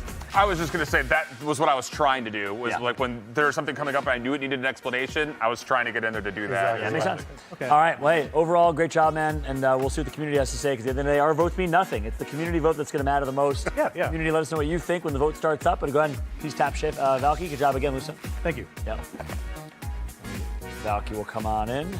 It's his time. He's been channeling his inner, nice shot. Yeah, His inner faker, he's been doing the whole, like, visualizing. I saw you. Did you take a book out of Vickers' page here? Or page out of his book, or what? I think I faltered in the last challenge a little bit, right? And I wasn't able to roll the punches as well. And specifically for me, myself, coming from a gameplay commentator perspective, as long as I'm in the game, I'm like in my natural habitat. So I just ran the introduction scenario a bunch of times. Nice. So as long as I got that down, I'm confident. Exactly. You're doing the host intro and type of running in your head. I love that. You practice it, rehearsed it. Rehearsal's everything, man. That's great. I love that approach. Well, look, let's jump right to it, man. You, Shift, get on up, make your way over to the challenge studio. You will be casting alongside Hold Shift, and we're wishing you best of luck. Let's do it. Awesome. Oh, look at this, the gas. Yeah, the boys. gas. The boys. They know it's going to be two of them. Unfortunately, one. One's going to make it. One's going to not make it. Sorry, two will make it. Yeah, two will make it. And I like this. Look at him. He's locked in. What's he doing right now? Is that like a script? I don't know. Did he write his own script? He wrote a script. Yeah, exactly. Imagine eyes closed. Eyes closed. I'm going to ask him. But hey, I love that. He has some notes in front of him. And that's the thing. You have notes and pens and paper at your disposal. Yeah. I have all these papers in front of me, right? There's a crap ton of stuff around us. Yeah, exactly. Yeah, I like what he said, though. He felt like he flubbed the intro, the host role. Now he knows he's going to be the host. He rehearsed it, and he was ready to go. And now he's able to bring that confidence. And honestly, that's what I want to see, that confidence, that energy that he can bring as not just the analyst, right? From actual hosting the thing. That's right. He'll have to fulfill that kind of full-blown host role while casting, while throwing a break, et cetera, et cetera. It's a lot to deal with. We'll see how he handles it. And Valky, can you hear us okay? Yep, yes, sir. Awesome. All right, man, look, any final thoughts on strategy and your confidence going into this last one? I just have to nail the intros and all the leading into segments. The moment we get into game, I'm in my natural habitat and I'm ready to roll. Sounds like you're locked in. Well, look, let's keep you locked in. When we are on the opposite side of this bump transition, you will take over. Welcome us in. It's a full-blown broadcast segment. Welcome us in. Take us out. Take us through the gameplay, but you have to Shift actually this time as your co-commentator. So with that said, our last and final contestant, ladies and gentlemen, blow it up for Valky in the chat. It is the final challenge. It's Valky after this bump.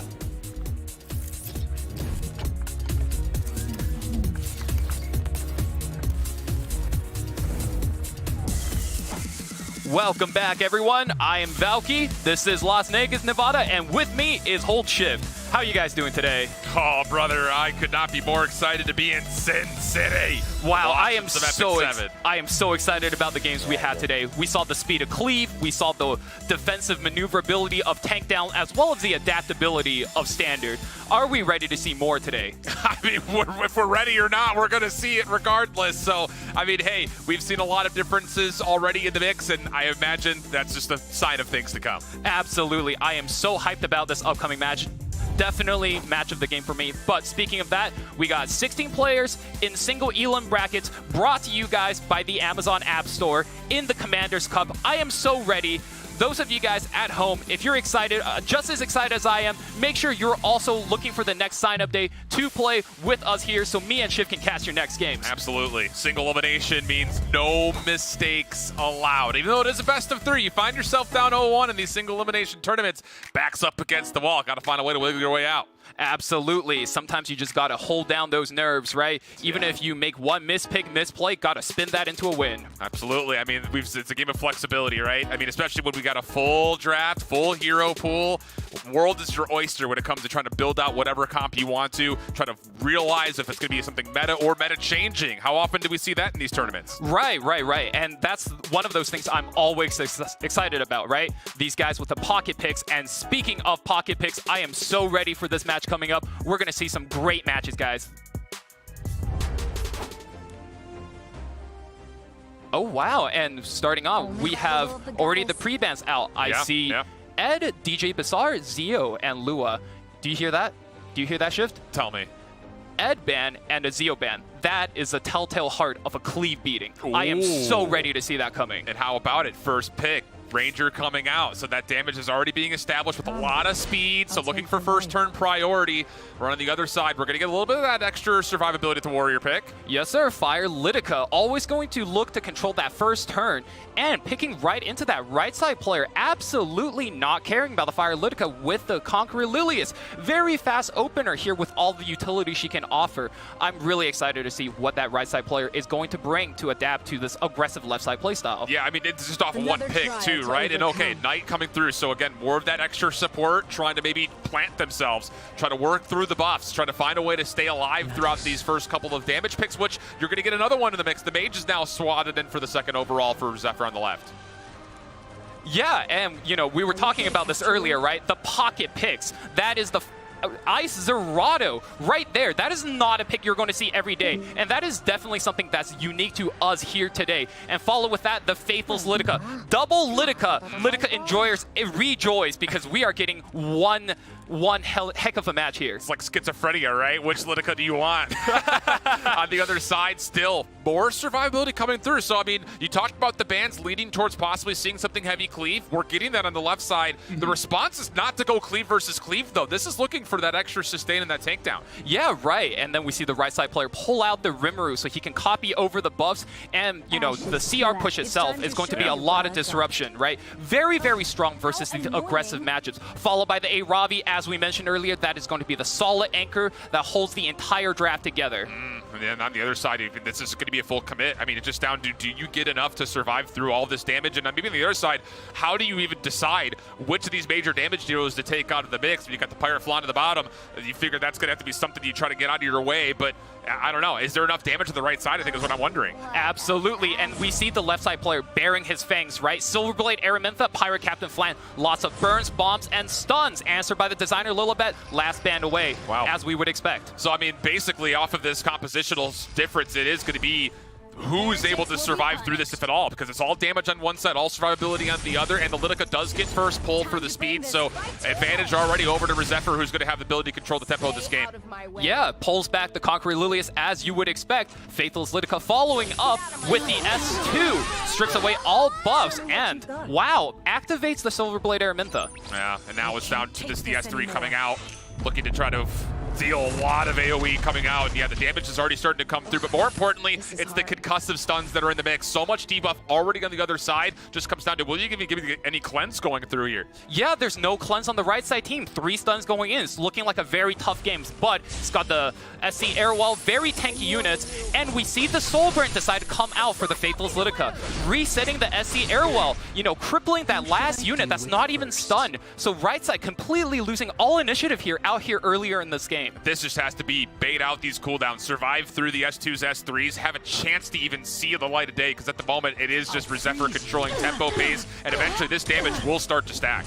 Absolutely. We see the Zerato going in for the hits, but, Apocalypse Ravi being Apocalypse Ravi, not really taking that damage. So, can he weather out the storm? We're going to have to see into this next rotation. I mean, at the moment, it's just been the Knight Arrowell that's found any sort of advantage, and that really isn't one at all. Everything's now fully back online again for Zephyr, moving their way in. More damage starting to lock their way in. And I don't know, man, it's feeling like a point where everyone's going to be tragically low on HP. Our player on the right already down to half total health. Yeah, Zerato comes through. That's a lot more damage than you would expect from a unit like Zerato.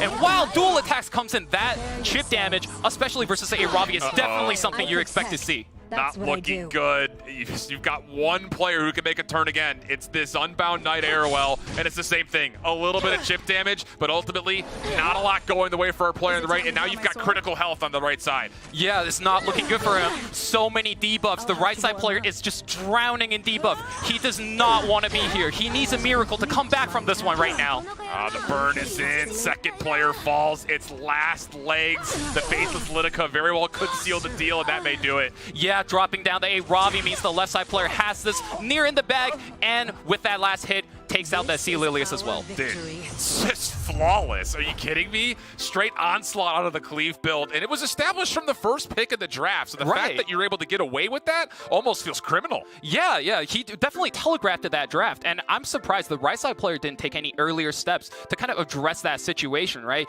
We saw him trying to anchor down with the Apocalypse Ravi, but, you know, she still has her own weaknesses versus these debuff comps, and in the scenario like this, you would expect them to bring something a lot more cleanse, a lot more maybe even revives. Yeah, feels like a draft difference almost from the word go, right? Yeah, I mean, the absolutely. pre-bans, you kind of read it. There was an opportunity. What are we doing? So off the pre-bans, you kind of called it. This is hinting towards something cleave heavy, and the fact that those debuffs are still allowed to come off feels like a critical mistake. Yeah, definitely. We'll have to see if they adjust any better with the upcoming games, and there we go.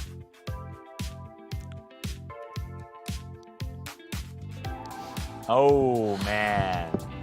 He missed the break cue. So, listen, one thing y'all missed on the broadcast here is he missed the toss to break cue and just kind of stonewall froze. Shift didn't pick it up for him and could carry him, which Shift I think normally would have done. I think get you guys back, but at the end of the day, he wanted to see. Exactly. Yeah. He wanted to see it come to break. Homework with what everything is and what goes wide, and he does but unfortunately, he did not finish his run there. That's right. That's tough. Other than that, really, really solid job. That's a big blunder. I mean, it is. You can't miss an entire queue and not get punished in scores. There he is. What is up, Valky? Yes, sir. How you feeling? Pretty nervous, actually. Are you? Yeah, I'm pretty nervous because I expected to, be the guy that keep pace with the game, break down the games and the bits of the games, but every part in between that's kind of not my forte. The hosting role is not your forte. The fact that you recognize that's great. Actually, that's the feedback I gave Azure. As an Azure, I think you're more of an analyst, right? You're not the host. You're not the great personality who's introing, outroing, etc. You're the one that knows the game really, really well, and you're kind of just filling that secondary support role, analyzing the game. And that's the reality is you have roles in esports for a reason. You have the host, the desk host. I've been kind of the desk host of the show. You have the analyst on the desk. You have the play-by-play commentator. You have the color commentator. I think you're more of a color commentator role is what I've realized. It sounds like you've realized that yourself. Yeah, that's definitely something I signed up for, but I also realized, with the contest going on as is, I might not get the role I want, and definitely just have to adapt with that and roll with the punches. I love that. Right? Wanted to pick up on this last round. Love mentality. Well, hey, I'll jump in with a first rating. Or you go for it. No, go for it. All right, cool. I'll jump in with the first rating. I was loving it, man. I thought you did a really good job. Couple things. Generally speaking, even the host role. I mean, you followed some cues well. Throw to game. You started to transition to game after that. I would like to see a harder transition to game. It says throw to game. All right, game's ready. Let's jump into it. Something like that. You just kind of left it. You caught the transition, but you didn't jump into it. Oh, gotcha. That's what the cue is, right? You don't know this. It's your first time.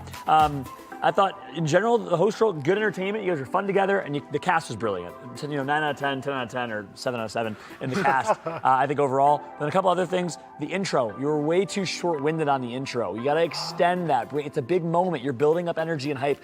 Ladies and gentlemen, welcome to Las Vegas, Nevada, the Sin City, and keep it coming. And he said, how are you guys doing? You can't really ask the chat how they're doing because they're not going to respond. You meant to ask Shift how he's doing, and Shift had your back. He said, I'm doing good, and jumped in. Yeah. But, I'm doing here alongside, hold Shift. How you feeling today, man? And then he takes over from there. Yeah, gotcha. So, grab him more by the horns. Grab more by the horns and elongate a little bit. And then lastly, you missed the throw. You missed the wrap-up. He said, throw to break. You didn't throw to break. You just sat there and smiled. Oh, and you stonewalled. You completely missed the throw to the break. I mean, that's a big flaw. But again, you're not the host guy. But for that role, that I'm critiquing based on that. Yeah, right, of course. And I think just on top of that, I mean, he hit all the points on the head. I did feel like our back and forth in game was solid. Granted, again, that's now the third time I've seen that game, so I feel a little bit more comfortable trying to jump in there and maybe even steal some tidbits from people before you. But I thought you did a really nice job of allowing me the space, even if it wasn't necessarily fully there. You did a nice job job kind of talking about the differences in the compositions, what that means, explaining some of the small nuances to a level that I think the new viewer will still be able to say, like, okay, I can see what he's talking about. So the audio-visual connection in game is a really big strength for you. Gotcha. Same thing that John was talking about, though. I think that, again, those leading the segments, that's where industry experts are going to come away like looking like a duck on water. Underneath, the feet are running, but on the top, they're gliding through, and that's something that will come with reps. So John's giving you a 5. I'm actually going to do a little bit of a step up just because the role that you fulfilled, I thought you did a really nice job with. I'm going to go with the 6 on that. Thank you. Yeah, and coming off of that, what they've been saying already, right? Intro needed to be a little longer on that end, but the point was, production had to tell you to look at camera, and that's something that you need to know. You gotta look at the camera. I know the camera's right there looking at me right now while I explain. He's not even a broadcaster. This is his first time on the show, and he knows that. Yeah, but in that end, like, that's something you gotta pay attention to. Always make sure you're playing, 1, to your caster, and then 2, to the audience. You're always talking to the audience and living that up. But overall, I mean, you did great. Like, format-wise, you blew it out of the water compared to the other contestants. No riff on you guys, but you did very well on that. And the analysis and everything else, which you are already comfortable with, you let him have some breathing room within there Shift. You were making some crazy comments that were actually like perfect. Yeah, they were spot on. I was like, God knew damn, exactly what you were talking about. I'm like 100 top legend player next year, all right? Yeah, we'll see. What are you rating him? Yeah, but with that, I'll be rating you overall a 6. 6 as well. Yeah, so close. We take that. Close, but not quite there. Yeah, all right, so I give it 5, 6, 6. But look, at the end of the day, these votes, they don't mean nothing. matter. Your vote matters. Community, you decide who the final 2 finalists will be. Val, take a seat. Feel free to take a seat. But the final 2 EpicSeven casters will be decided of these 3 by each and every one of you in the community. Votes are live. You can vote and decide who will win the contract. Who will be the premier EpicSeven North American talent? Let us know by voting on YouTube and, of course, on Twitch as well. It all comes down to this. We have Divine Faker, we have Valky, and we have none other than Lucent Azure. Only 2 will make it. All 3 of them have showed something great today. But look, as we tally the votes, as you vote, we're going to jump to a quick break. We'll be right back with the finalists and the final contract winners of the EpicSeven competition right around the corner.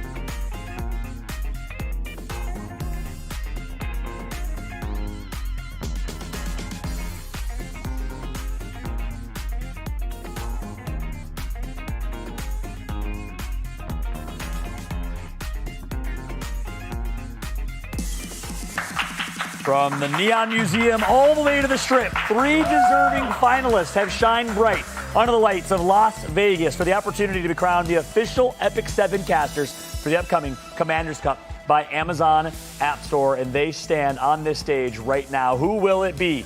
Only 2 will make it. 1 will be just close. It is the final cut.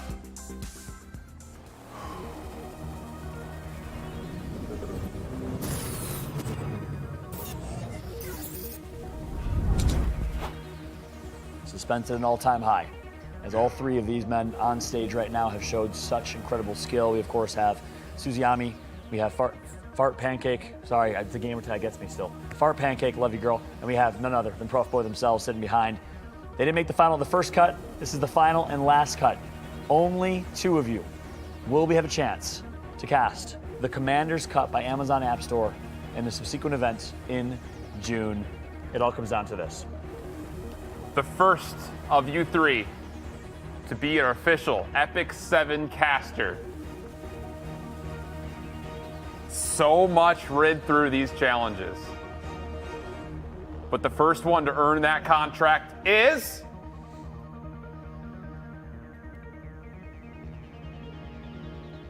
Valky! Valky, congratulations. Thank you. Lucent Azure, Divine Faker, stay on this podium. Valky, please make your way to the 4K wall behind them as the first of our EpicSeven official global talent. Congratulations, Valky. Thank you. Lucent Azure, Faker, how you feeling? Just another day. Just another day. Yeah, that's how you feel. Actually, how you feeling, Faker? I mean, another day for you. This means more than that to you. I want to win. I 100% want to win, but if the community doesn't choose me, that's as far as I can make it. That's my skill. I respect that. Look, the community decided in entirety, and at the end of the day, the second and final EpicSeven talent to join Valky for the Commanders Cup by Amazon Appstore is...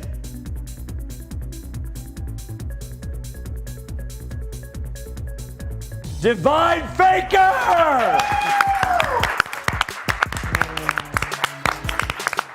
Please join Valky at the 4K wall. Lucent Azure, you did a great job. Congratulations on making it to the top 3. How are you feeling right now, Lucent? Oh, got a headache. Time to go get some food. Listen, I think his expectations were exceeded himself. Lucent did a great job. Please join the rest of the 3 on the bench. Congratulations again to all 4 of our other contestants who made it here as a final 6. Hundreds applied. All 6 of you did a remarkable job, and this is not the end of your casting career. I know that without a doubt in my mind. Suziyami, obviously a late blunder. I have a feeling all 4 of you will be back if there's another Orbis caster clash. But Valky, Divine Faker, congratulations again. One more round of applause in the audience here with our live crowd. Now you're on top of the world right now, huh? How you feeling? All right, that's all I needed to hear. Let's see what the Aaron's Top here. of the world. Yeah. Top 2, of course, official casting duo for that upcoming Amazon tournament. But also Kindle Fire tablets going through, plus an EpicSeven merch package also earned by these 2 today. I finally get the art book. And with that EpicSeven merch package, if you guys want to know exactly what's in it, it is an actual EpicSeven art book that's in there. Oh, sick. Alongside a diary package that'll be coming alongside that for the EpicSeven merch package. Masha, any final words here? Obviously, you kind of led the charge here in the community. Any final words, final thoughts? I mean, you guys had a grueling day, a lot of experience coming through, you know, like challenge after challenge after challenge, coming from the Neon Museum, as you stated earlier, all the way to here. Well, both of y'all shift, and of course, Mashu, great job overall. Look, lives were made, opportunities were made, and in the end, Divine Faker and Valky are your official EpicSeven global casters. Congratulations once again to our winners of the inaugural Orbis Caster Clash, Valky, Divine Faker. And at the end of the day, look, I've seen competitions like this. I've never seen anything like this before. A reality television series. Kudos to Smilegate and EpicSeven for putting this together. Of course, Amazon Appstore for the support. Look, I've seen some competitions where new community member casters have been found, and I've never seen 6 people rise to the occasion in the way that these 6 did. And I've seen all of those casters now be the most premier talent. Chance in Call of Duty, Colin the Crow Clark in Gears of War, and so many more. Divine Faker, Valky are your new and official casters for EpicSeven. And who knows, this might just be the beginning of their long and successful casting career. On behalf of our entire broadcast team, thank you everyone for watching and tuning in. We will see you on April 29th for the Commanders Cup in addition to the event following in June, presented by Amazon Appstore. Thanks for watching, everybody. We hope you enjoyed the action. I'm Fallout. This is Ship. Mashi, on behalf of our producer Curtis, our executive producer Loy, and everyone else here in the studio, thank you for watching, and we'll catch you next time.